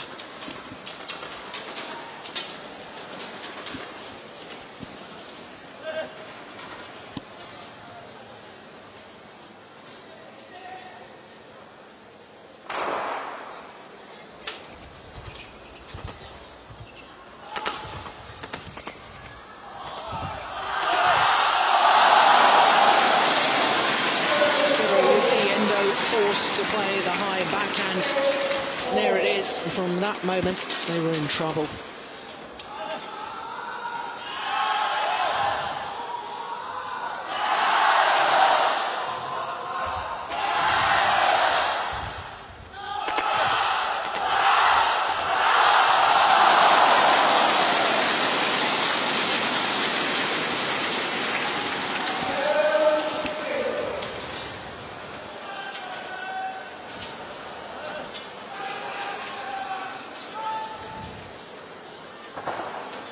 And of course, this Chinese pair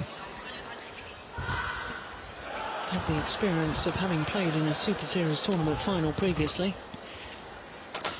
2 years ago in the China Open. Whereas their opponents, this is their first experience.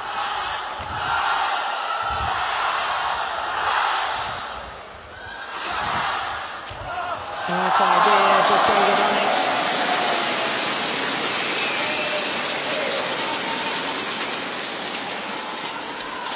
Won titles previously in the Japanese combination, but they've all been Grand Prix Gold events.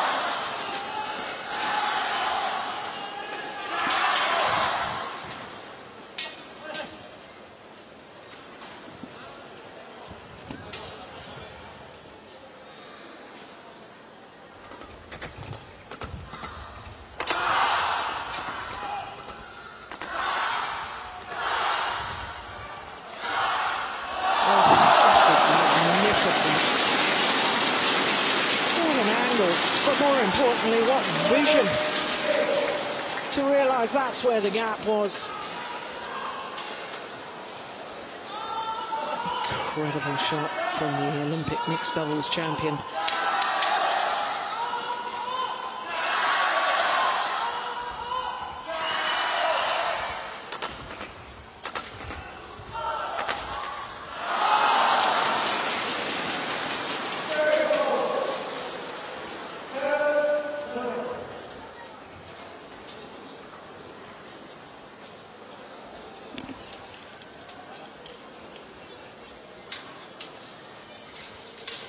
On the umpire, Simon Fong from Hong Kong, just asking Chinese pair just to calm things a little. Feels they're a little exuberant.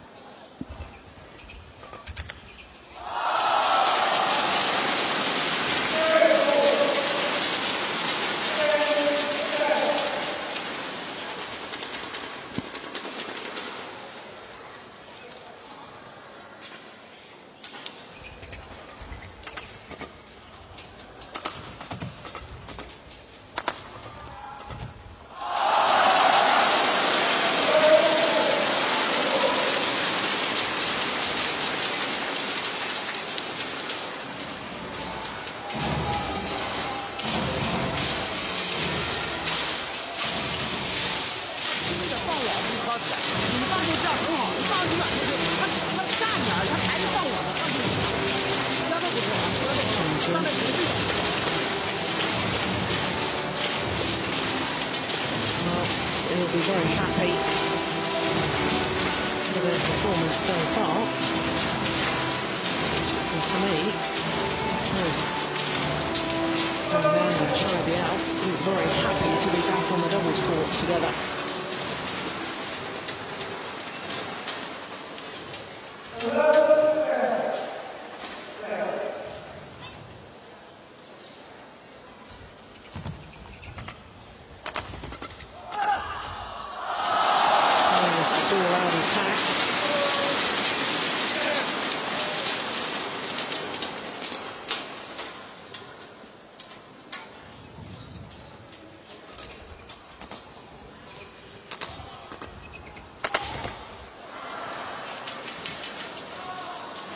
Yeah.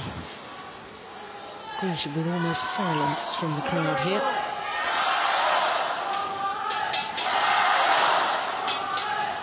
That was a good little spell by the Chinese pair. Prior to that last rally, they just won 7 of the last 8 points.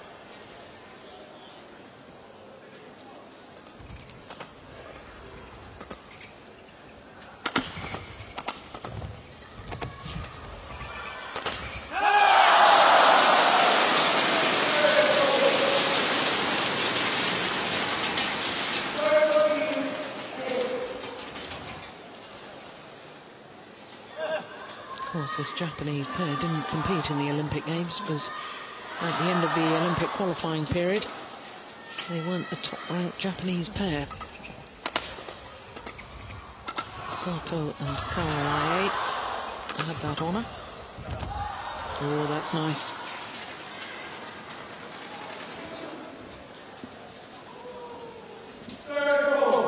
Once again, silence from the fans here.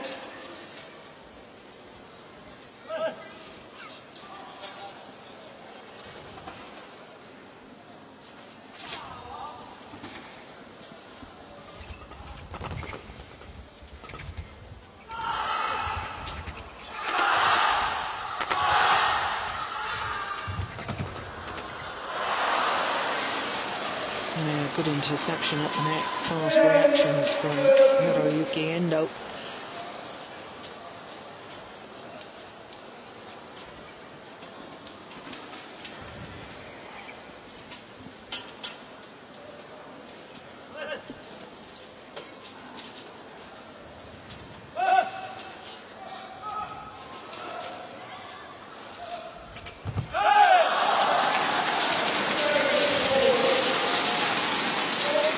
Serves just simply too tight to the net.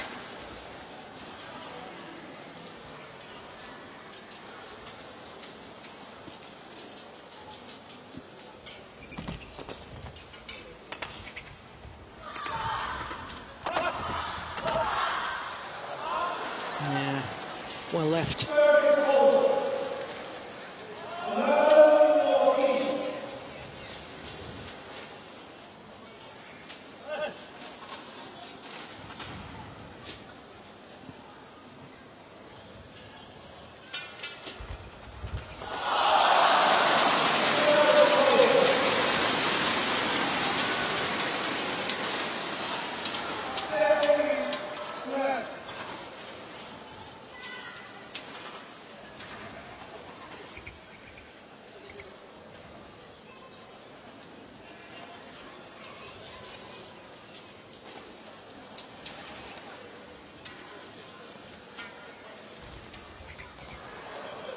Apologises for his good fortune. Turn of serve here at the top of the tape and just going over. And really created his own luck there and taking the shuttle so early.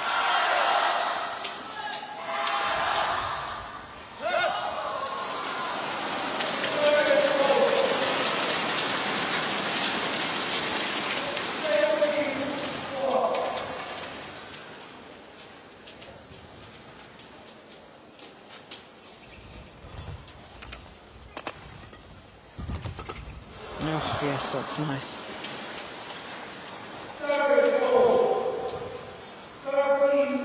Good variation on pace and great reading of the game from the Japanese pair.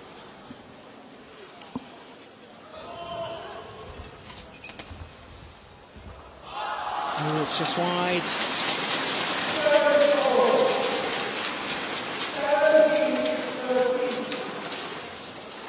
A little too casual.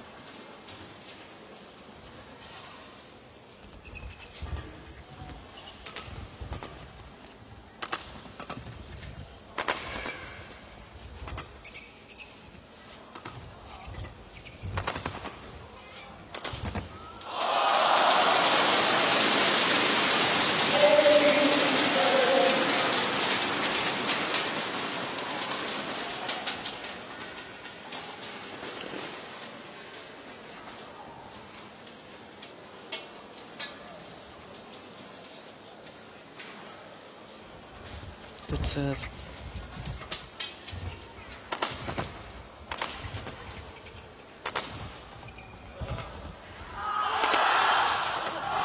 Oh, that's a missed opportunity from Chai Biao.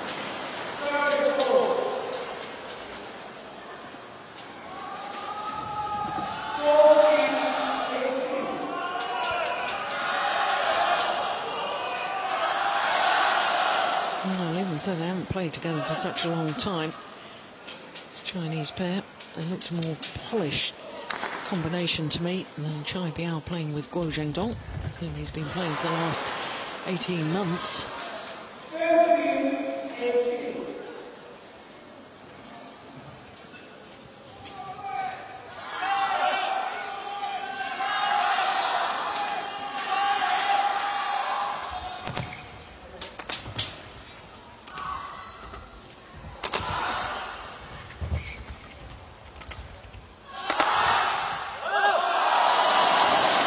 Good aggression.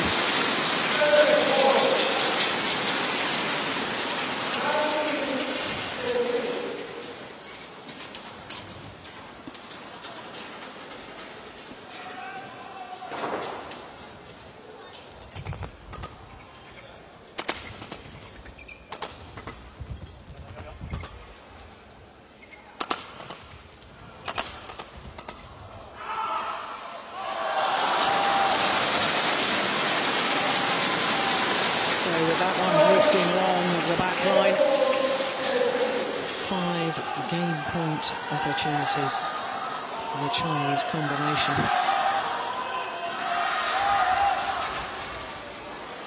Oh, that's well saved.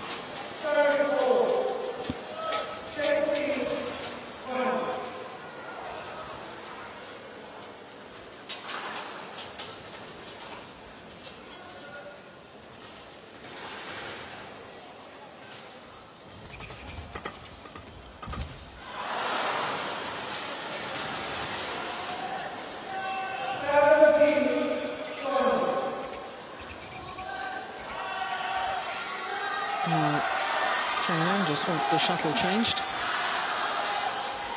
Tactical play as much as anything, I suspect.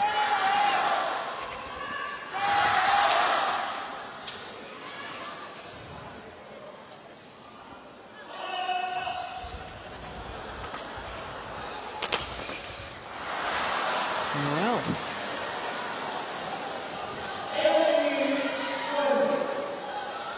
3 game points have come and gone, but another 2 remain.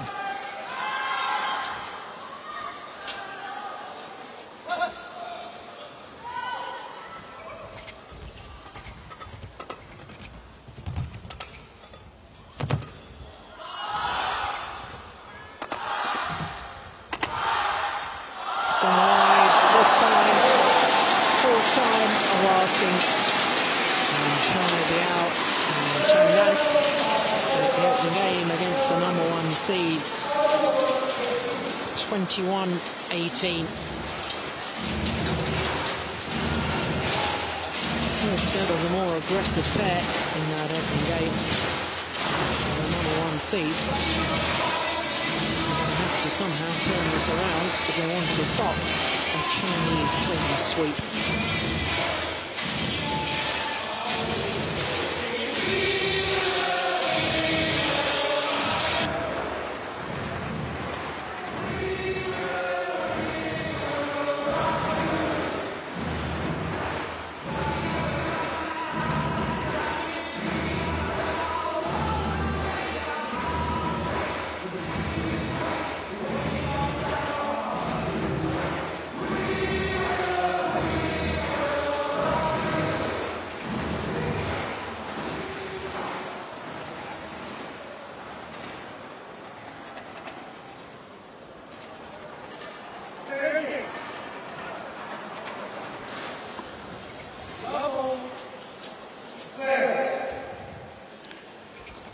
So 1 game to the good. Chinese pair. All 4 previous finals have been won by the #1 seeds. Japanese pair here. #1 seeds in the men's doubles. And if they want to keep that statistic going, they really have got to start looking a little sharper. There's too many casual errors, in my opinion.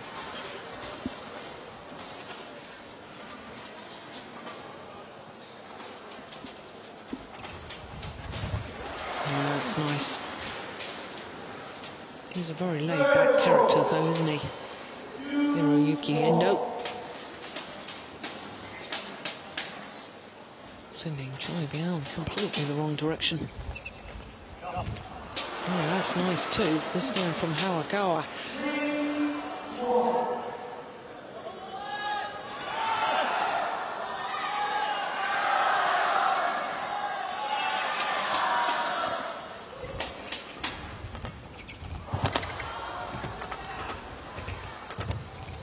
That's so good. Well, that's why he's a world and Olympic champion. The intersection, immediately moves forward, and look at the way he dispatches that backhand kill.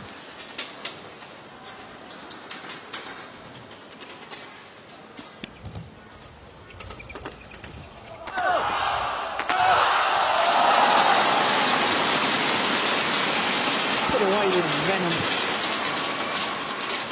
So much so, it broke his racket.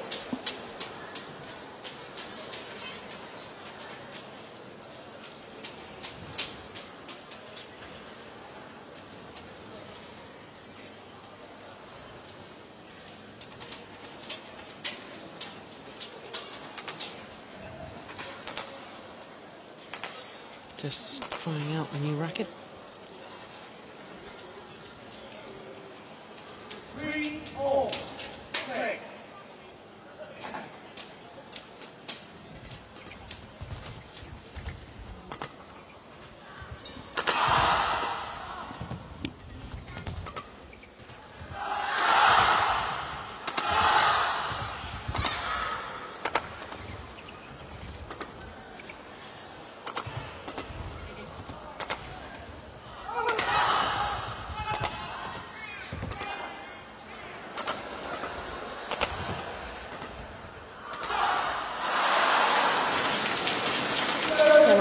Semi-final yesterday, this Chinese pair went a little bit negative in the second game against the number 2 seeds, Hong Wei and Changzhou. And that's why they've found themselves at 11-18 down. Well, they recovered in time, which was quite remarkable. Recovered to win in 2 straight games.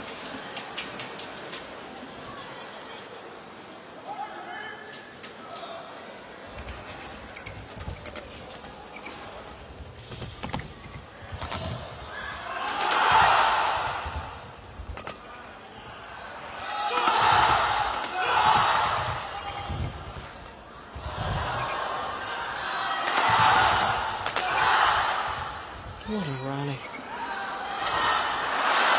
Yeah, ran out of impatience in the end. Chai out.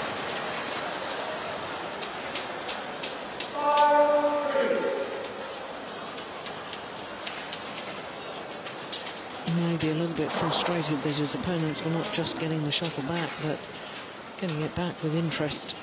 Wonderful defensive play from the number 1 seeds.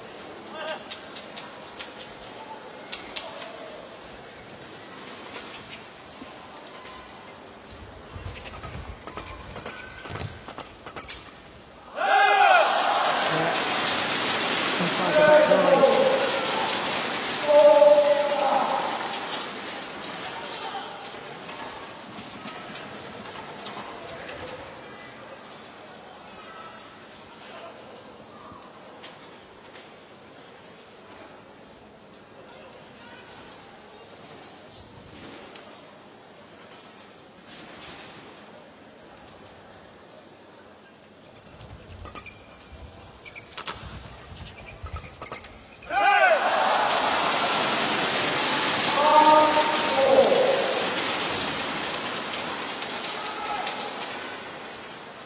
Luck favouring Chai Biao.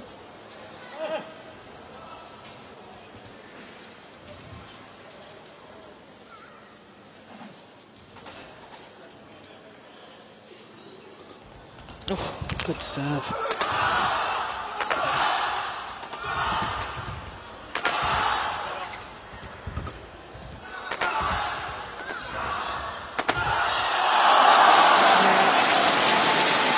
Wonderful as the Japanese pair are on their defensive play.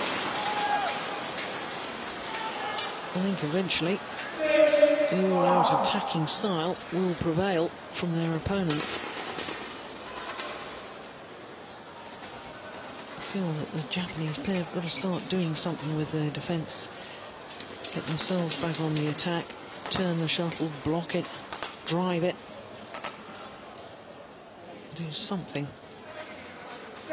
It's just defending, just lifting. What we saw in that last rally is simply not enough.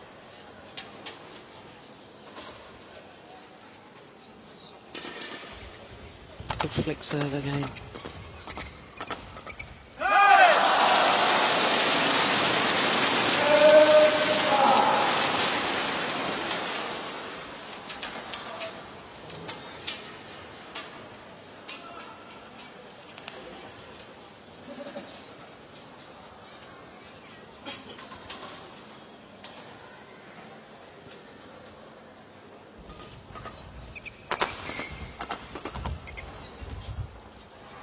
Oh, it's landed in.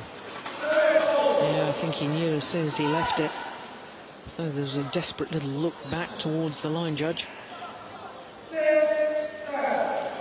Yeah, he knew it. Was good.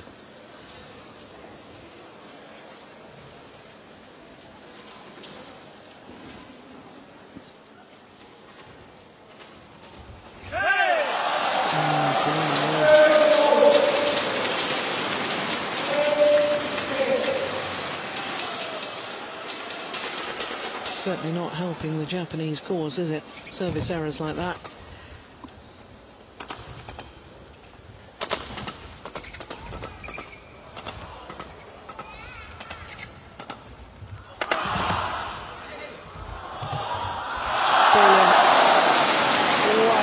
Wonderful change of pace, and then kill from Jiangnan. Look at his positioning. Plays the delicate little block. And look at the way he takes that off the top of the tape. Magnificent.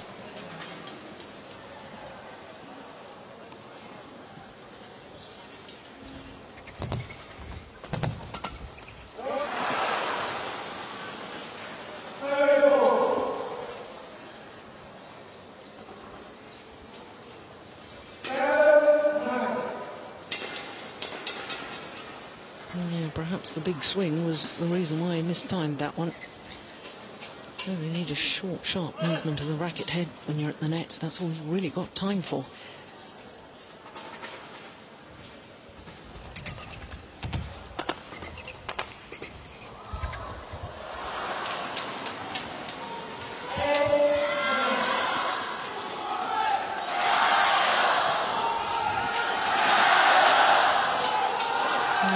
Totally different pair when they do get themselves on the attack, don't they? The #1 seeds, Endo and Kawa.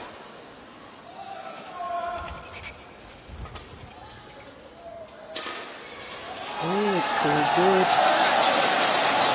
Shinichi Harakawa. Oh, yes, it did clip the outside edge of the line. That's a great call by the line judge.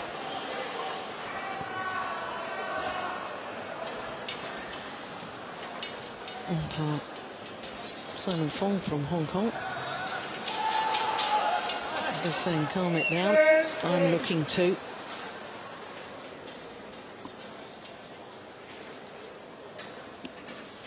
Good serve.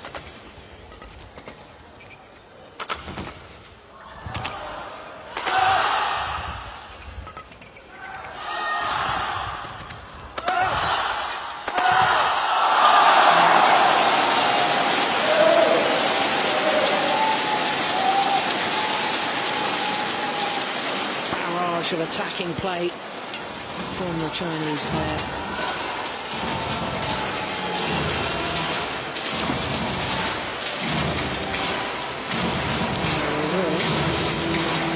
Three-point advantage of the big game interval here in the second game, having taken the first.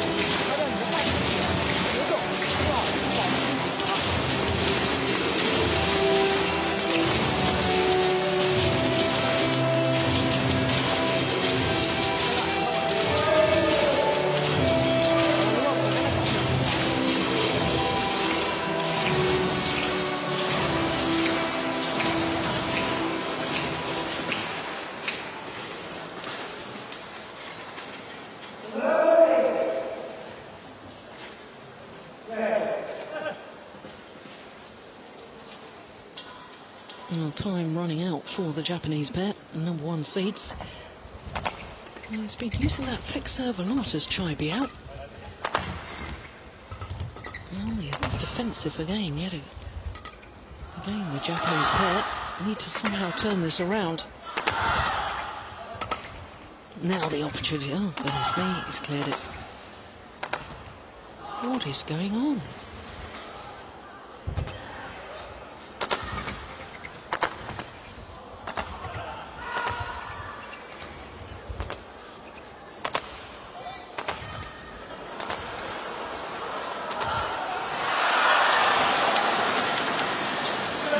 Sensing perhaps that Chai Biao for that heavily strapped elbow.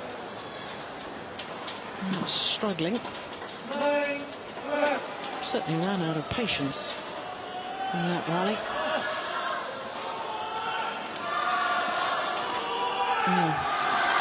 Not sure I've witnessed a rally like that in men's doubles for many a year. How many clears was that?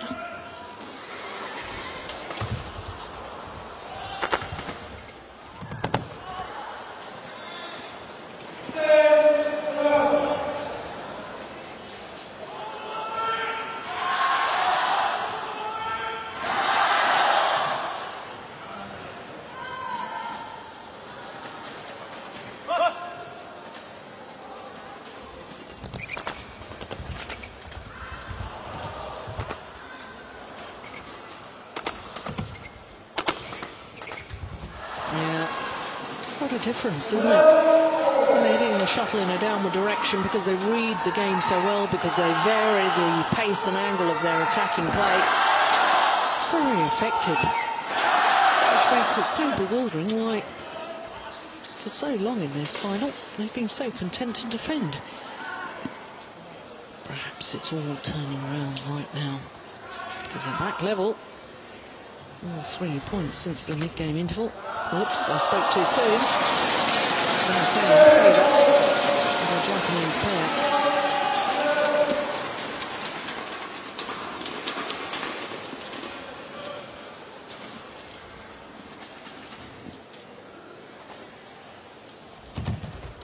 Oh, my goodness. I completely mistimed another one.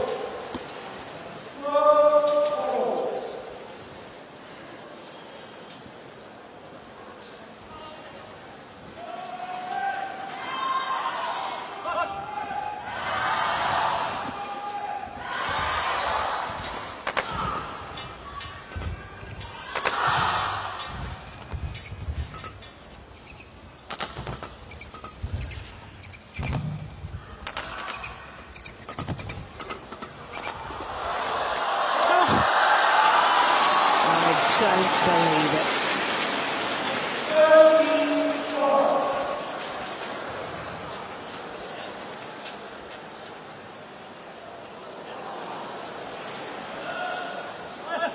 I don't think the crowd had realised that shuttle had bounced first.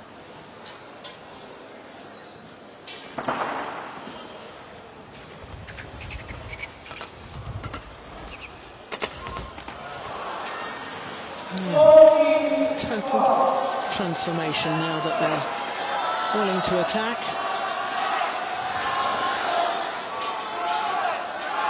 There's the angle, the variation in attacking play that I was talking about earlier. Really is very, very effective.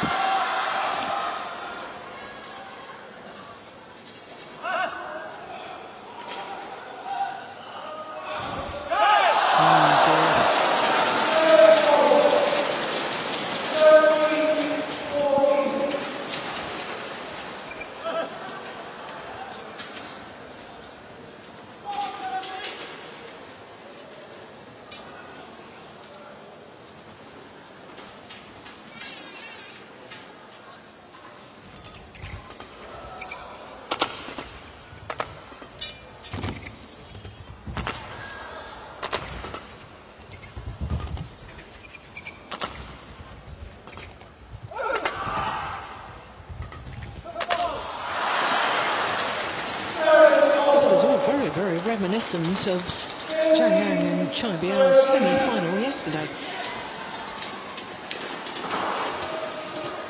And they won the opening game pretty convincingly. Up in the second game, before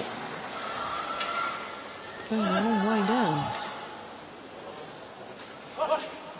Not a long way down yet, but they are down now in this second game. But like yesterday, just gone off the boil. Mind you, that said, Kenichi Harakawa's serve has gone off the boil.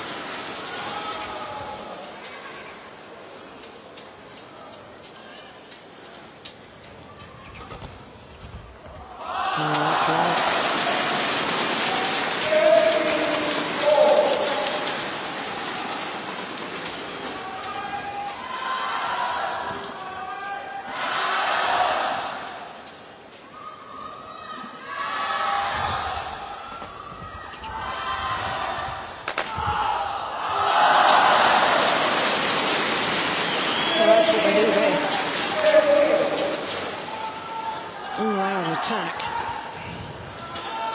Shuttle deflected by hitting the top of the tape there, making it difficult for Endo to time his defensive shot.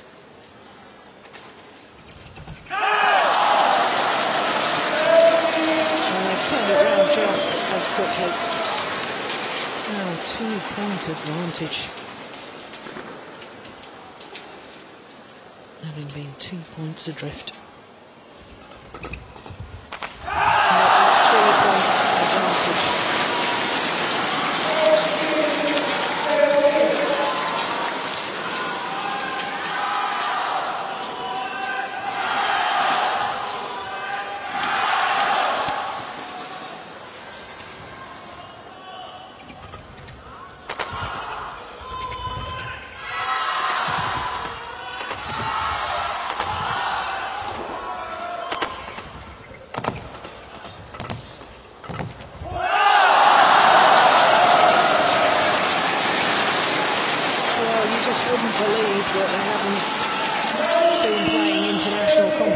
weather for the last 18 months.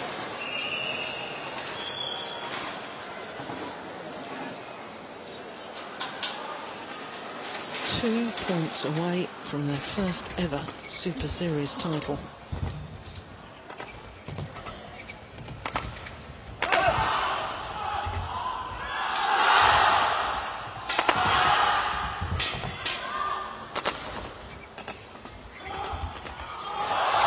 Oh, it's just wide. Oh, he looked a little bit casual on that.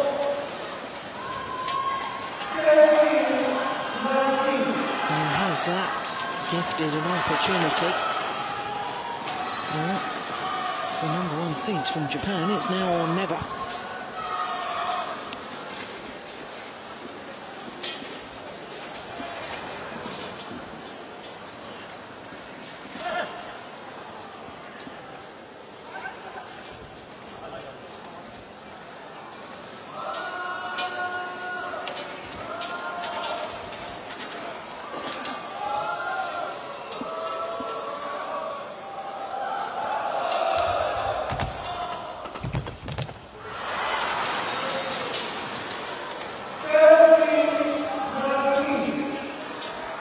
Good flick serve to start the rally.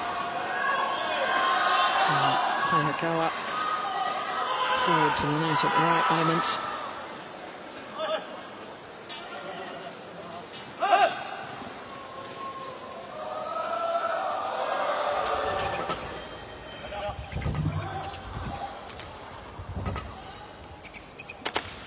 He's missed it.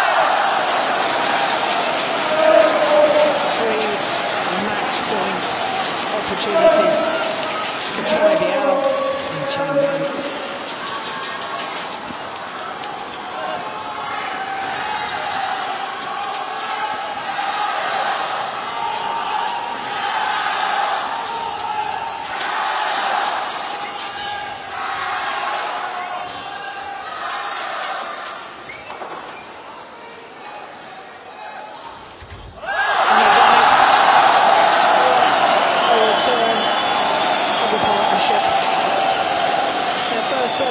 Super Series title. Quite remarkable. Chai and Zhang Nan. Victory over the #1 seeds, Endo and Hayakawa of Japan. Well, just about hear the umpire's voice over the crowd there, confirming the score, 21-18, 21-17. Victory means that it is a clean sweep for China here at the 2012 Li-Ning China Masters.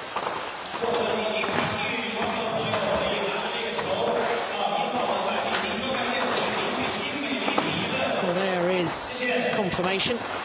All 5 titles going to China. Last year they won 4 titles, missed out on the men's doubles a year ago.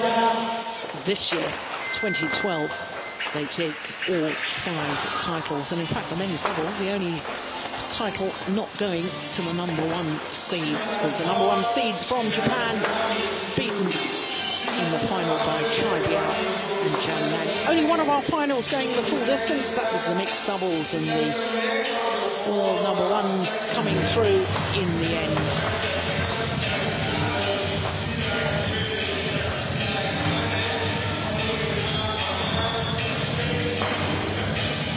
Well, of course, we've got the prize presentation for the men's doubles coming up. Here's the arena. Just prepares itself. And the dignitaries make their way down from the VIP seats to make the presentation.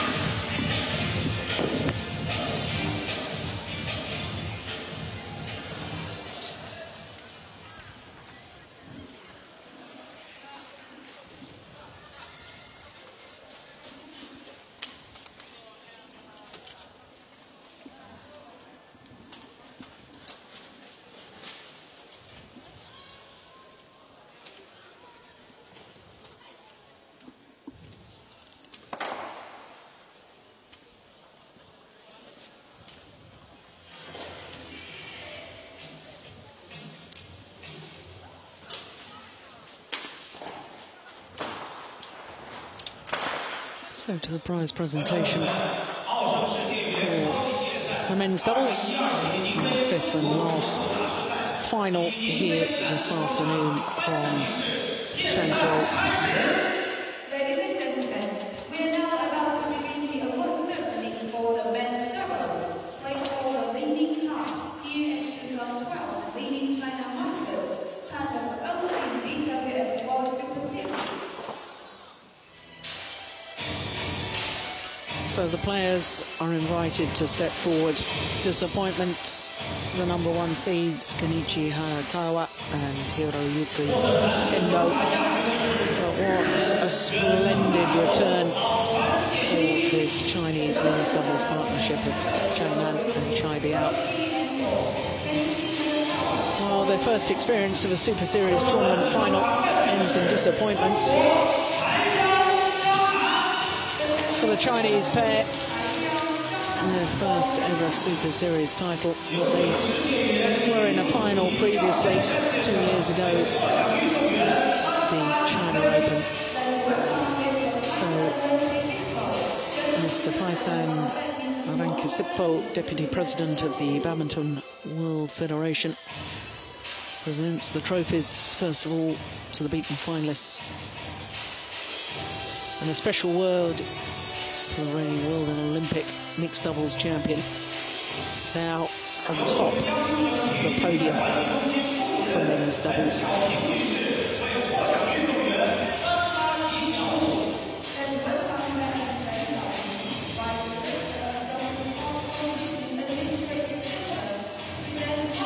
Now mascots presented by Mrs. Chen Xiaoping, Vice Director of Jiangsu Sports Competition Administrative Centre.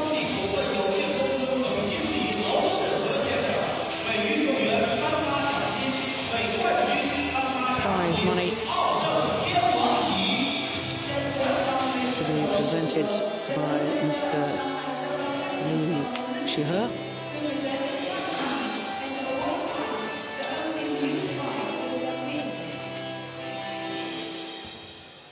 And of course, mementos from our title sponsors, OSIM, sponsor the entire Super Series, 12 tournaments a year, plus the Super Series finals. And of course, this has been the first Super Series since the London Olympic Games.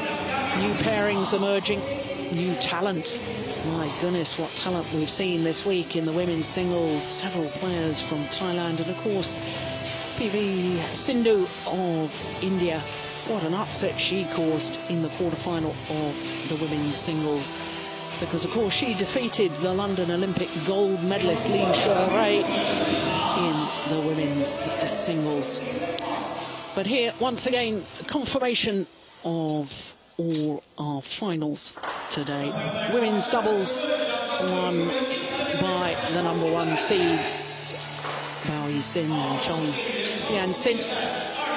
Chen Long retaining the title that he won last year in his third consecutive final here at the China Masters. And for Wang Yihan, the world champion and world number one, disappointment for her in London. She's made amends here by winning the women's singles. And Zhu Chen and Ma Jin, they too, like Chen Long, have retained their title here at the China Masters. And what a wonderful return to the men's doubles from Jiang Nan, playing back again with Chai Biao. So it has been a wonderful week here in Changzhou. Of course, the tour moves on.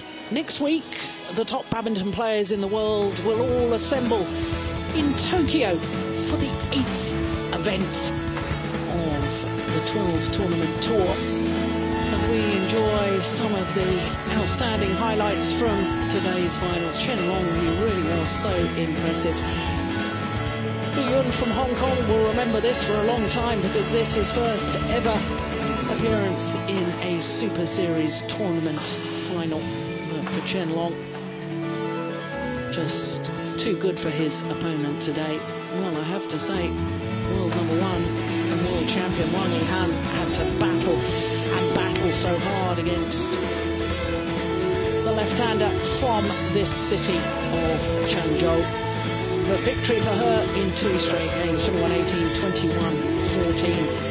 And then the mixed doubles, of course, the Olympic silver medalist Zhu Shen and Ma Jin, well, had to battle back from losing the opening game, 21-11, 21-10, the second and third games. And then, of course, men's doubles, will Chai Biao and Zhang Nan, a very, very welcome return for them in men's doubles.